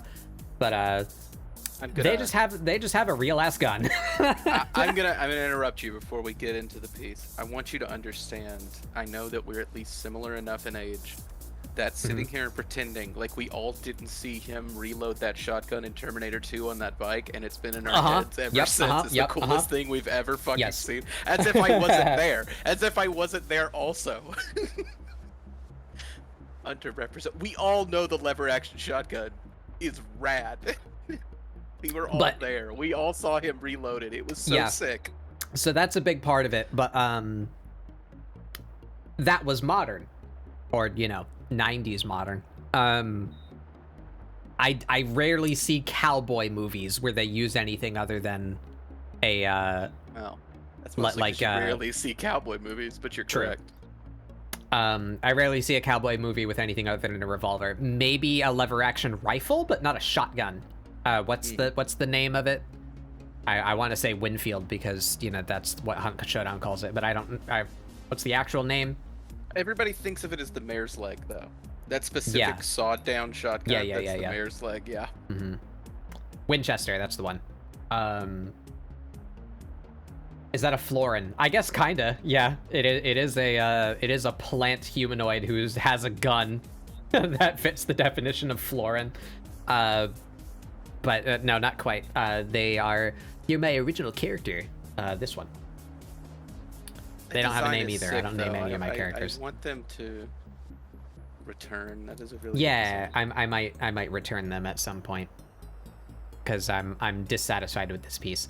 I wanted them to look. I failed the expression because I wanted to keep the tired. Like I wanted them to look really worn out. Like this gunfight maybe has been going on for a long time, or maybe this plant person has just been on the run like for years, and this is a regular occurrence because of bounty hunters or something, like I wanted them to look tired of the whole like shootout situation, but I feel that their expression does not read that way. I don't know what this expression reads as, but I don't like it. But I'm at least pretty happy with how the scene turned out, given how quick I put that together. It's the mostly composition's really solid. It's mostly 3D props, just decimated down to like black and white, and then arranged such, and then a very fast. One of the other things we do on Discord Doodle Day is occasionally we do Bob Ross paint-alongs, and that skill has translated into my ability to more quickly shit out background landscapes. It's a quality. Bob would be proud of this little mountain. It's a happy little mountain. This is a happy little mesa, little bluff, little desert rock. All right. I said the wrong. I said the wrong type of mountain. No, you said I just. Like I would read a book once in my life, things. but that would take away from my time rewatching Terminator 2. You weren't wrong. I was just adding to it. Yeah, just a quick little sand dune cactus, little desert rock to sell the like Midwestern, like Arizonian area, and the action bullet ricochet. I think keeping it gray tone was smart. Yeah, it's easier to cheat out detail, I feel, in black and white than to, try and render. But yeah, there they are, Tired Plant Cowboy. That was number 50. And last but not least, number 51, last week's Timid Fairy Forest Dweller. I really like these little critters. I think I'm gonna try and work them in to like, even if it's just as loosely as bush fox, it's like, yeah, bush fox is a thing that exists and happens in my realm. I feel like these little guys live in the forest that I live in. They're just the little critters. You have two lanterns. Yeah, have them trapped in like a little. Do they live as fireflies in your little lantern? Maybe. Or attract them, bumping their heads up against it. Aw.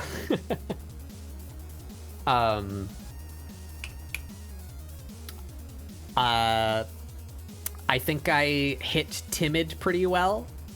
They're both kind of nervous looking. I imagine them, and this is just a blurred out piece of my own background. I just cheated that in real fast. But so they're presumably returning to their little hovel that they live in. Maybe a storm is coming. Maybe like thunder just cracked and this one got spooked. And this one's like, "Oh, you okay? Come on, let's go. We're gonna get home." They're just little guys. Don't worry about that. That's just the sky screaming because it's bad at you for sinning. Come on, let's get out of here. Same thing with the, let's go back to, where's Goblin Week? Goblin Week. Fuck, I forgot about the creature. I'm sorry. The egg. We rediscovered the creature. Design a goblin based on a text description with no visual knowledge. That's kind of what I tried to do with, this. That one's not in this folder, Tribals. It won't show up. It's not in this collection of images. I thought the one we should be avoiding was fucking Mr. Shoes, but keep going. It's the same one that comes with Mr. Shoes, yeah. But so this is my idea of fairy, trying to ignore previous media, coming up with my own definition of funky little forest sprite critter. I mashed together a frog and a dragonfly. That's what they are. And I like them. They're little critters. No, I'm making a joke about them avoiding you since your house is in the background. There is an energy of this. This is the kind of thing that a bat bug would eat. You would snatch these things right out of the sky and eat them. We made that joke. Not so much me, but you know how there's the trend of like character dead in glue trap, you know? That it's like these tragic. Things are built for glue traps. That not a glue trap, but like imagine if you know how your cat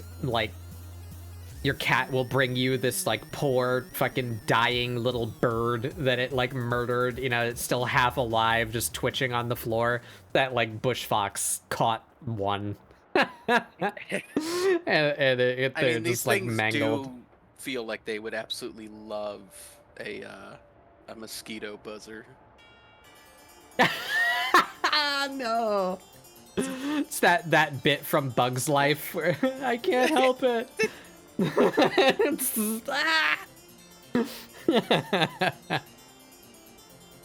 a good bit. I like the leaves a lot too. Yeah. That's Pour Forever brush. In my colors. There's another shout out for you. Let me just go quickly verify that is their handle on Twitter.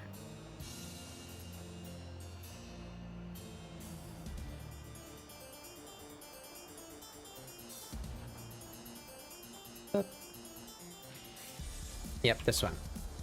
Here's another Twitter link for you guys.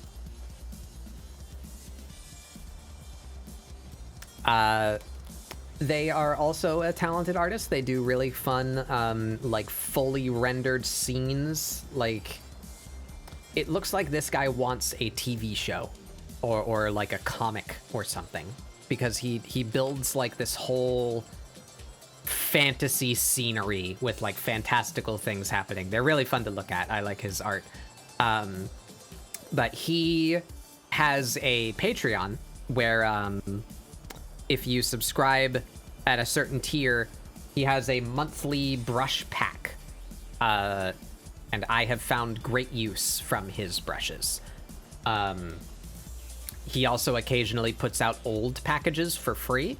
I have a link to some in my Discord, or you can just Google him, I'm sure, or look at his Twitter. He probably has links to it there. Good brushes. Good source of brushes. Mr. Pour Forever.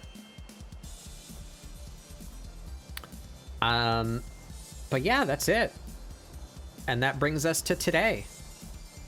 ScribbleSupport, 1 year. There's old Batbug. So that's a bit of my story. It's the origins of ScribbleSupport.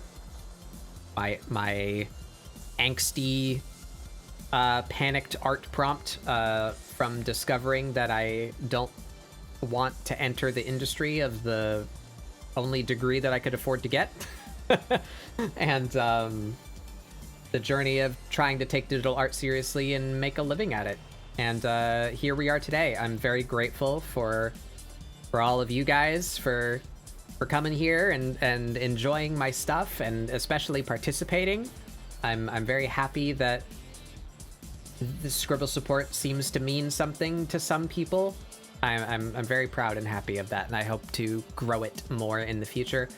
I have some plans, not really anything that you guys would notice, but just for how I schedule people and how I invite people, I plan to do a pretty major overhaul of that, to hopefully make it easier and more reliably facilitate people who want to join to do so without taking so much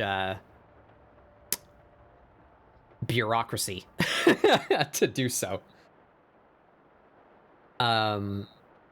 Yeah, 1 year of ScribbleSupport. Thank you all for being here. I'm not making a livable amount of money here, but I am making money, and that means a lot. I don't mean to devalue you if you're not giving me money. That's not at all what I mean. I very much appreciate everyone who comes to my streams and enjoys my art. But I am happy that I'm, if not slowly, making something out of doing art. And I hope to continue growing along with you guys and keep providing you with fun stuff to do and shenanigans. I hope you all enjoy. And continue to spread your message of tribes. Yeah. Bringing up tribes to as many and Metal people, Gear. And Metal Gear. For a long time. To... No, I do have a question. I did have a question. Yeah. So we've seen. I mean, you took notes. So what summarize it? Like, what's the things? I guess I'm just trying to promote the idea of looking back in your stuff and trying to take solidified messages that aren't just be better. Okay. Like, yeah. what are some of the things that you've discovered today that you think you can work into your next couple bits? So, like, right now I'm still, I don't know if I would say I discovered these today, so unfortunately it's not a great example of looking back at your stuff. But to be fair, I constantly think about what I want to better myself with as far as art goes. So, like, this is in my brain all the time. So this is more an encouragement to people who don't regularly do that, or haven't considered doing that, to try it and see if it works for them. So I wouldn't say I discovered them today, but things that I want to work on. I'm still trying to figure out a render style, I guess I would say. Because there's some pieces. Let's open back now up you've here. shown them all. You can go nuts through. Let's get more specific. Like, where's a good example? The gritty here. So certainly this one. This was like entirely painted. I roughly sketched like the knight to get the form of him and like where he would be, but almost all of this is painted, not drawn. And then of course there's other ones where I never get to color, like this one, where it's entirely drawn and not painted. But occasionally I manage to accidentally mix them. Like this, say. I feel like there's a better example than that. Or I guess even the Plip one. The Plip one's a very good example, I think. Where to have lines, where to not have lines, Or should I develop my style in a direction where I stop doing vector lines and just do a sketch and then paint over it? You know, because I really like the texture that the painting gives me. It's much more expressive, I guess, would I call it that? Where's this one? Yeah, like this was really fun to do, and it didn't take me nearly as long as some things that I draw out and then try and color, you know? So I feel like it could be good for me both aesthetically and for my ever ongoing goal of to be faster. I would like to try and figure out where on that spectrum between line art and paint that my style works, and a repeatable, reliable method to produce that. A method, a pattern I've seen that I do see that as already, you kind of just discussed it, but I can see you trying to move from it. But you do manage to, your line stuff, there's so little rendering in the line work that it does allow you to do this, the backgrounds being purely painted. Your characters never feel out of place in it. Because that can easily happen.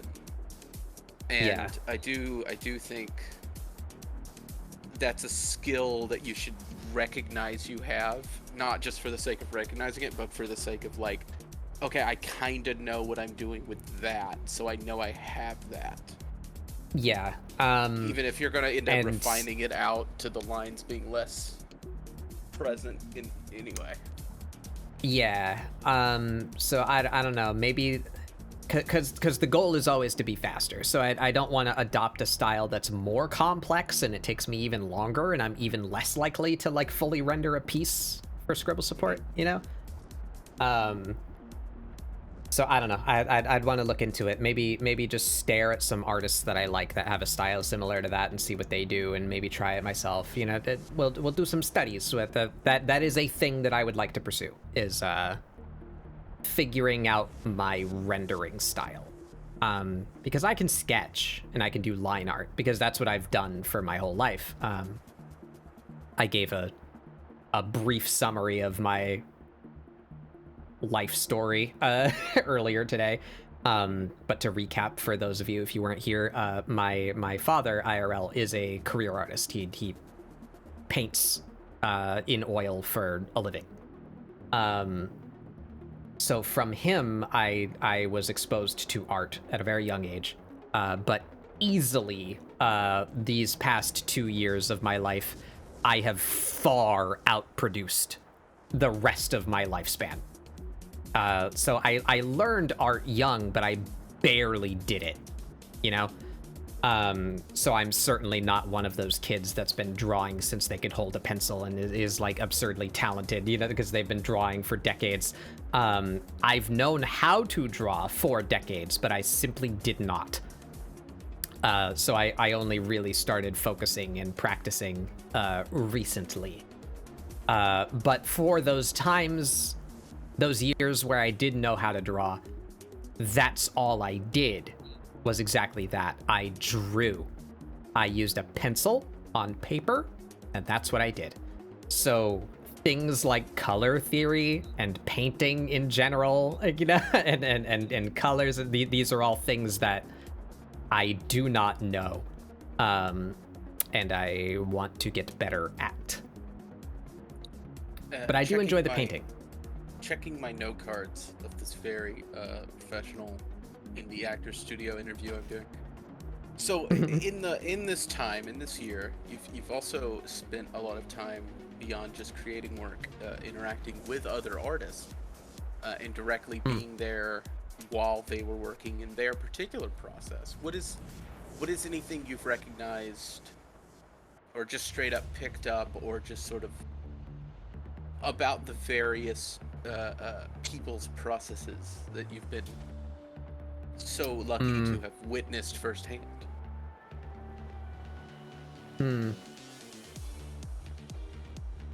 Astro. Let's put Uncle start a podcast. I don't know. I certainly, I really like to watch other art streams. I'm really happy I found out that that's a thing that exists. Because again, I brought it up earlier. I just super did not care about watching Twitch. You know, I had no interest in watching someone play a video game live. And as far as I knew, that's all that Twitch was. I had no idea there was an art category. I had no idea people streamed art. So I'm very happy that I found out that it existed, because it's at the very least something I find very enjoyable to watch. Watch a talented artist that I respect do their thing. Even if I don't walk away with any knowledge, it's just cool to see it happen, you know? So I like watching other art streamers on Twitch, but I don't know if I've really picked up any technique, I would use that word, from other artists that I've integrated into my own workflow. My workflow is, and I would even say for most people,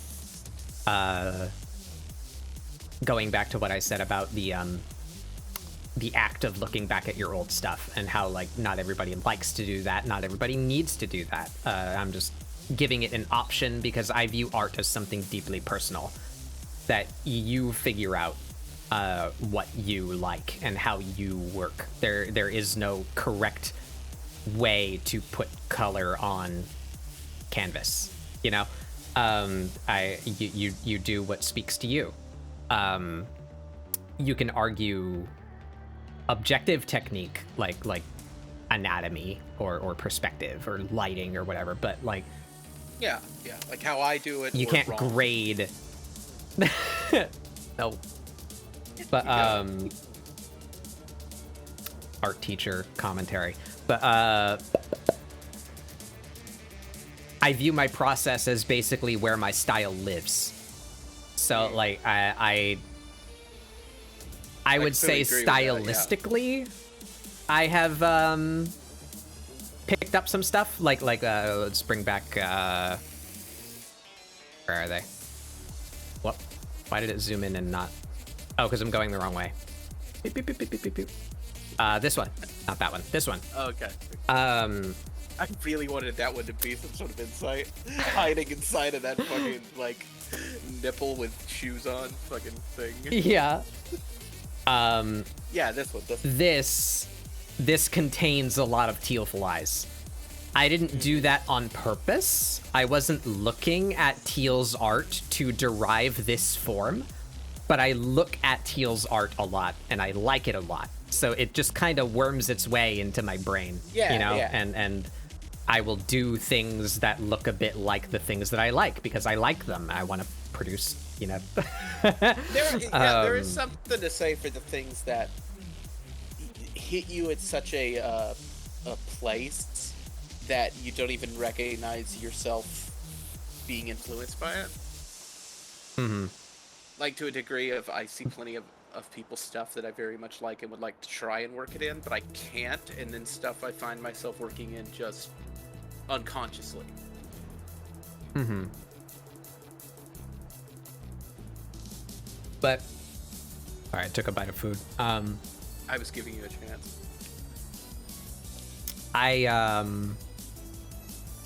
I heard at one point, I wish I remember who said it. There's a lot of opposing opinions in the art world. As far as, you know, like, what is and isn't. Villainy, that one right there. Mm-hmm. What is and isn't okay to do, what is offensive to other artists, what constitutes stealing, you know, all these things. I completely understand if, say, little Timmy sees ScribbleSupport and likes my art style and just starts mimicking me, I wouldn't be upset, but I can see how some people could be, you know? Like, hey, that's me, that's what I consider valuable about myself. Don't steal it from me, right? I can understand that. But personally, I feel that's kind of just a good way to start doing art. Like, you can practice basic technique. You know, you pick up any how to draw manga book or whatever, and it's gonna go up about like construction shapes and, you know, like outlining the form and all that. Classic, you know, finish this drawing a Donald Duck, draw a muscle elf. We've all started. So that's fine for beginners, and that does help, I believe. But once every day, that keeps me going. once it comes to you expressing your style, someone said it, and I highly agree. I wish I remember who said it, but even if you start by mimicking someone and copying their style, the thing that creates their style is simply their interpretation of form. So you can look at a professional artist who's been drawing for years, let's say Teal Felice, since this is relevant to the one on the screen. Teal understands anatomy. Even though Teal draws little gremlins most of the time, you know, Teal has a very high understanding of human anatomy.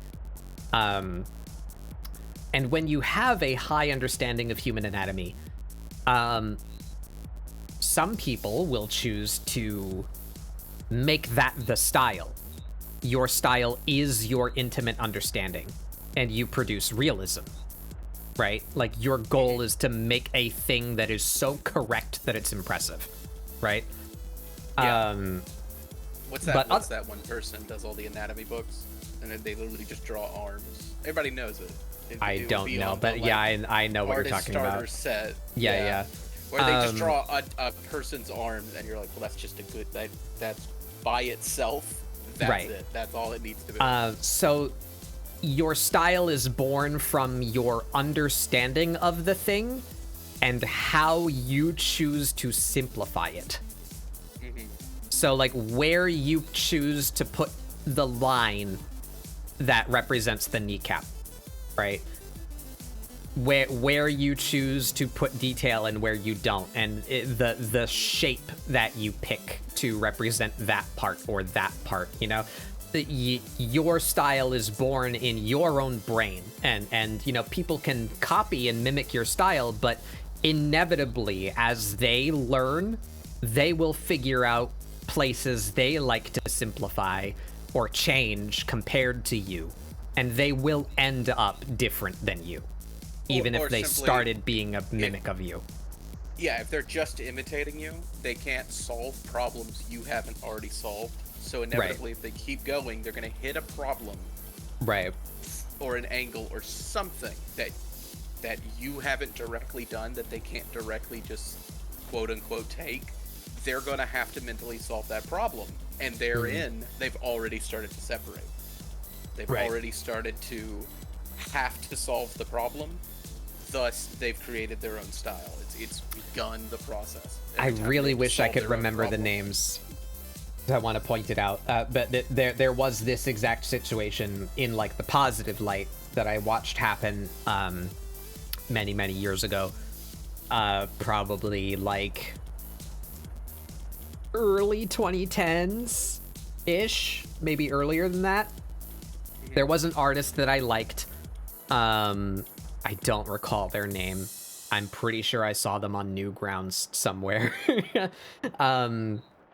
They had a really pleasant art style, in the similar style to what I like, you know, little chunky gremlinoid little critters.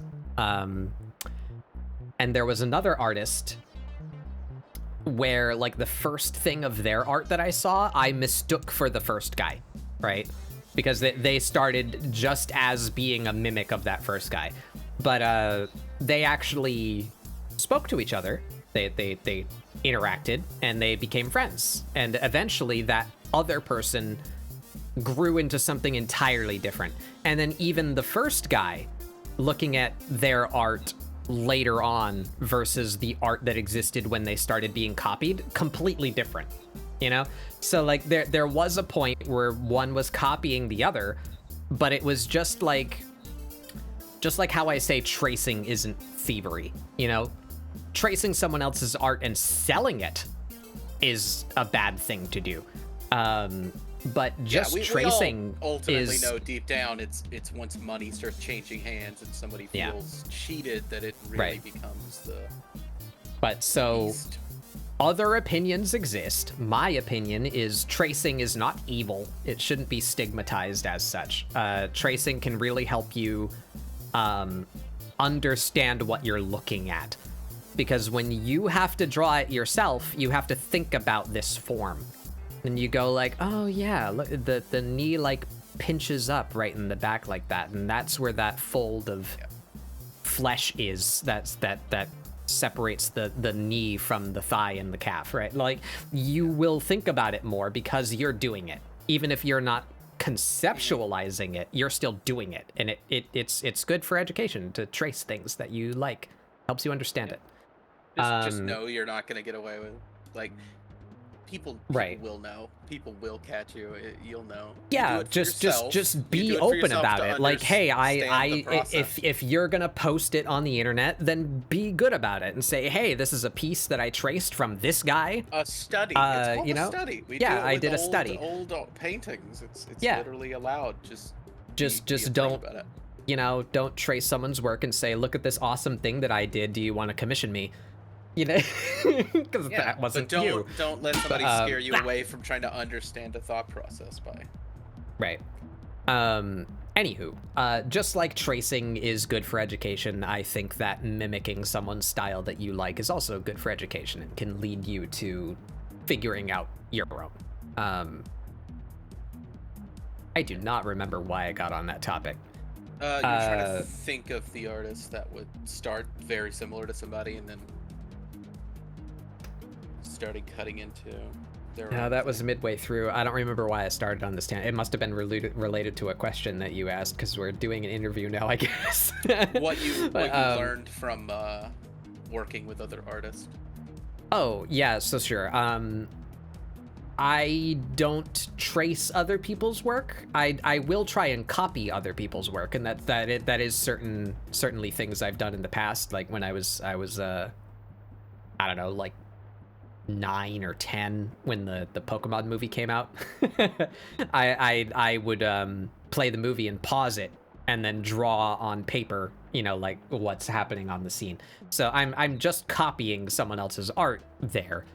But I view that as a slightly harder exercise than straight up tracing. It's not far from tracing, but since you don't have the thing right there in front of you, you have to figure out a little bit more of it yourself. And that leads to, like what you said, art is... Your style is born from problem solving. How you decide to handle a thing, that's where your style comes from. Yeah. So there's slightly more of that in copying something from reference than... This is your... I'm rambling again and not answering the question. This is your statement. I literally describe it as style is what happens when your dumb hands let you down between your amazing thought and what actually hits the page. That's how I put it. You will fuck up what is in your head, and that's your style. It's the amount of how much of a train wreck can you put a hold on as you're actively fucking up your brilliant idea. But that's my statement. I'm not putting that in your mouth. But yeah, so I think I'm learning from other artists just constantly. I can't think of a time, at least since I've been streaming or viewing artists on Twitch, No, actually, you know what I have? I have stared at Seph's art recently for lips. I brought that up earlier. I grew up, like many people my age, drawing anime-styled stuff. And anime-styled stuff don't have noses and they don't have lips. So I'm bad at those things, and I want to improve. So that's it. It started with it all started with this man. It started with Scrungle Bat. There they are. This is the first time I've tried to give a character prominent lips, and I also on purpose gave them they're a bat. I gave them prominent nose. So I want to practice those features more. And since then, I have tried to give a couple of other. I'm going backwards, aren't I? 31, 30, no? You're going forwards. There they are again. I tried again to get the volume more correct. And again here, still, that's basically just flat. That's also flat. Like I'm trying. It's difficult though. They're a complicated structure, but point is, that is something that I have been thinking about and trying to improve. I guess there's the latest lippy character that I've produced is Real Actual Woman. That is a thing that I want to improve on, and I have looked directly at Seph for material because they draw attractive people with attractive faces, and oftentimes they have good lippy, and I want to study that. I guess another one somewhere around, would it have been? Certainly here. Not great here, but I can see it. Would be like the first one. Maybe the fawn. Have been the fawn. Maybe this one. Yeah, it was around here. You can see me practicing these here. All of these little shapes. The S curve with the like C underneath. Or you oppose that. I can't find an example of it here. This was me staring at Jelly Envy. Jelly Envy draws very nice, fluffy characters. Very soft characters. So I was staring at her artwork for how to do fluff. And this bunny, you can see it here too, all these little tuft shapes. I don't really like that, but I can see myself trying there. You know, I like the little bit that comes over the belt to show that like their body is fuzzy and their clothing is, you know, pushing into the fur. I don't know if I missed the point. You pointed it out. You have discovered your hidden talent for little shitsters. yeah. Like it's half a meme, but it's not accidental. Right. It is a skill you have in the back pocket. Yeah, because it's what I like. I like little gremlin characters. They're fun. I like them a lot. They're often my favorite character from any show or media. I'm a fan of Midna. This is no secret, you know. Nintendo knew what it was doing. I like we're the not little gonna get into it. Nintendo knew what they were doing. But yeah, so that's in a mainline Zelda title. It's not accidental. It's not to say that I don't put work into it, but I find that work easy to do because I enjoy that. I'm gonna catch you here because I do this too, and there is this tendency, especially I think with artists in somehow getting into the head of if it isn't difficult, it's not valid. Right. And that can especially be an issue when trying to push yourself to grow. Obviously, you don't want to fall back on just... But there is something to say for you're going to have an inclination, you're going to have a tendency towards things, and those things are going to come easier. and it can be a part that, and I'm not putting thoughts in your head or words in your mouth, but I catch myself do this of like, well, that came too easy, it must not be that good. Or I'm just falling back on my bag of tricks. I understand what you mean. Are people going to call me out on this? And it's probably almost entirely in my head. Yeah, I'd say there's a balance of that, because I also don't want to stagnate. Because I know some artists, and the artists are very talented. I'm not discrediting them or even saying that this is invalid. It's just me personally in my art journey. I don't want to end up in a place where I draw one thing. There are some artists who do that, and again, I'm not devaluing that, but I know that I would get very bored and drive myself insane. So I don't want to settle into a groove, as it were, at least in subject matter, because I want to keep it more interesting to me, because I know myself and that I get very tired of repetition very quickly.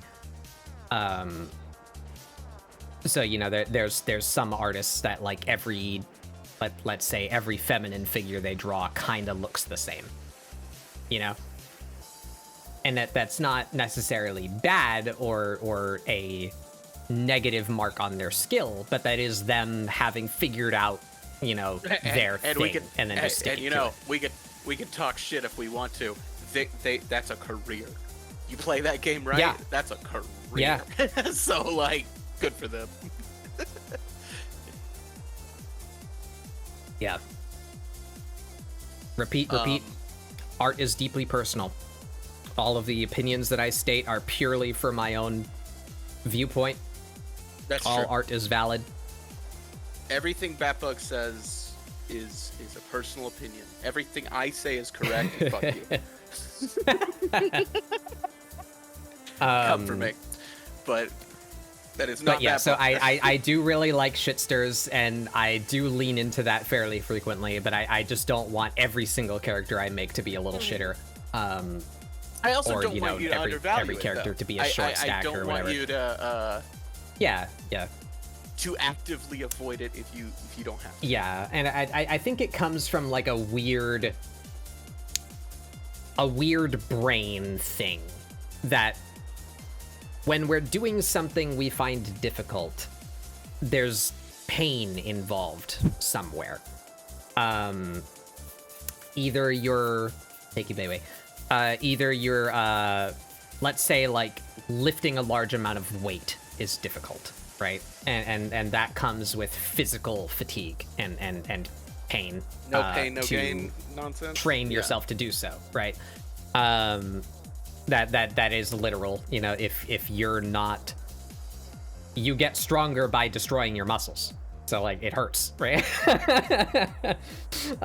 That's how that works. But then for like mental things, like say some really complex math equation is difficult, right?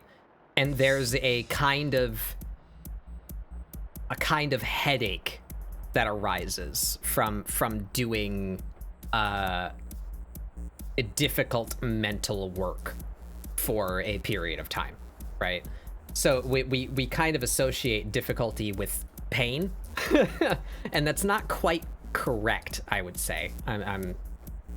I am not a doctor, I'm not a philosopher, I'm saying my point of view.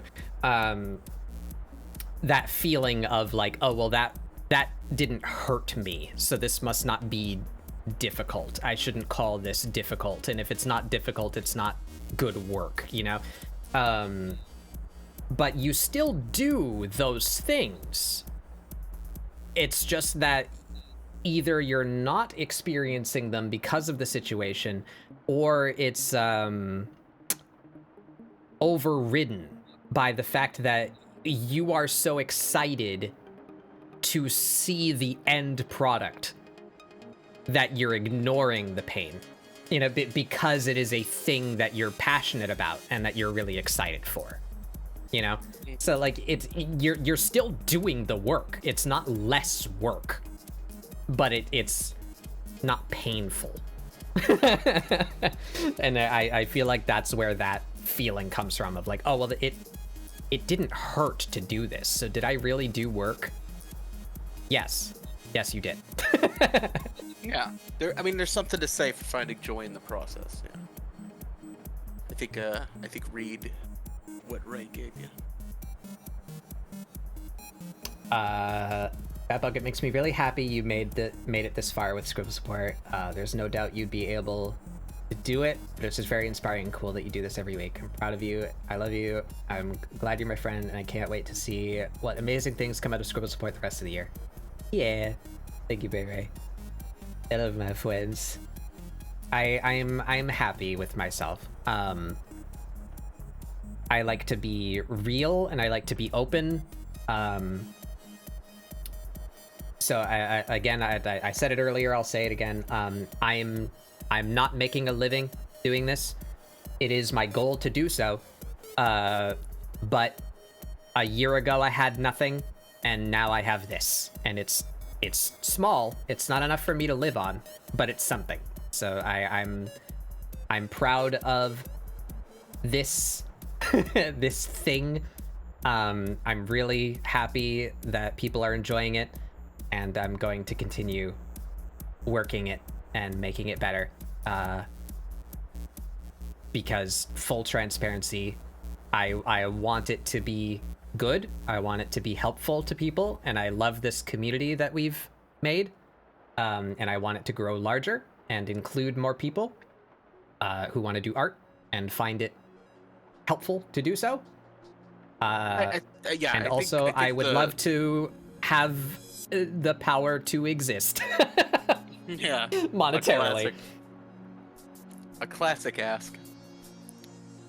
Not high, but I think a big and I've told you this. I've directly told you this. I think the best thing to come out of ScribbleSupport is I'm down for anything that demystifies the process. Mm-hmm. That just shows that it is just, no, you just put the work in. You just do it. Mm-hmm. And it's not even as much as you think it is. And here are ways to facilitate that in a less painful manner. That's my entire purpose. It's okay to use prompts. It's okay to use models. It's okay to use references. It's okay to have times that aren't as good and have the times that are really easy and good.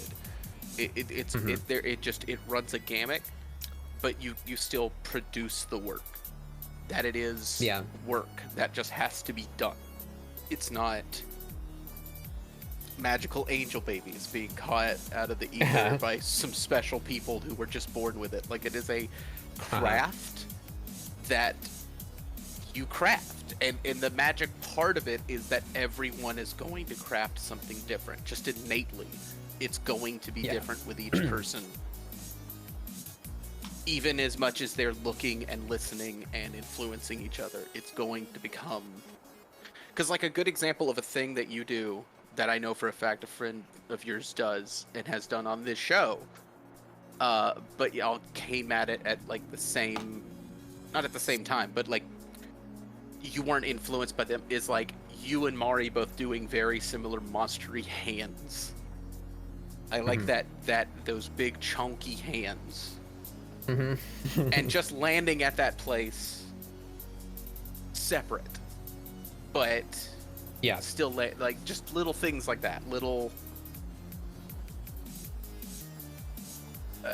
parts where things scrape up against each other.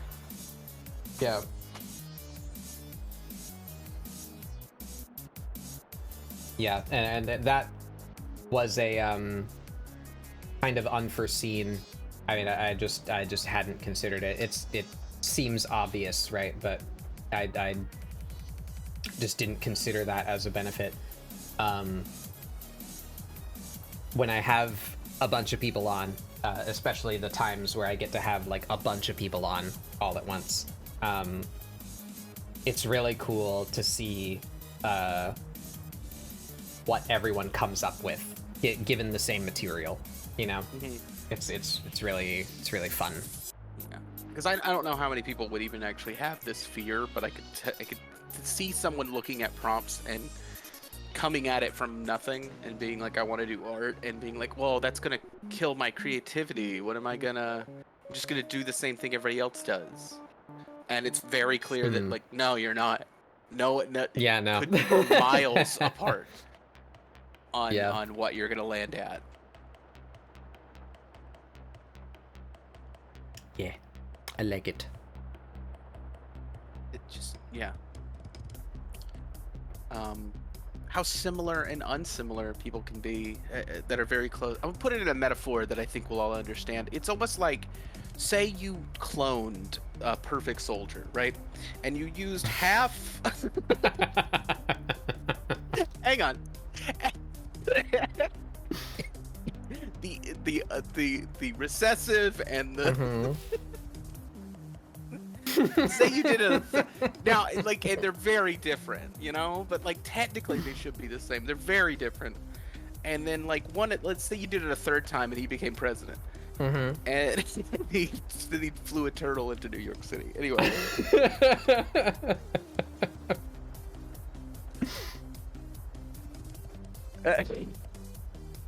For those of you that might be lost, no, that's fine. Talking about hit franchise. We're talking about Mari's good friend, Genius Kojumbo, and hit franchise. What is it? Biken? What's the? Oh, they obliterated. I'll never know what the name of that hit franchise was about where you had to hold your Game Boy in the sun to kill a vampire.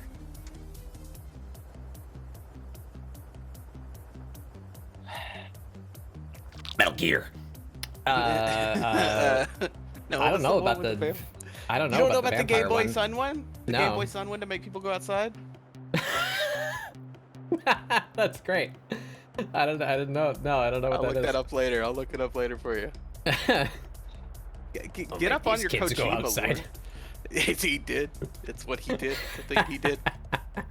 Make these kids go outside. That's really funny. Silent Hills. That was the one I was trying to think of. Silent. Make you go outside and Feel bad about it. buy a shelters. a jacked up PlayStation 3 that still has the game on it. Because you can't acquire it anymore. You're right. It was on the Game Boy Advance, so until you get the SD, you were fucked. Could not see jack shit. Yeah. ScribbleSupport. We're gonna keep going. We're gonna keep going. I don't want to do that voice. I don't want to do that character anymore. I just burped in the middle of my speaking and that came out. We're gonna do it, Morning. We're gonna keep going. There's nothing gonna get in the way. Let's put a stop to it. Neither the laws of man or God are gonna prevent it from... But yeah, I have some plans for the future. I have some other ideas prompt-wise. I may evolve what is available, if nothing else but to offer more choices to people for stuff to do. I would really like to compress my prompt into some form that's easier to digest than a Google spreadsheet, so that you guys could just use the prompt generator yourselves instead of relying on me to pick a set and post it somewhere. And else, the other things I plan on implementing and changing are kind of behind the scenes stuff that doesn't really affect what's shown on stream, but I can talk about it anyway. In my college, I had a system for scheduling office hours with your professor. it would be understood, like in the syllabus, when the professor is on campus. You know, they have their own schedules and stuff they need to do, and a time where they leave, and times when they're here, and days when they're not here. That information is outlined to you, and then that information is repeated on the door of their office. So each professor has customized a short little timesheet to reflect when they're available and when they're in classes, or when they're not there. And it's just broken up into 1 hour blocks.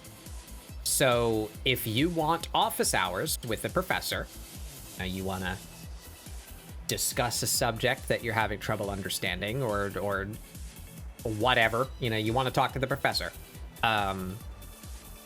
you just go to their office, and there's a pencil on a string and this piece of paper on their door. You find a time slot on a day that works for you, and you just write your name there. You are now scheduled for office hours with your professor. Then you just show up at that time, and the professor's gonna be there, because that's why the sheet was made. You know, they made it to reflect the times when they would be there.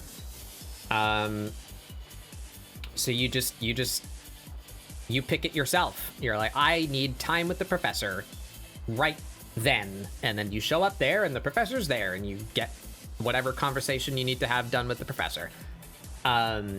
I am looking into a way to do that on the internet for ScribbleSupport, preferably in a way that doesn't make me need to make a new timesheet every month. I would love it to just be like embedded in a calendar so that it populates itself. But anyway, I'm trying to build a system where, rather than me sending out an invite to ScribbleSupport and then waiting for a response, and then trying to schedule and plan and going back and forth between the person that I invited to discuss these things and work it all out, I spend a pretty significant time out of my life every week doing that. I want to just make a system where, like, spread the knowledge of ScribbleSupport, you know? I still want to send invites, because I like to save the invites, because again, they contain information like phobias you may have that I would avoid centering the prompt around, such as Tia's arachnophobia, Mari's arachnophobia. You know, if you're going to be on that week, I won't do that. But then in that invite, there would be a link to this calendar where it's just like, when do you want to be on? These are the times where you could be on. Just pick one. To make it easier to allow people on and schedule it. I have stage fright. You never asked me if it was okay that people could see. I'm sorry. The joke didn't work. Hey, look, Raiders. Hi, Kyrie. Welcome, Kyrie. Welcome, everybody. I'm Batbug Doodles. This is ScribbleSupport, my weekly art show where we do art prompts with friends. Today is the 1-year anniversary. I got my balloon. It is statically bonded to my body. It cannot be removed. It's a problem. What were you up to? Playing more Alice, Madness Returns. How's that going? I don't know if I ever played... Well, Madness Returned, I think. Oh, shit. I'm assuming. I might be guessing. Did I really reveal the twist? Did I reveal the twist? I don't think I ever played the first one of that. Just I don't think anyone's ever played American the McGee's first Alice. I knew of it, but I don't think I ever played it myself. But I did play Madness Returns, and I remember it being fun.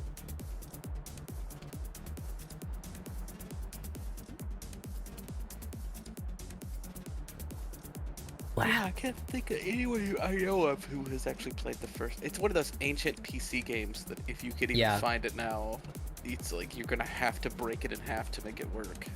And if you're doing that work, you're just gonna end up playing Vampire the Masquerade Bloodlines. let's be blunt. If you're gonna break a PC game in half to make it work from the olden days, it's gonna be the original Diablo 2. I miss Diablo 2. We all do. You got to chapter 3, partway through. Used my PNG I made myself for the playthrough. Nice, nice. I do kind of miss that about being a PNG, that it was much easier to just iterate a goofy specific form in like when it is nice Halloween that rolled around. At any point I can just turn into like a lamp. Like nothing is actually stopping me. Yeah. Other than my own fear. But yeah, 1 year of ScribbleSupport.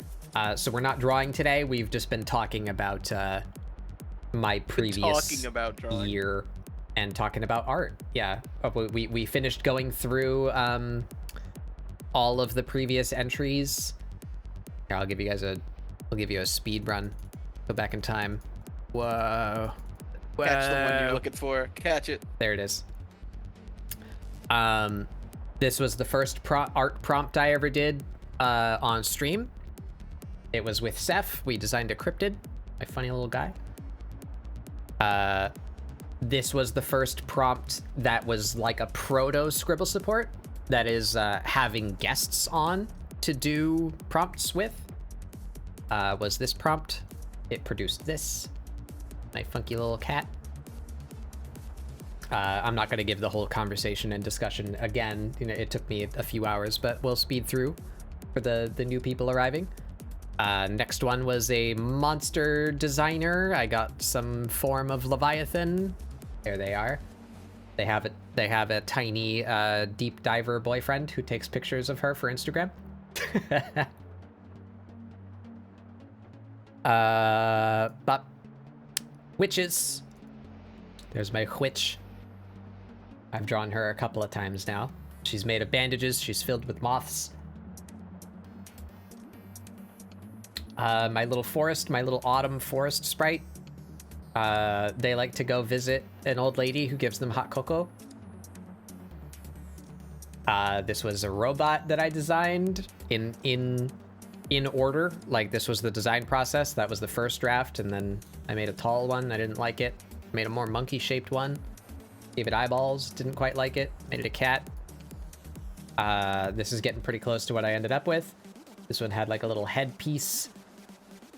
That one's just a sphere. This is the one that I ended up with. It was a variant. Here's the actual piece. Rubba man. Here he is. This was back in May of last year. We did mermaid, so mermaid design. They're a humpback whale. Here she is. And then we drew the scene where they hang out on a pier and watch projected movies.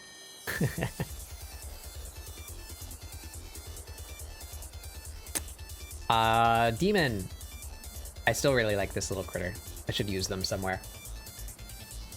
I might buy that fucker off of you. Yeah? I might just become this thing. I'm kind of super into how I'm already this thing, and I might just buy this thing from you. Yeah. It's got your mouth shape and even your ears, the same kind of ears too. And like, the horn. It's kind of fucking way cooler than I am. I kind of become that thing. We'll talk about it. Numbers will be thrown around. We'll talk about it. It's even got the blue inside of its mouth. Jesus Christ! It's fucking damn it. This one was, we took an object and made it into a character. So I chose this funky cloth Victorian lamp. And I made a spooky bird boy with it. There he is. He's here to guide you. Swear to God, Astro, if you try to drive me out of the market, I will fucking find you and eat your feet. I like the lighting on that one is insane. I don't know how I did that. I don't know if I could ever do that again, but I did it. Came out cool. I don't like this one, to be perfectly honest. There's This was the first prompt with the modern prompt generator as number 8, Paladin Mandragora Grimoire. The prompt evolved from there. I've modified it and added lines to it since then. Because I don't see. I don't know. Yeah, maybe. I don't know. I just don't like it. I'm not super in love with the design or the shapes or the attitude of the creature. I don't know. I like this one a lot. Live Hellhound with more eyes. It's very Bloodborne-ian. I basically just stole straight from the cleric beasts and werewolves from Bloodborne to make my funky little creature, and then there's a little bit of like Full Metal Alchemist in the face. They're okay. Not super stoked with that design. I think that looks really good. Solar Harpy Mask. The major piece was I drew my friend's son. He is a shapeshifter. He's a harpy now. These were some other designs that I had considered, but ended up just drawing Sun as like a peacock harpy. Is that the duck-billed girl from Wind Waker in the corner there? No, that's just an OC. She's wearing a like COVID mask because this was during that time, and that's the prompt with mask. So she's just I took solar as in like sunny, like just cheerful, happy, little brightly colored, in a cute little dress. She's just having a good time, wearing a mask. And then this one, that like a Egyptian sunbird aesthetic. But yeah, ended up I drew Sun. There he is. One moment, a bit of housekeeping. Mari, could you not fight with Astro in the chat? It's very unbecoming, very unprofessional. Keep going. That's gonna come back. Number 11 is one of my favorites. I still really like this character. I should draw them again. They're Goth Rodent Wizard. Goth comes from the like style of armor that I gave them. And then obviously Rodent Wizard. So they're like I'm a very big fan of armored witches, I guess would be the way to say it. Like battle wizards, I think are really cool. I like that aesthetic. And so I did guns that shoot to magic. This character. Guns that shoot magic, yes, also another good aesthetic. Because I do believe that this prompt started a almost hour-long conversation about Outlaw Star. Probably, yeah. So they have like a celestial hat that they pull stars from and fire it from their magical axe gun. I like this character. They came out cool. Number 12 was Sun's birthday, talking about Sun. Wow. Sun is the grub father. Sun created this model. We'll push the Sun button again. There he is.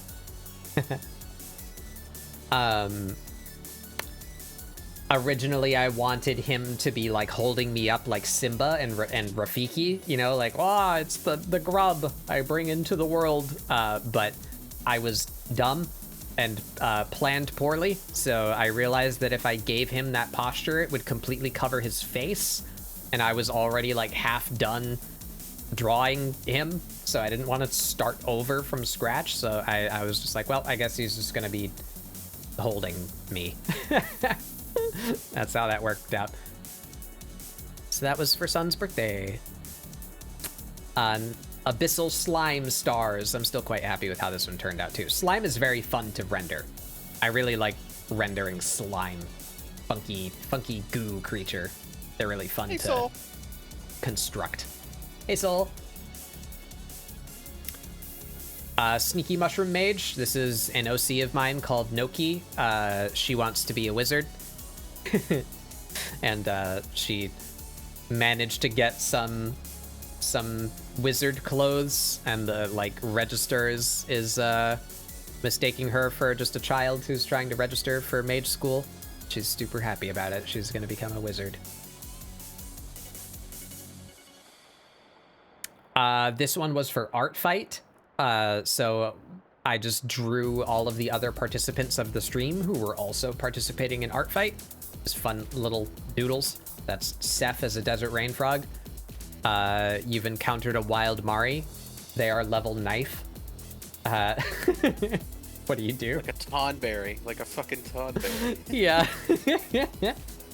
I kind of really like how Mari's like manic expression came out in that one. I feel like every time you look away from your Game Boy screen, they get a little closer. They get a little closer. Yeah. And this is Alpine making a burger because that's what he was doing before stream. This one I like a lot. This one I can't get over how solid this is.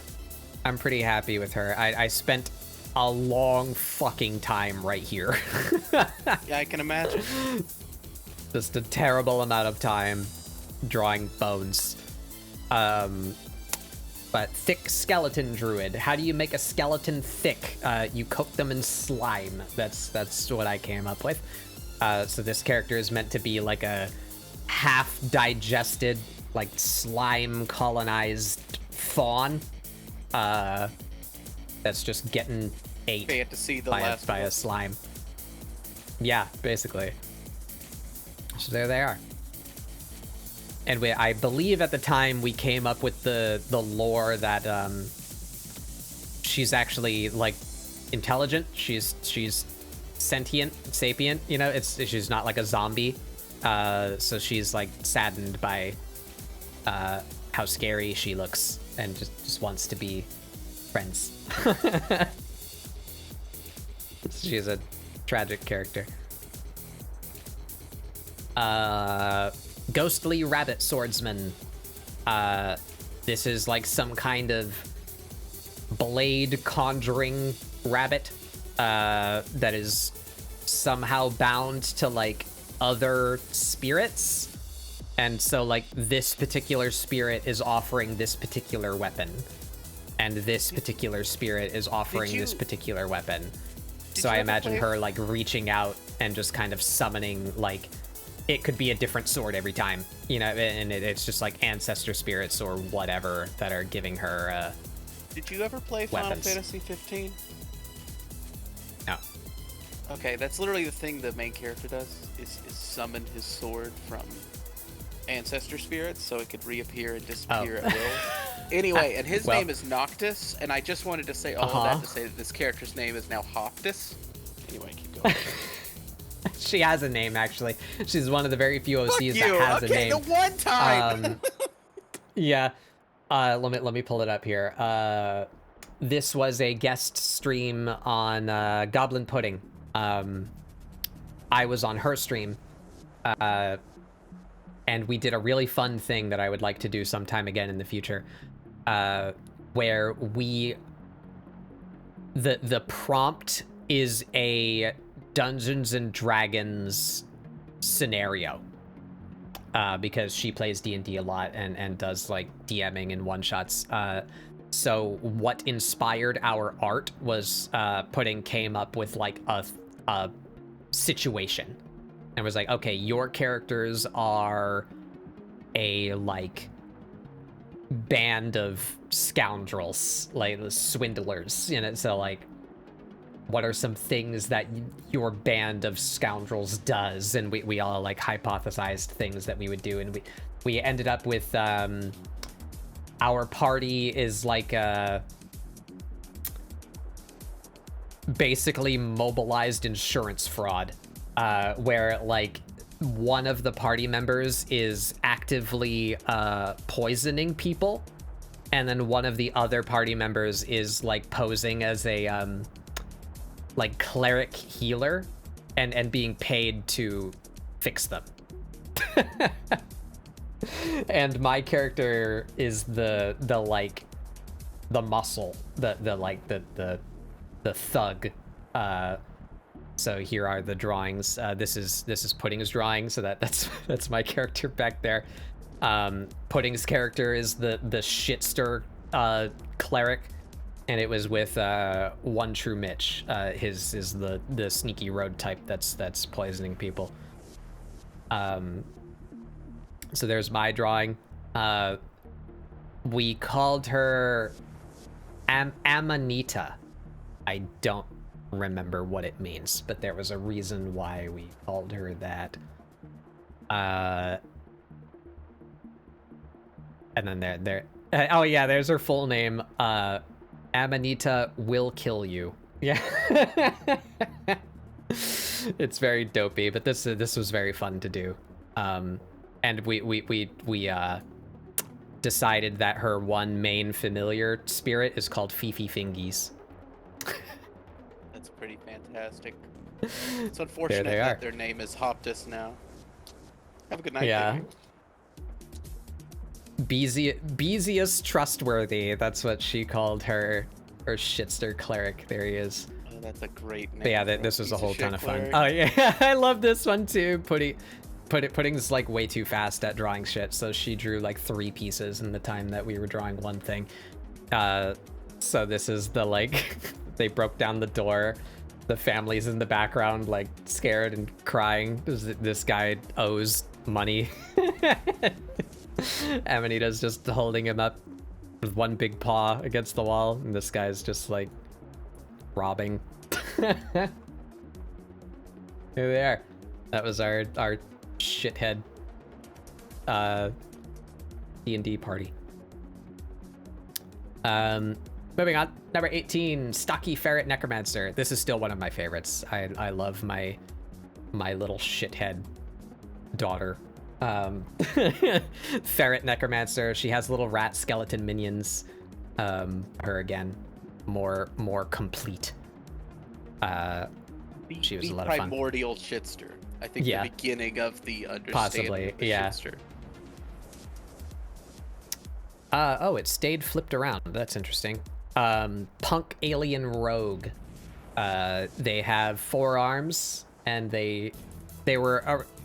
So the prompt is Punk Alien Robe. Originally it was Punk Arachnid Robe, but I'm dumb and forgot that one of the people that I invited to be on this day is arachnophobic, so we changed it. But they still have spider elements, as you can tell from their face, and the fact that they have like a web that they make the bow out of. But this is the picture right side up. They're hanging, doing rogue stuff. Big poison magic arrow. I like that character. It is nice. Warm I like Bee Alchemist. Yeah, she's cute. I like her. I would say I did well with the chest area, where I normally don't, but a large part of that is the fact that it's just kind of in a bodice and covered by fur. So I got to cheat a lot there. It has merchant in a game energy. Like, yeah, really that's what I wanted her to be. So she brews and sells magical infused honey. That she's based on a honeypot ant. So she would consume funky magical ingredients and produce honey with effects. That was the vague lore. Potion seller. I think I actually did that. What number is this? 20.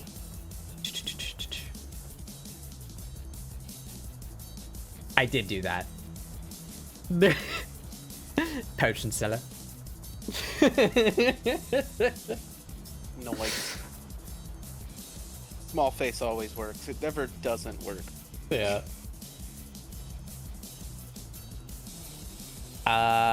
21, Bohemian Leshy Smoke. I think this might be my least favorite thing that I've ever produced for ScribbleSupport.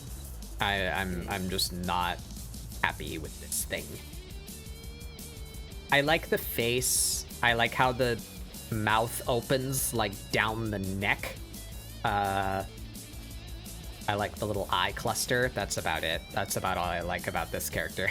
I don't know. I was struggling with that design. Nothing good was coming out.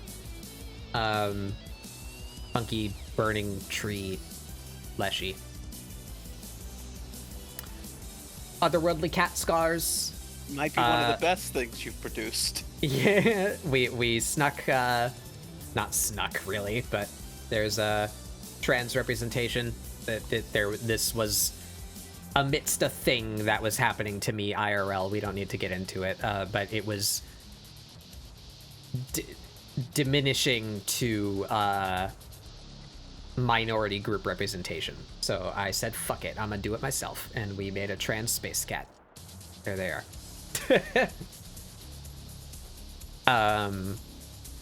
Curious Doulahan Knight opened a chest they shouldn't have. I'm still pretty happy with how that one came out. I like the overblown, panicked expression. 24 is definitely not Anka. I don't know what you're talking about. This one also has a alternate form. There she is.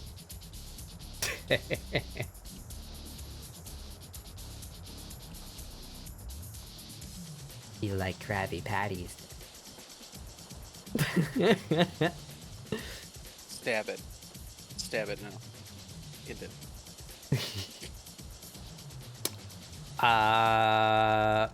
Oh, I had it in here. 25, Devious Ghost Artifact. The artifact is from the digitalness. I thought that was fun. This is the ghost that haunts your OBS. Everyone knows this ghost who is a streamer. This is the creature that makes all your shit break. Hi, audio fucking shit I was fighting with earlier, yeah. The ghost that keeps resetting your fucking mic. Yeah, exactly. Yeah, uh-huh. When the government fucking pays me my money, I will finally be able to exercise you beast.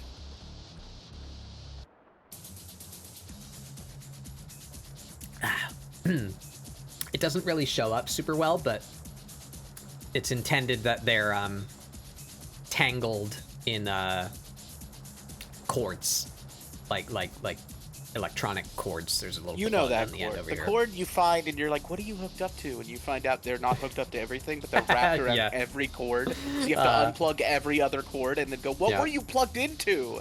What were you? Oh, there's my witch. I brought her back to work on her some more. She's very angry now. I'm quite satisfied with this one, actually. I like how the hands came out, the angle and the lighting.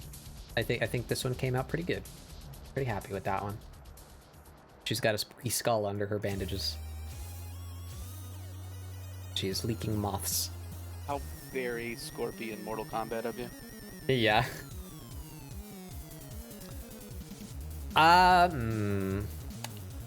It's hard to decide between this one and Leshy, which one's my least favorite. I had nothing for this design. Glamorous Ghost Grimoire. Here's the spirit of makeovers, I guess. I don't know. Why is she being summoned from a book? I don't know. My brain was empty on this day, and I like her teeth, I guess. Her lips are shit. Meh.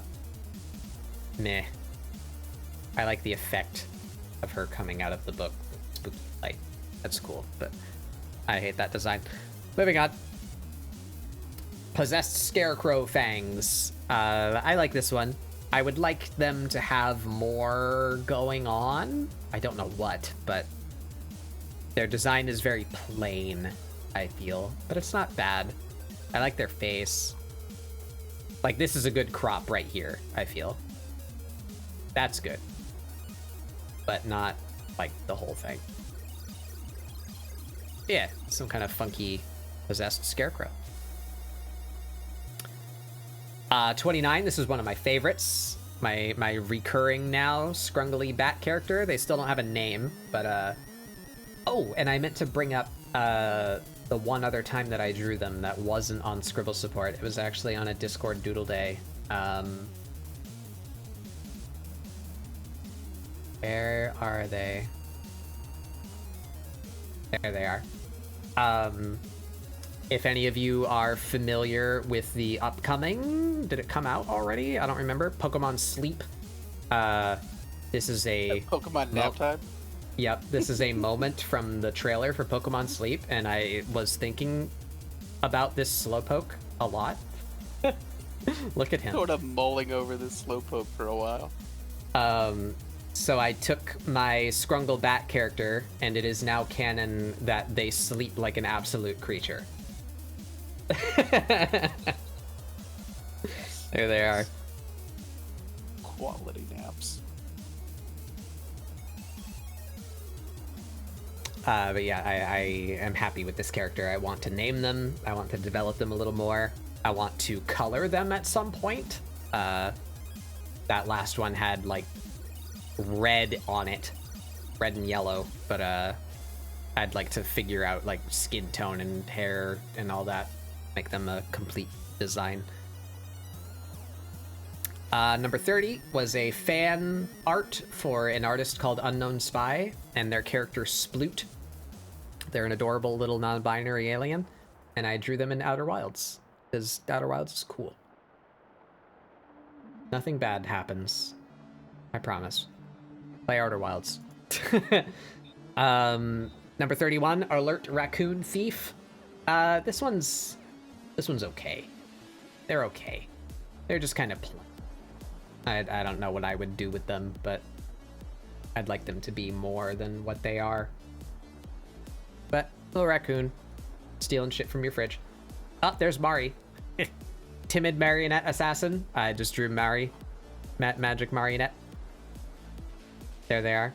They just want just a level little his knife. Just a little stab. A small stab. Just a little stab. I'm actually quite happy with how that came out. Number 33, Glamorous Mummy Fangs.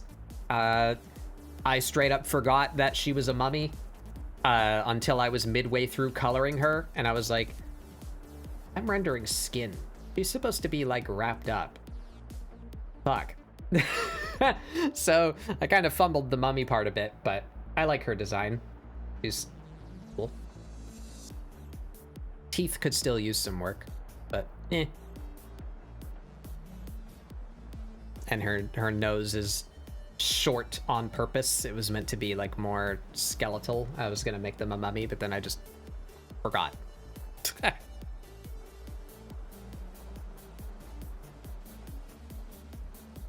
Mummy, like mommy, get it?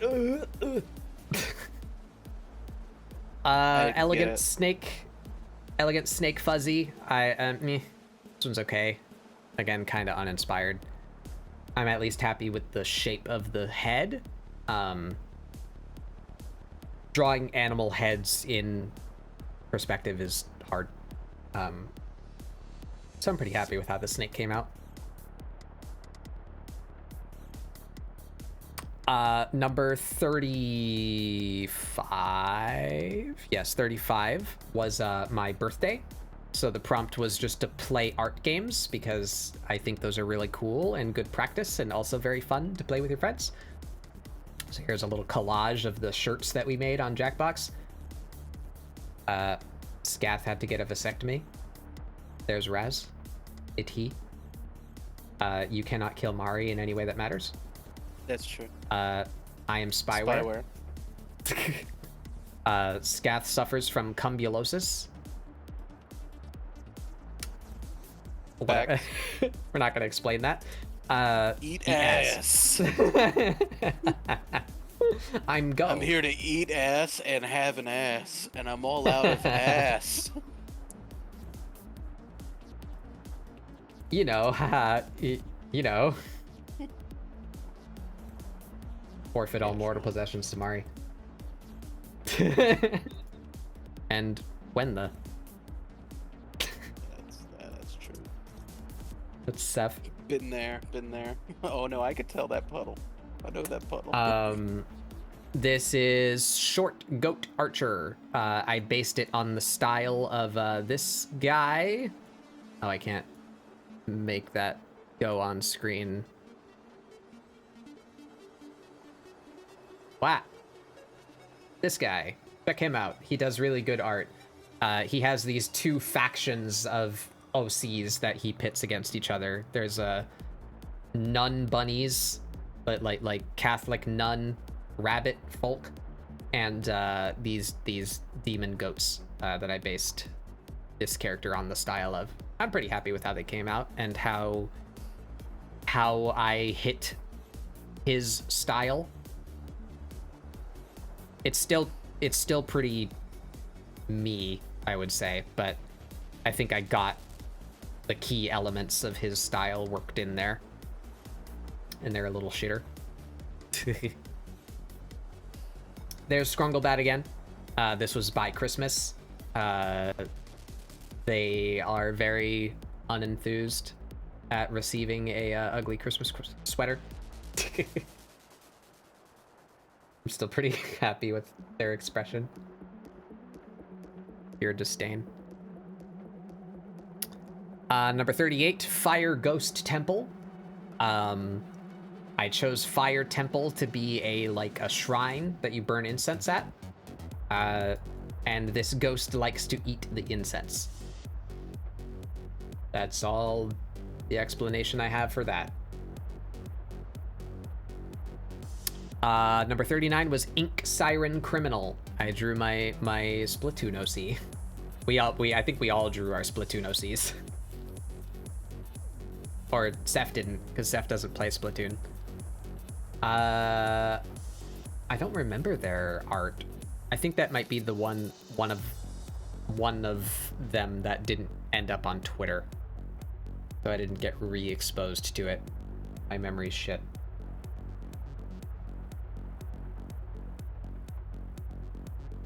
But there's the Ink Siren. Nice Splatoon OC. Number 40, Healer Cryptid Bandages. I brought back Scrunglebat again, even though they have 5 fingers and 5 toes and a normal body, which is not regular for them. The prompt is this little guy, so I focused on him, and we just kind of bullshit a 3D model into a character really fast. But so they have a scrape on their knee, and this horrible Eldritch Abomination wraps it up for them. They're very helpful. You mean this perfect, awesome creature that I love and adore with every fiber of my being. And for close-up, there. That time we were all that little creature for a while. Yeah. that was the thing. Different sizes of this being.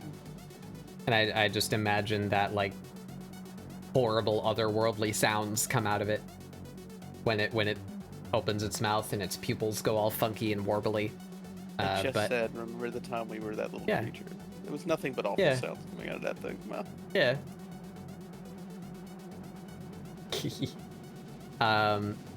Number 41 fell on Goblin Week. So I designed a goblin, basically just based on the text description and traits of a goblin. I tried to ignore any previous biases I had of what a goblin looks like, and just made a new creature that fits the definition of goblin. So they're a funny little man who stole this decanter from the inn back there. He likes to collect glassware.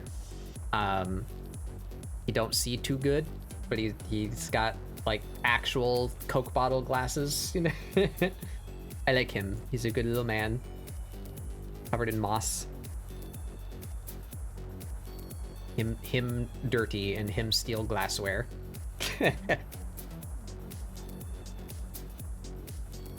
Number 42, Crass Doulahan. I brought my Doulahan character back to say the fuck word.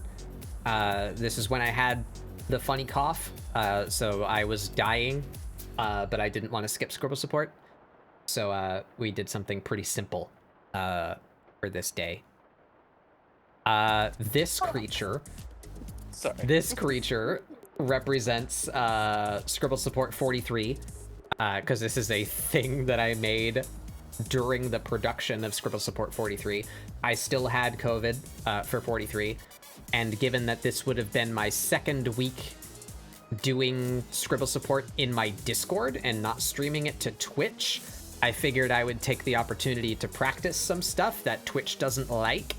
So it's a little NSFW.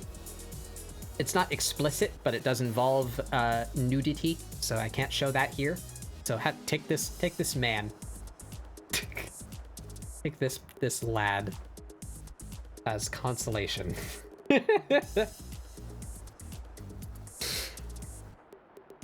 If you would like to see what I drew, it is in my Discord. You can check it out there. But Twitch no like that. 44, Ink Goblin, Less Eyes. This is one of my favorites too. I'm very proud of the shoes and how it didn't take me like 6 hours to draw them. I'm happy about that. I like their funky little outfit and little inky critter. Little criminal.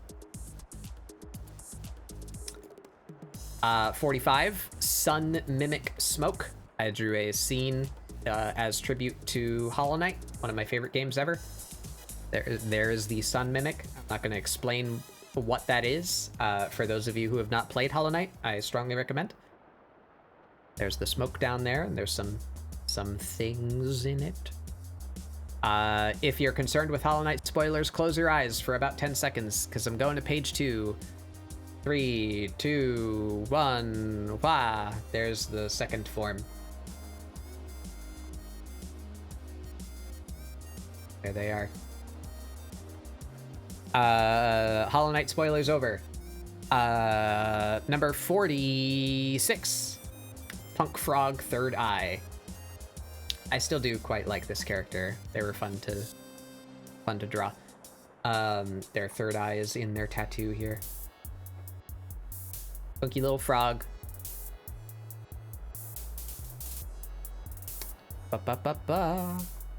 47. I'm not a big fan of this one either. Cute bee little guy. They're just little guys.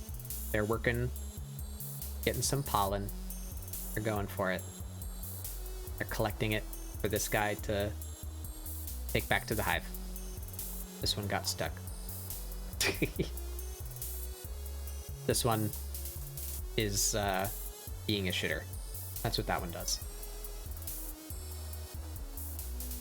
48, this is my tabletop RPG character, the only one that I've designed and played for myself so far. That is something I would like to explore in the future. But she is called Plip. She's a Yosoki in the Starfinder setting. And there's Plip. And also this little man. That little guy.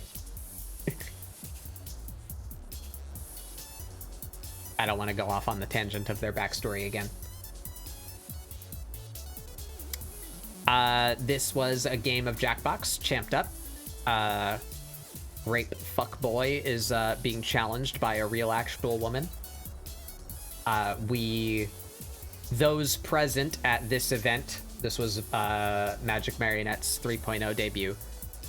We all really enjoyed a real actual woman, and she became a recurring character. So we had a ScribbleSupport where we all drew her in our own styles. You keep saying we. What? Love real actual. So deep up. Yeah, there she is. Sassy girl boss. She ran for office. I still don't really like her lips. I think it looks Working fine. on it. I think We'll figure out lips eventually. You're wait. Keep going. I like the coat a lot. Yeah. I didn't intend it to be like vinyl, but that's what it ended up being. Number 50 was Tired Plant Cowboy. This is the design, and then I did a piece with them. So they're just a funky little cactus person. with a built-in poncho. I intended to give them a weapon, like a special weapon that I designed, but I ended up just not doing that. So maybe some point in the future I'll return to this design. I'd like to change the head up a little bit. And the concept for the weapon was to be a lever action shotgun that fires cactus needles in lieu of flechette rounds. But I ended up just giving them an actual gun because the concept just didn't come, and I spent way too long making the gun reference. But there they are. They're in a little Old West shootout with their lever action shotgun. I like the design of the character, but I'm not super stoked with how I depicted them here. Pose could be better, could be less congested. The expression could be a lot better.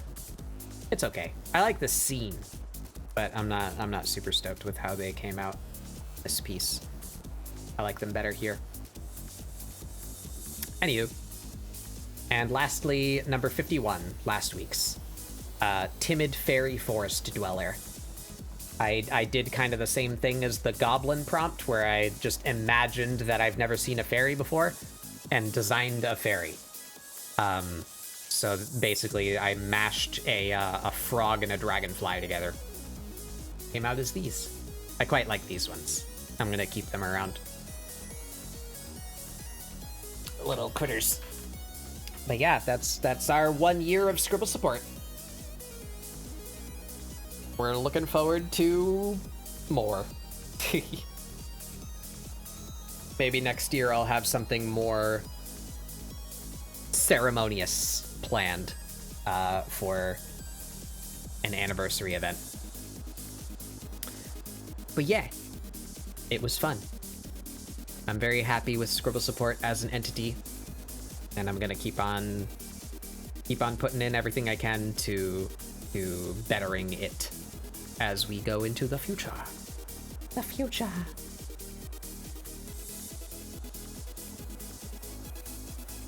And there's Proto Batbug. We were talking about art prompts earlier. Batbug came from an art prompt. It's part of the reason why ScribbleSupport is an art prompt show. Yeah, I think I'm out of stuff to talk about. That's it. We talked about our review of my previous year's worth of work. We talked about some things that I want to improve on with my art. Saw some progress. Oh, I didn't do that. Why don't we do that for some of the new folk coming in? Here's a good comparison. Here is the first time I drew Plip for an art prompt. And 2 years, roughly 2 years later. Where the heck is she? There she is. There's this one. So if we do that, there you go. So that's my growth over about 2 years. Think I'm getting places. I want to keep working at it. I am happy with the progress I've made, but I am not satisfied with where I am. I will continue forward to refine my style. The tablet, yeah. Hey, is that Sonic Adventure 2 Battle? Yeah. Is that the president's car? It is a video on YouTube. If you all would love the blessing to Google God damn Turbo. it, Tribal, you fucked my joke up, but keep going. Turbo Live and Learn Eurobeat remix. The account name is Turbo. He basically makes exclusively Eurobeat remixes of things you probably never would have considered should be turned into Eurobeat remixes, and they're all awesome. And yeah, the Eurobeat remix of Live and Learn from Sonic Adventure 2. So my joke was gonna be, before Tribal messed it up by referencing it, which was a year of Scribble support. I believe we've lived and learned. But somebody looking over the works of yesterday, we're hanging on the edge of tomorrow. Anyway. I am the Eggman. I have the master plan. For that time, it didn't take much to convince Shadow to just murder everyone. Anyway. Yeah. Anywho. I think we're gonna end here. 6.5 hours of talking about ScribbleSupport. I'm very happy with what it is. I am all of me. I am all of me. And this has all been ScribbleSupport. Thanks for coming along, everybody. Yeah, I'm very proud of ScribbleSupport. I'm very happy that even a small number of people have found value in it. That number is growing bigger. I know many people who appreciate it and even participate in it. It makes me very happy that people are utilizing it, because I want it to be a service to people that want to do art. So I'm very happy with that, and I hope it continues to grow, and I want to continue to make it better. And we will scribble on into the future. But soon this service will expand. We'll be rolling out our ScribbleSupport official check marks. I'm sorry. God damn it. In order to be seen in the hashtag, you need to have yeah.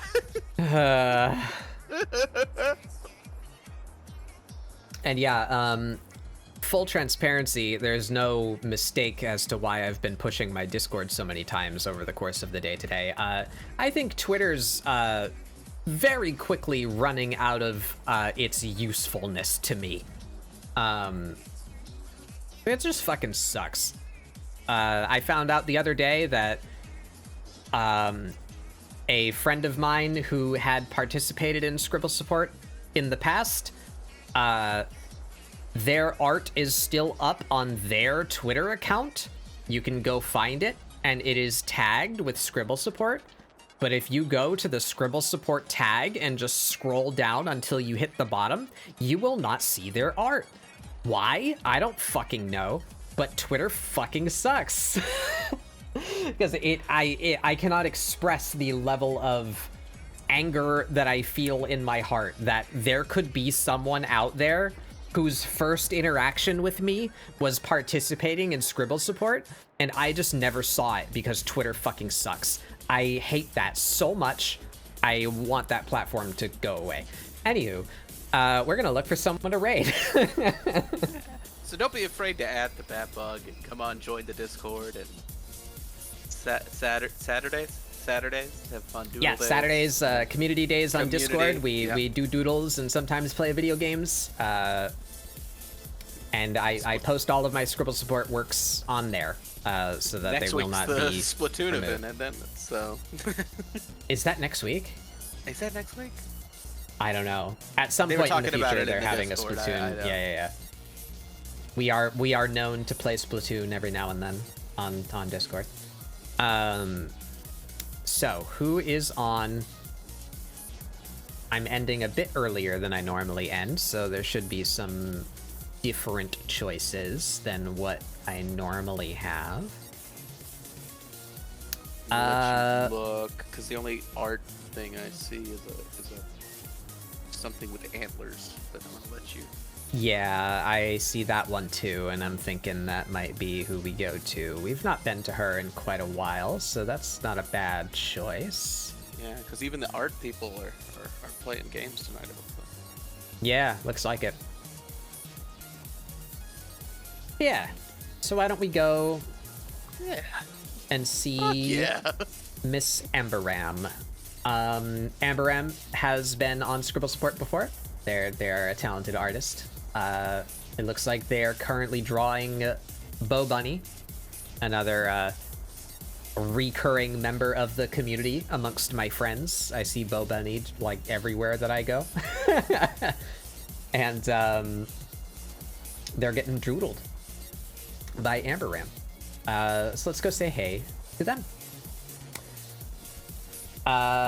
Thank you all for joining me for this year of ScribbleSupport, and coming up on 2 years of my streaming in general. That's pretty exciting. Or, well, streaming on Twitch in general. I don't recall I have it written down somewhere when I actually started streaming, but I started on Picardo, so we celebrate the anniversary of Twitch on Twitch. That's in June. Anywho, yes, thank you all for joining me. Thank you all for supporting the Scribbles and participating, or even just being here. It makes me very happy that I made something of value. And I hope to continue providing more to you guys. Thank you all. Grab this here raid message.